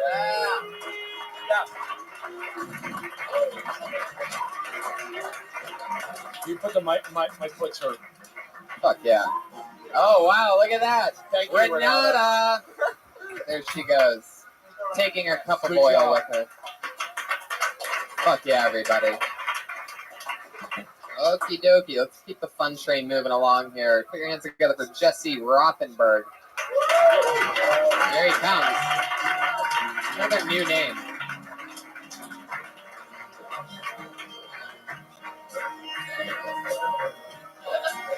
Wow, this is not Jesse Rothenberg. This is Brody's Pizza. It's been a blood sugar attack. Thank you very much. Oh my God. Wow. All right. However, the pizza guy does look exactly like Jesse Rothenberg. Very impressive. Fuck yeah. Wow, I thought you just gave bad comedy tips, Brody. That's pretty impressive. $5, a good That shit tip. got a Is that a good bigger tip? laugh, by the way. That's an in-the-moment Wait, joke. wait, hold It on. would have to be a show It's where the people are getting $23. tips. Hold on. Okay. $5. Go. What's a good tip for $23? Whoa! Look at this guy. Boom! You don't talk to me that way. Killing it. Isn't 5 a good? Tony said that was a good tip. Should I do more than 5? 6. How many hangovers? How many hangovers were you in again? All right, here's 5. Keep it. 6. Brian. And I gave you 5 in here. That's 11. Is that 11 good? Yeah. All right, give this guy a nice 50%. hand. Yes. Thank you. You have, Well, so again, $11. That's not bad. you have any jokes you want to do, man? No? See you later. Good job, Joe's kid. Pizza, everybody. Joe's Pizza. Joe's Pizza. Put your hands together for your next comedian, Jesse Rothenberg, everyone. Here he is. All right. Alrighty then. I'm here to take a stand, guys. Take a stand against the #1 issue facing men today. That's right, the fact that we can't be respected in shorts. It was a hot one out there today, and you know what? I didn't like it. So I went and changed into shorts after work. I mean, girls, sure, they get paid 30% less, but they get sundresses and skirts. It's easy, it's breezy, it's beautiful. So, I don't know, if you agree with me as your guy, I think you should join in, take a stand with me. I mean, some of you might prefer pants, but you know, some of you prefer looking buttholes too, so it's up to you. If you're with me, these are my knees, let them breathe. These are my knees, let them breathe. These are my knees, let them breathe. Oh, God, I'm full of shit. I haven't pooped in 2 days.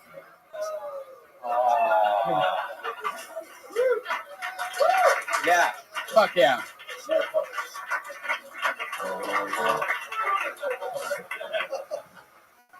I love that. All about the shorts. Yeah. Fuck yeah. It's like some really beautiful poetry. I like the new campaign slogan. These are my knees, let them breathe. Yeah. Rothenberg, 20. Usually when a line doesn't work for a comedian, they don't repeat it 5 times. But you went for it. That's what I like. That's true confidence. That's fuck you confidence is what that is. Just, he doesn't even care if you guys laugh or not. And it takes a lot of guys a lot of years to get to that point. And like when you wrote that, what were you thinking about in terms of it being actually funny? Like, right now I'm just being like, when you said I'm going to write about shorts and guys can't be I respected. feel like maybe he was doing like really long jokes at one point, and somebody's like, "Dude, you should be doing like short jokes," and he's like, "Okay, I'm gonna do that." See, Tony Hansmith? Tony Hansmith's funny. Do you want to know the origin of it? It was just really warm one weekend in February. Yeah, it's not a joke though. It doesn't matter. Yeah, it's not a like joke. The story behind it doesn't matter. I'm already bored, but board shorts. I don't know what did you do before comedy? College. Okay. How old are you? 23. Oh, all right. What'd you go to college for? Economics. How's that working out for you? I got a job from it. That's how I live. Yeah. Fuck yeah. What do you do for work? I'm an analyst. What are you analyzing? You're making me depressed by the way you're talking about this. I just, do we have to talk about this? Jesse. All right, let me relax. And by the way, you want to slice? Brody, I'm not letting you talk with your mouth full on the show. It's not full anymore. Thank you. All right, let's find out. Where are you from, Jesse? Philadelphia. Philadelphia, great town. I was in a movie there, Philadelphia 2. I played Banderas as in Hank Slugchild. And then how long have you been here in L.A.? About 9 months. What August. now? Did you go to New York? Did you think about going to New York, or did you? No, I got a job here, so I came here. What, for your analyst job? Yeah. And then you wear the shorts on stage all the time. Is that your shtick? No, only when it's How hot much out. time did you spend writing this set? Be honest. 1 minute. Yeah, like a minute. Yeah. I thought of it one. Yeah, Yeah, I thought you of it thought one of it day. kind of over waiting. there, right? No, it was at an open mic. That I know, thought but did of you it, go yeah. over it in your head? Probably not really, right? A few Yeah, times. you can't do comedy like that. I've done it a few times. I know, but that's like, yeah. If I were you, I'd do the whole Tony Hawk thing. I'd play that. You gotta just write, bro. You're not writing. You just gotta do the whole Tony Hawk thing. Yeah, do the Tony Hawk You thing. know, throw a cowboy hat on and just kill it. That's where you start. That's where you start. Get his shirt. People Says know me. Afghan Athlete, comedy. audience warm up, positive energy. I believe in it. So that's what I'm known as. You could be like a skater guy if you're going to dress like that. It does matter. One of your mottos was "Let my knees breathe," but Yeah. you're wearing a knee brace on one of the knees. So literally, even though you're wearing shorts, There's a little bit of hole there, you know. I see. But what happened to your knee? I tore my ACL. Doing economic shit. Oh yeah, hardcore. Navy SEAL stuff or what? Snowboarding. Wow. It's a lie. So Did you say that's a lie? I thought maybe you were a private dancer.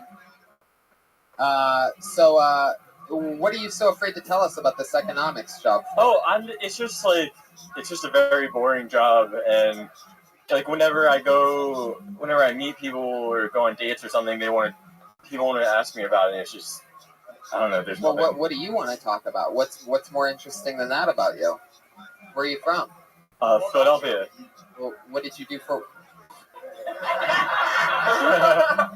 Brody, you're unbelievable tonight. I love it. It's always a risk booking Brody Stevens. You never know which Brody you're going to get and how much of which Brody, and it's always fun.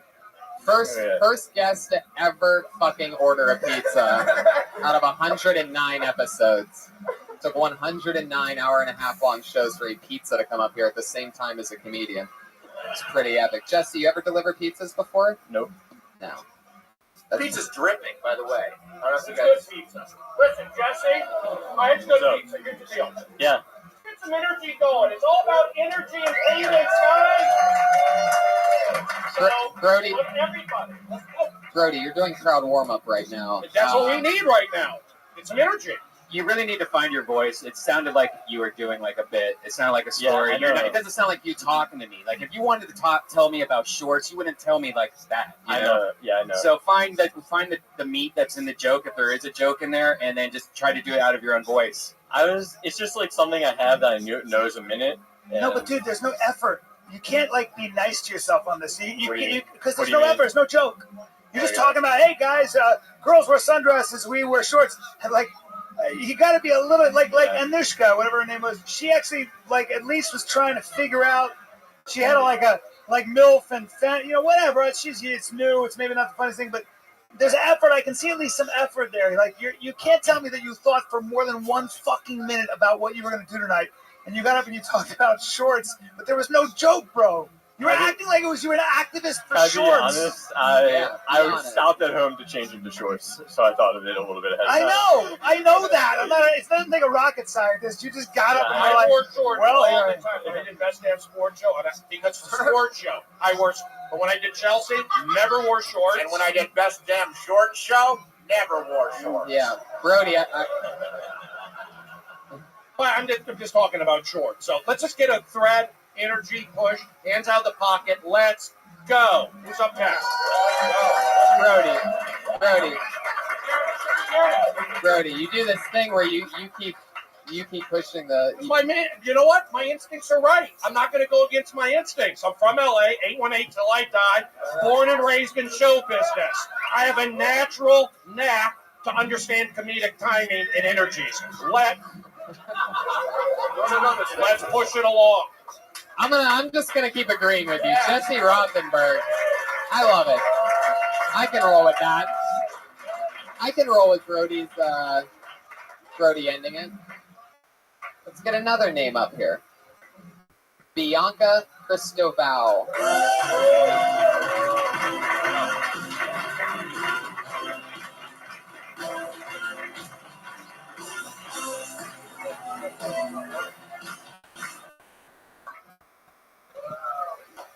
all right, Bianca.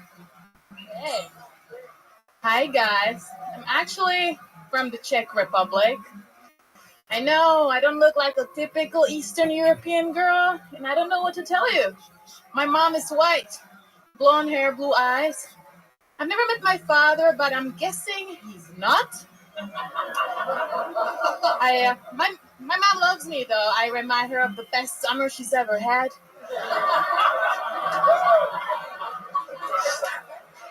She was in Africa about 25 years ago, and she had sex on the beach with this black dude. It was sexy and hot and sweaty, and I know that because I was there. It was the last time I saw my father. Oh, shit. I was like, Daddy, don't leave me inside of this crazy white woman. He's like, I'm just going to get some cigarette. And that was it. So I lived here for a while in America, and I had a blast, but I'm going to be 25 now, so I'm ready to settle down. I'm ready to get married. Just keep going. I don't have like a biological clock, but I do have an expiring visa. So. Good job. Bravo. There it is. Fucking that's what you call Eastern European discipline and comedy. Yeah. Fucking that's good. Bravo. Fucking that's effort. That's goddamn effort in another language. She comes to this country at 25 and makes everybody laugh. That's a big fucking accomplishment. Absolutely. Congratulations. That's what I'm That puts me in a good mood. I love fucking effort. Bravo. How long have you been in America? Oh, 5 years now. Wow. Good for you. Amazing. And I feel like you speak better English than everybody we've She seen does. here tonight. Including She's a better person. Including Eric Carter, who's from the South. Which is really interesting. Bianca, that's amazing. How long have you been doing stand-up? 9 months. 9 Wow. months. Bravo. You're right. You can tell you're right. You write a lot. How many times a week do you go up? Oh, like sometimes 3 nights a day. Wow. Damn right you do. That's right. I'd like to have you on the I Friday don't know what show. that means. I'm just pumped. I'd like to have you on the Friday show at the Death Squad. Wow. Look at that. Yeah. That's right. The universe rewards effort. Bianca just booked a spot. That's how it works. I'd like to have you on my podcast. Wow. There you go. Yes. I think you did great. I like your, you got a nice positive, your demeanor, confident. And yes, of course, you have jokes. These guys understand, but you had good confidence. You stepped to the front of the stage.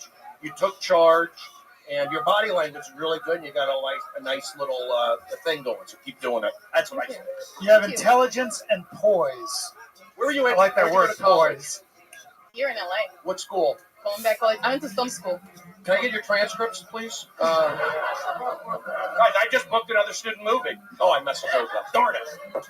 They're ninth graders. I messed the joke up. Sorry. I made a mistake.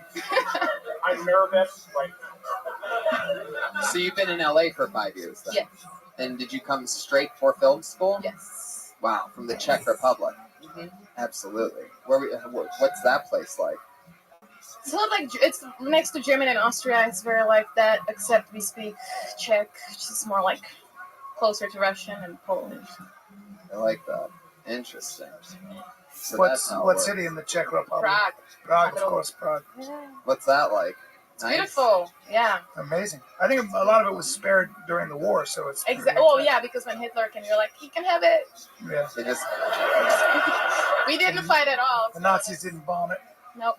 You own my city. Bianca, who's your boyfriend? Because I tried to take Bianca out, and she was like, I have a boyfriend. Oh, interesting. I love this. Pat Reagan went for it. Got fucking rejected. I like that. Good to know. That's awkward. You want to play her a song? who do you go out with? Yeah. Josh Meyerowitz? Oh, went for it. That's for the 4 people who know who that is in the room. Good job, Brody.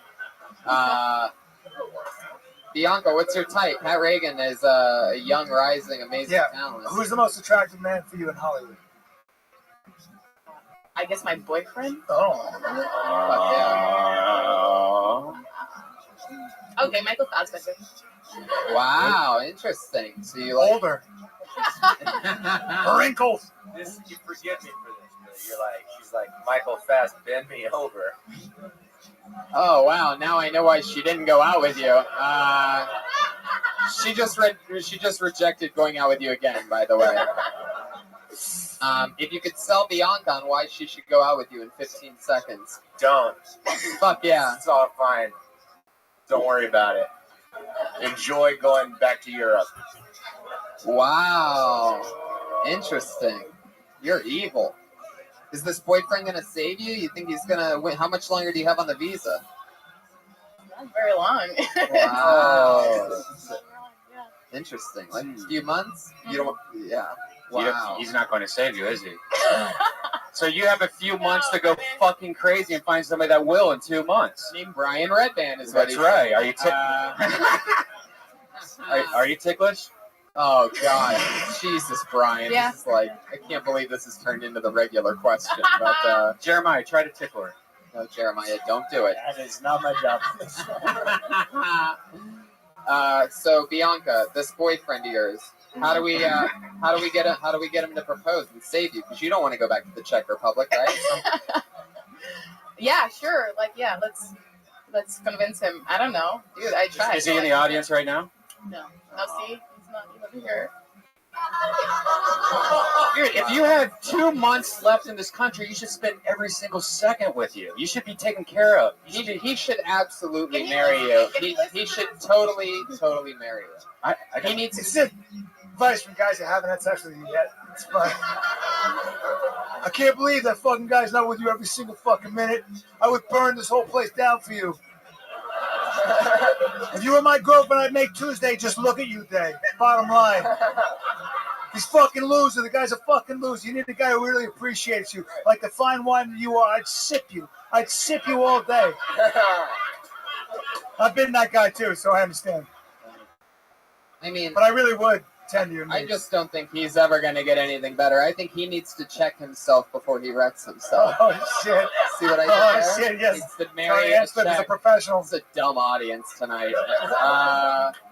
Bianca, what else? Anything you want to say? You want to propose to him via live podcast right now? He might be watching on Ustream. What does he do for work? Wow. What's he do, bartending? Well, no, he works in the post for TV shows and stuff. Post for TV shows. I thought you were going to say post office for a second. So was I. And the only mailman someone like you should be hooking up with is Karl Malone. You know what I'm saying? There you go. The ones that do get that should be clapping. The ones that don't, I still hate you. Bianca, what do you think about this audience tonight? You're the only person that killed the entire time. Thank you. I thought they were amazing. Yeah. Give it up for yourself. Great. Best ever. I love it. Well, it's been a pleasure seeing Thank you you for the so first time. I hope that you come back again soon, and we'll see you Friday at the Yeah. Ice House. It's Thank you Bianca so much. Cristoval. Yeah. Leave the boyfriend at home.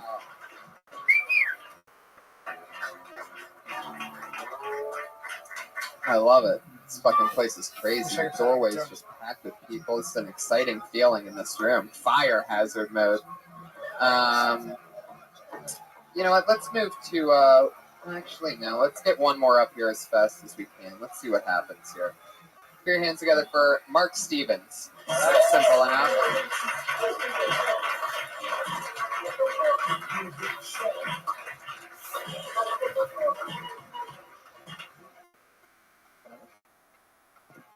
How you guys doing? Good, I'm doing good. I just quit my job. Yeah! Because who needs work? Or food.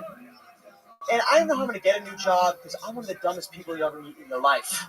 And it started when I was like a kid. Like, normal kids would get like report cards sent home to them. Me and my brother would get letters asking what the hell was wrong with us, if we get enough sleep at night, if we're eating. And God bless my mother because she never understood what a learning disability was. You know, her growing up was just, you know, you weren't trying hard enough. The school literally called my house once and was like, "Bing! Hi, Mrs. Stevens. Well, we just think Mark might have a slight case of dyslexia." Oh my God, I'm so sorry about that. I'm gonna sit Mark down and have a talk with him. He's not gonna be allowed to watch television this weekend. He ain't gonna have fucking dyslexia on Monday, I'm gonna tell you that right now. Thank you very much, that's my time. Yeah. Mark Stevens. Interesting. You could talk into the mic. How you doing, man? Good. It's my first time on the show. First time on this show. Mm-hmm. How long have you been on stand-up? Been doing it since I was 17. I'm 26 now, so 9 years. 9 years. Mm-hmm. Really? Oh, I don't like where this is going, but all right. Did you take a break? Yeah. In the middle? An 8.5-year-long break? I guess I did. I mean, you don't go up every week. I mean, you started 9 years ago, but then you like took months off, and then like that kind of, or do you do it every week? Since I moved out here, like every week. How long have you been out here? About a year. Where were you before? Boston. 8 years in Boston? Couple in Toronto. Couple in Toronto. Mm-hmm. Where are you originally from? Boston. Boston. Then you went to Toronto for a couple years. Yeah, I got a 2-year writing degree up there. Writing degree. Hmm? Writing what? Not jokes, that's for sure. I mean, really, that's the one. He bombs for a minute But straight. Tony does You have a guys point. gonna abandon Like, me? Tony, we may as well Really? be honest. Tony has a point. There weren't any jokes in that. You know that, right? Where were the jokes? Like, you had a minute. Would you agree with that, or do you think there was a joke in that? Just out of curiosity. It's kind of normally what I lead off with. What's that? It's normally what I lead off with. What nationality are you? I'm Armenian. Oh, so you're an Uber driver. All right, listen. I knew you. I know. I'll tell you what, Mark, right? I thought it was fine. I can tell you're from like Boston or back east, and you know that's you established. That's how your mom is. You know, I visualized you in school having a problem, dyslexic. Your mom does. I got it. I mean, I'm not saying it was joke. I followed along. I get it. I'm not surprised. You're a nice guy, and I can see you definitely like to have a Boston, Toronto. You know, you're a nice guy. Okay, but so the joke. But wait, It's good. wait, I guess I'll take that as a win. Wait, It's not nice. This is not a nice town. But the joke was, they tell your mother that you're dyslexic and she's going to fix that. Oh my God, I'm sorry about that. It's like a behavioral problem, but when it's really actually inherent sort of neurological problem, right? Yeah. You say she's from Boston. She's old school. The phone rang. Yeah, yeah, exactly. But how often does that? Be honest. How often when you do that joke does it get a laugh? All the time. It gets. It's never failed. Really? It's never failed. Never failed, not once. Where are you performing at? For your mom? For your mom. Special Olympics? What the fuck are we talking about here? You got to start being Who honest with laughs at yourself. it? Is it because you slap yourself in the forehead in the middle of it? Who's laughing at this? Where are you like performing? I did not like the slap. Anytime somebody does like personal harm to themselves, that felt like it hurt. Yeah. So that's now I'm thinking he just hurt himself and he's crazy. And then you hear the slap and you don't hear the laugh, and it's like, wow, that was for nothing. Yeah. All right. I like I said, I would be comfortable giving you like a dinner gig in Boston or New York or in Brooklyn. It's nice comedy. Nobody got hurt or threatened. If you want to say Well, he got hurt. maybe the smack on the head, whatever we call that hacky or whatever. But I thought it was fine. You know, what do you mean by you thought it was fun? I don't I thought the understand. story. I understood. Yeah, the but it story. wasn't funny. Mark, are you Not really saying it was, but it was an introduction to his life.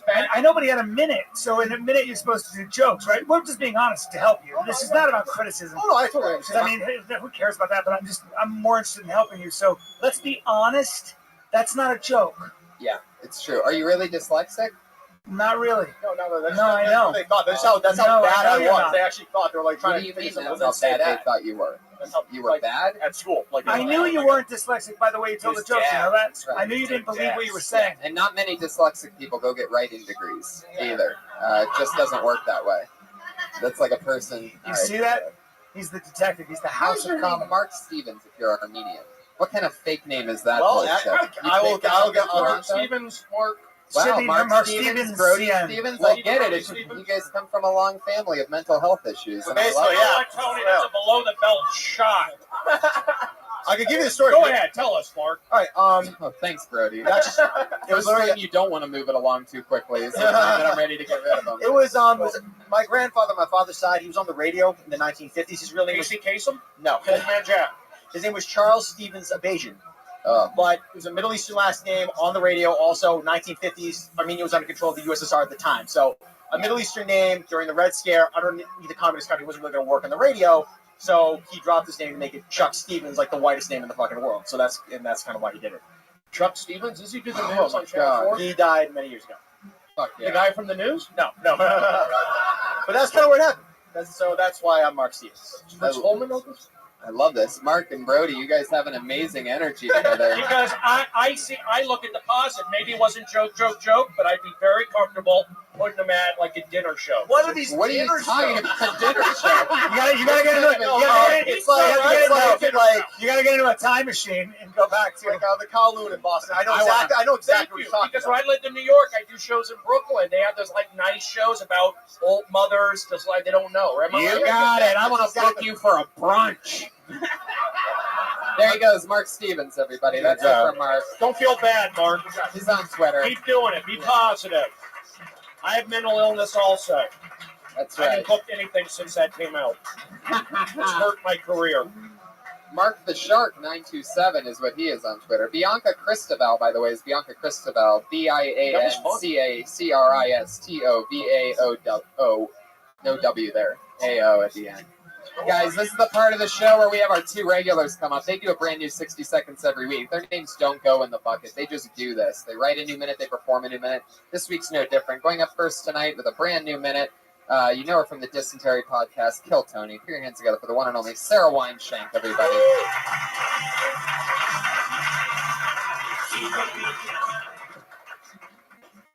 What's up? Boo. Kids. Ugh. I don't know if I want to have them. Haven't made up my mind. I'm afraid.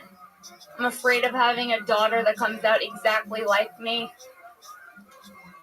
Also, a moth just flew off my wrist. We had to say it. We had to get that out of the way. So anyways, afraid of having a daughter because I can't deal with two of myself. Like, I would hate to have some little person that sees the world the way that I do. I'd be sleeping, and in the middle of the night, my door would just creak open. She'd be standing there. She'd be like, "Tooth fairies." So you mean to tell me there's some whimsical woman coming in my room in the night and taking my body parts? Sounds like we need new locks. There it is, a minute. About not wanting to have a daughter. Fuck yeah. You have baby fever? No. How would you feel about having a son? That'd be a nightmare too. You don't want to have a kid at all. I don't know. I don't want to be pregnant at all. I do. Right. Why? How Because, does that like, make you it feel? looks, like, bloated as fuck. It is true. It is sort of strange that the way that the human body did it was just make it like a gut for a woman. How old are you right That's now? what they fear the most. 28. 28? Yep. Oh, okay. You look younger. I like the way you dress. Thank you. Yeah. I'm pretty sure Brian wants to give you that daughter that you've I always was gonna wanted. say. I pack heat. I will admit that, and that's been the elephant in the room. I wonder how much heat he packs, and the answer is a lot. But if you're into money and big dicks, whatever, big deal. But no, some people don't like to laugh and come that much. But so what? But the point is, what I was going to ask you is that you are a very, all bullshit aside, you're a very attractive woman, and I think that you are, I like your persona, and I like what you do, and I think it's comedic. I wouldn't be afraid, though, to be less ironic and maybe embrace a little bit more of just what you look like. You're sexy. You're good looking.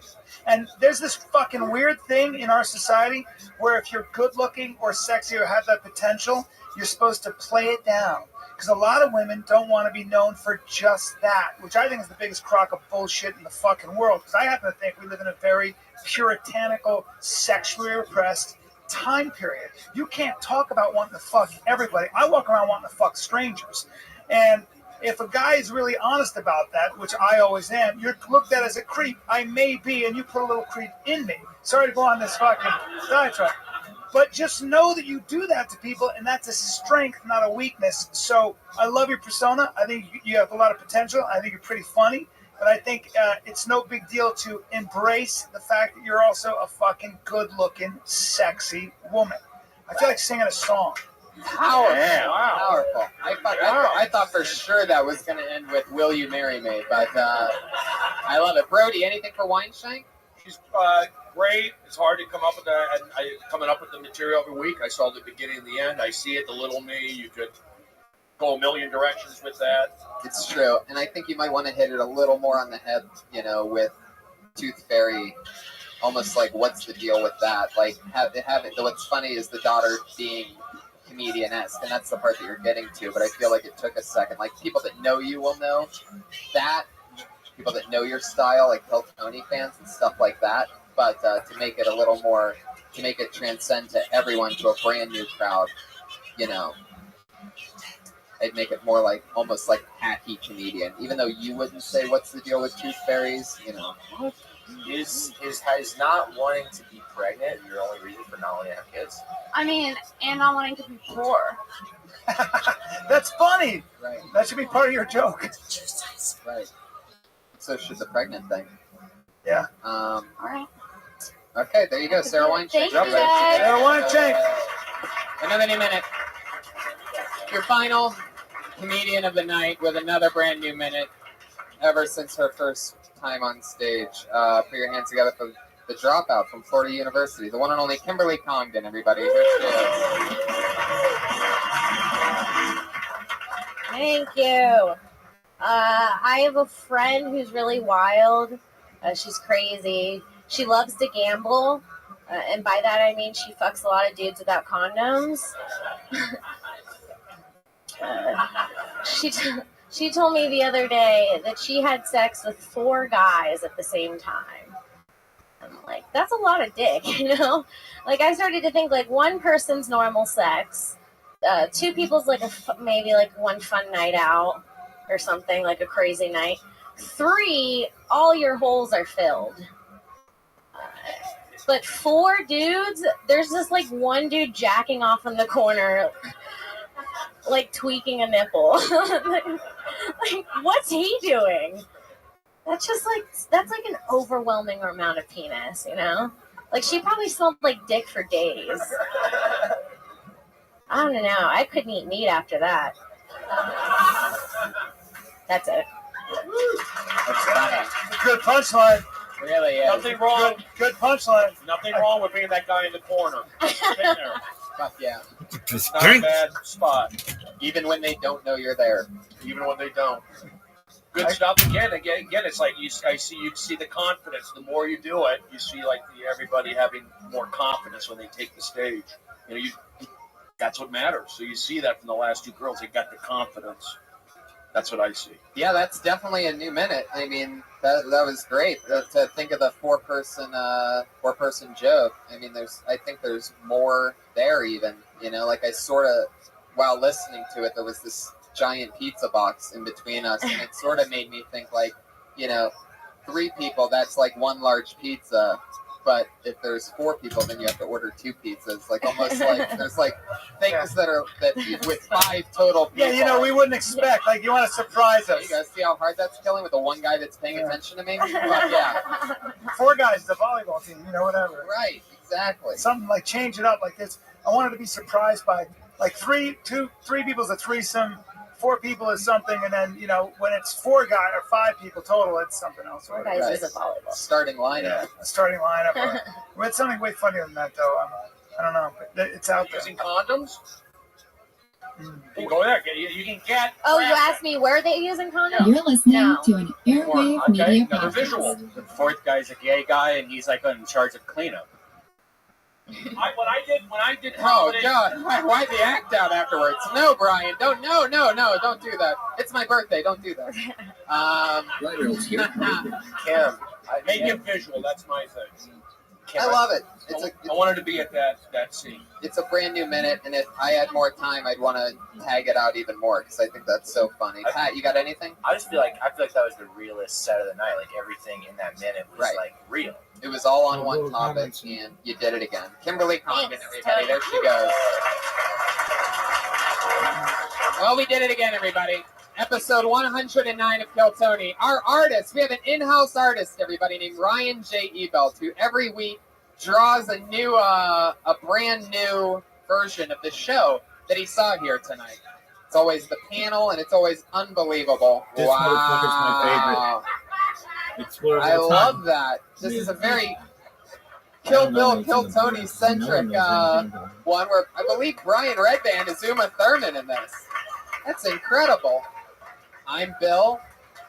Pi May is Brody Stevens with the gray mustache. Enjoy it. I love that. And the great Brian Callen. Guys, anything coming up that you want to promote to the 200,000 weekly downloads that we get? I'll be in San Francisco June 25th, 26th, 27th at the Punchline. Come on by. Me,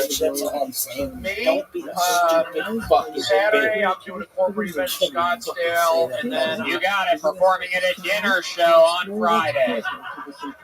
Then I'm doing Tulsa, and then after that, nothing. I'm on vacation. I saved up, for the summer. So I don't really do much comedy anymore, but I call it vacation when I don't get booked places. You got it. Pat Reagan is Patty Reagan on Twitter. Anything else coming up? Catch him every Monday here on Kill Tony, and at Roast Battle every Tuesday, our sister show, midnights, here at the Comedy Store. As always, guys, check out my website, www.babydick.com. All the updates. I don't know whether that's real or not, but either way, saying www is the stupidest thing ever. Like either the joke is that it's a real website or it's fake, but just say babydick.com and bomb a little bit less. I have 3 slices of pizza if you guys want. Anybody wants? Yeah.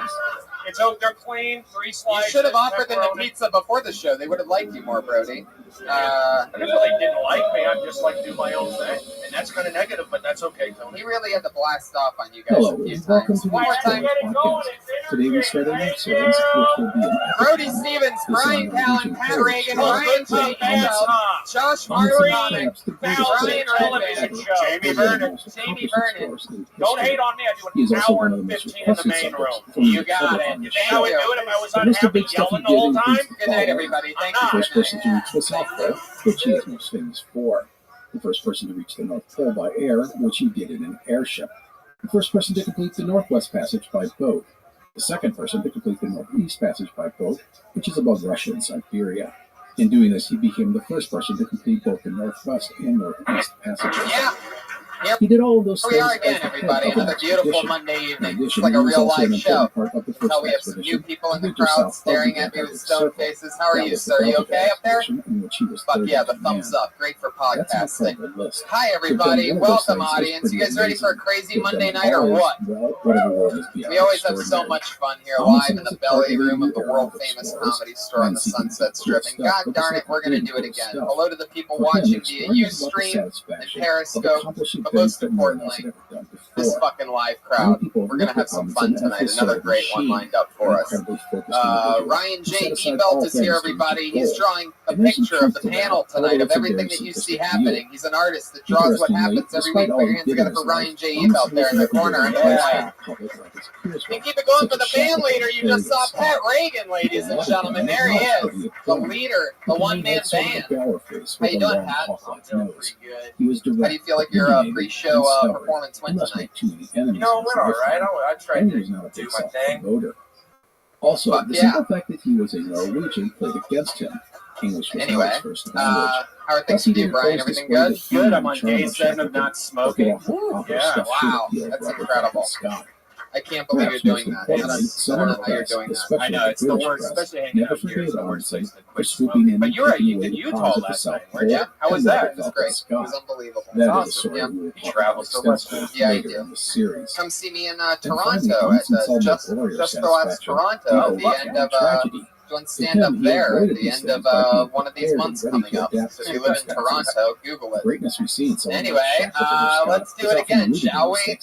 Every week I have 2 hilarious guests on, 2 of my funniest friends. This week's no different. Put your hands together for the great Doug Benson and Jeff Tate, ladies and gentlemen.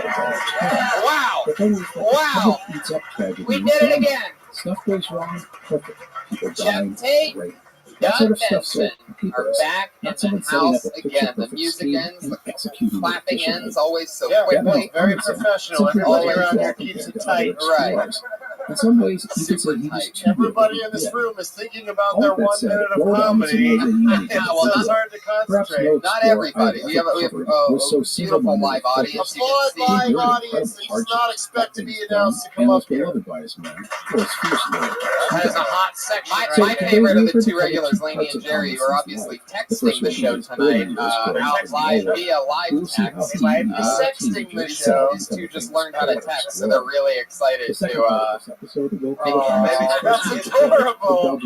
If they just adorable old texters. Well, yeah, old texters are the best though. It's like worse than babies. Because they're like excited about it. They're trying to turn their friends onto it. They also probably have a lot of text messages to catch up on. Right. Tons of them. They both just shook their head no. That was so sad. Whoa. What'd she say? Well, my friend has a new profile picture that's him naked in the Colorado mountains, and I'm just have my arm around him, and she wrote WTF. So he would be ready to step up as an expedition leader in the I think that was the sound of a cougar. Second note, I put a map of the Belgian expedition on my website, explorerspodcast.com. Wow. Well, why did you post the picture of your friend's profile? That is a thing profile. Let's get rolling with our series. How did she see his profile picture? I don't know. And by the way, isn't your header on Facebook you get your tattoo now by another guy? Which is about 50 miles away to Columbus. Really? To the south of There's been a regular occurrence lately of the guests turning on Pat Reagan, and he's always there now. That guy. Yeah. I don't know. I know you were changing things up from show to show for a while there, and so there's no more costume. It's just a guy with a guitar who said something I couldn't follow. Yeah, that's what he does. I don't know what happened there. Sometimes he's nice to meet him. He's in and out. It's great. I love it. Yeah, you're certainly getting your ass eaten out on your Facebook profile page. Brian just brought up.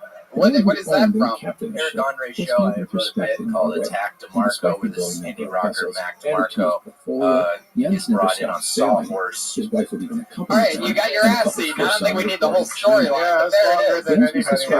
I do think it's interesting to point out that you wrote the bit. Yeah.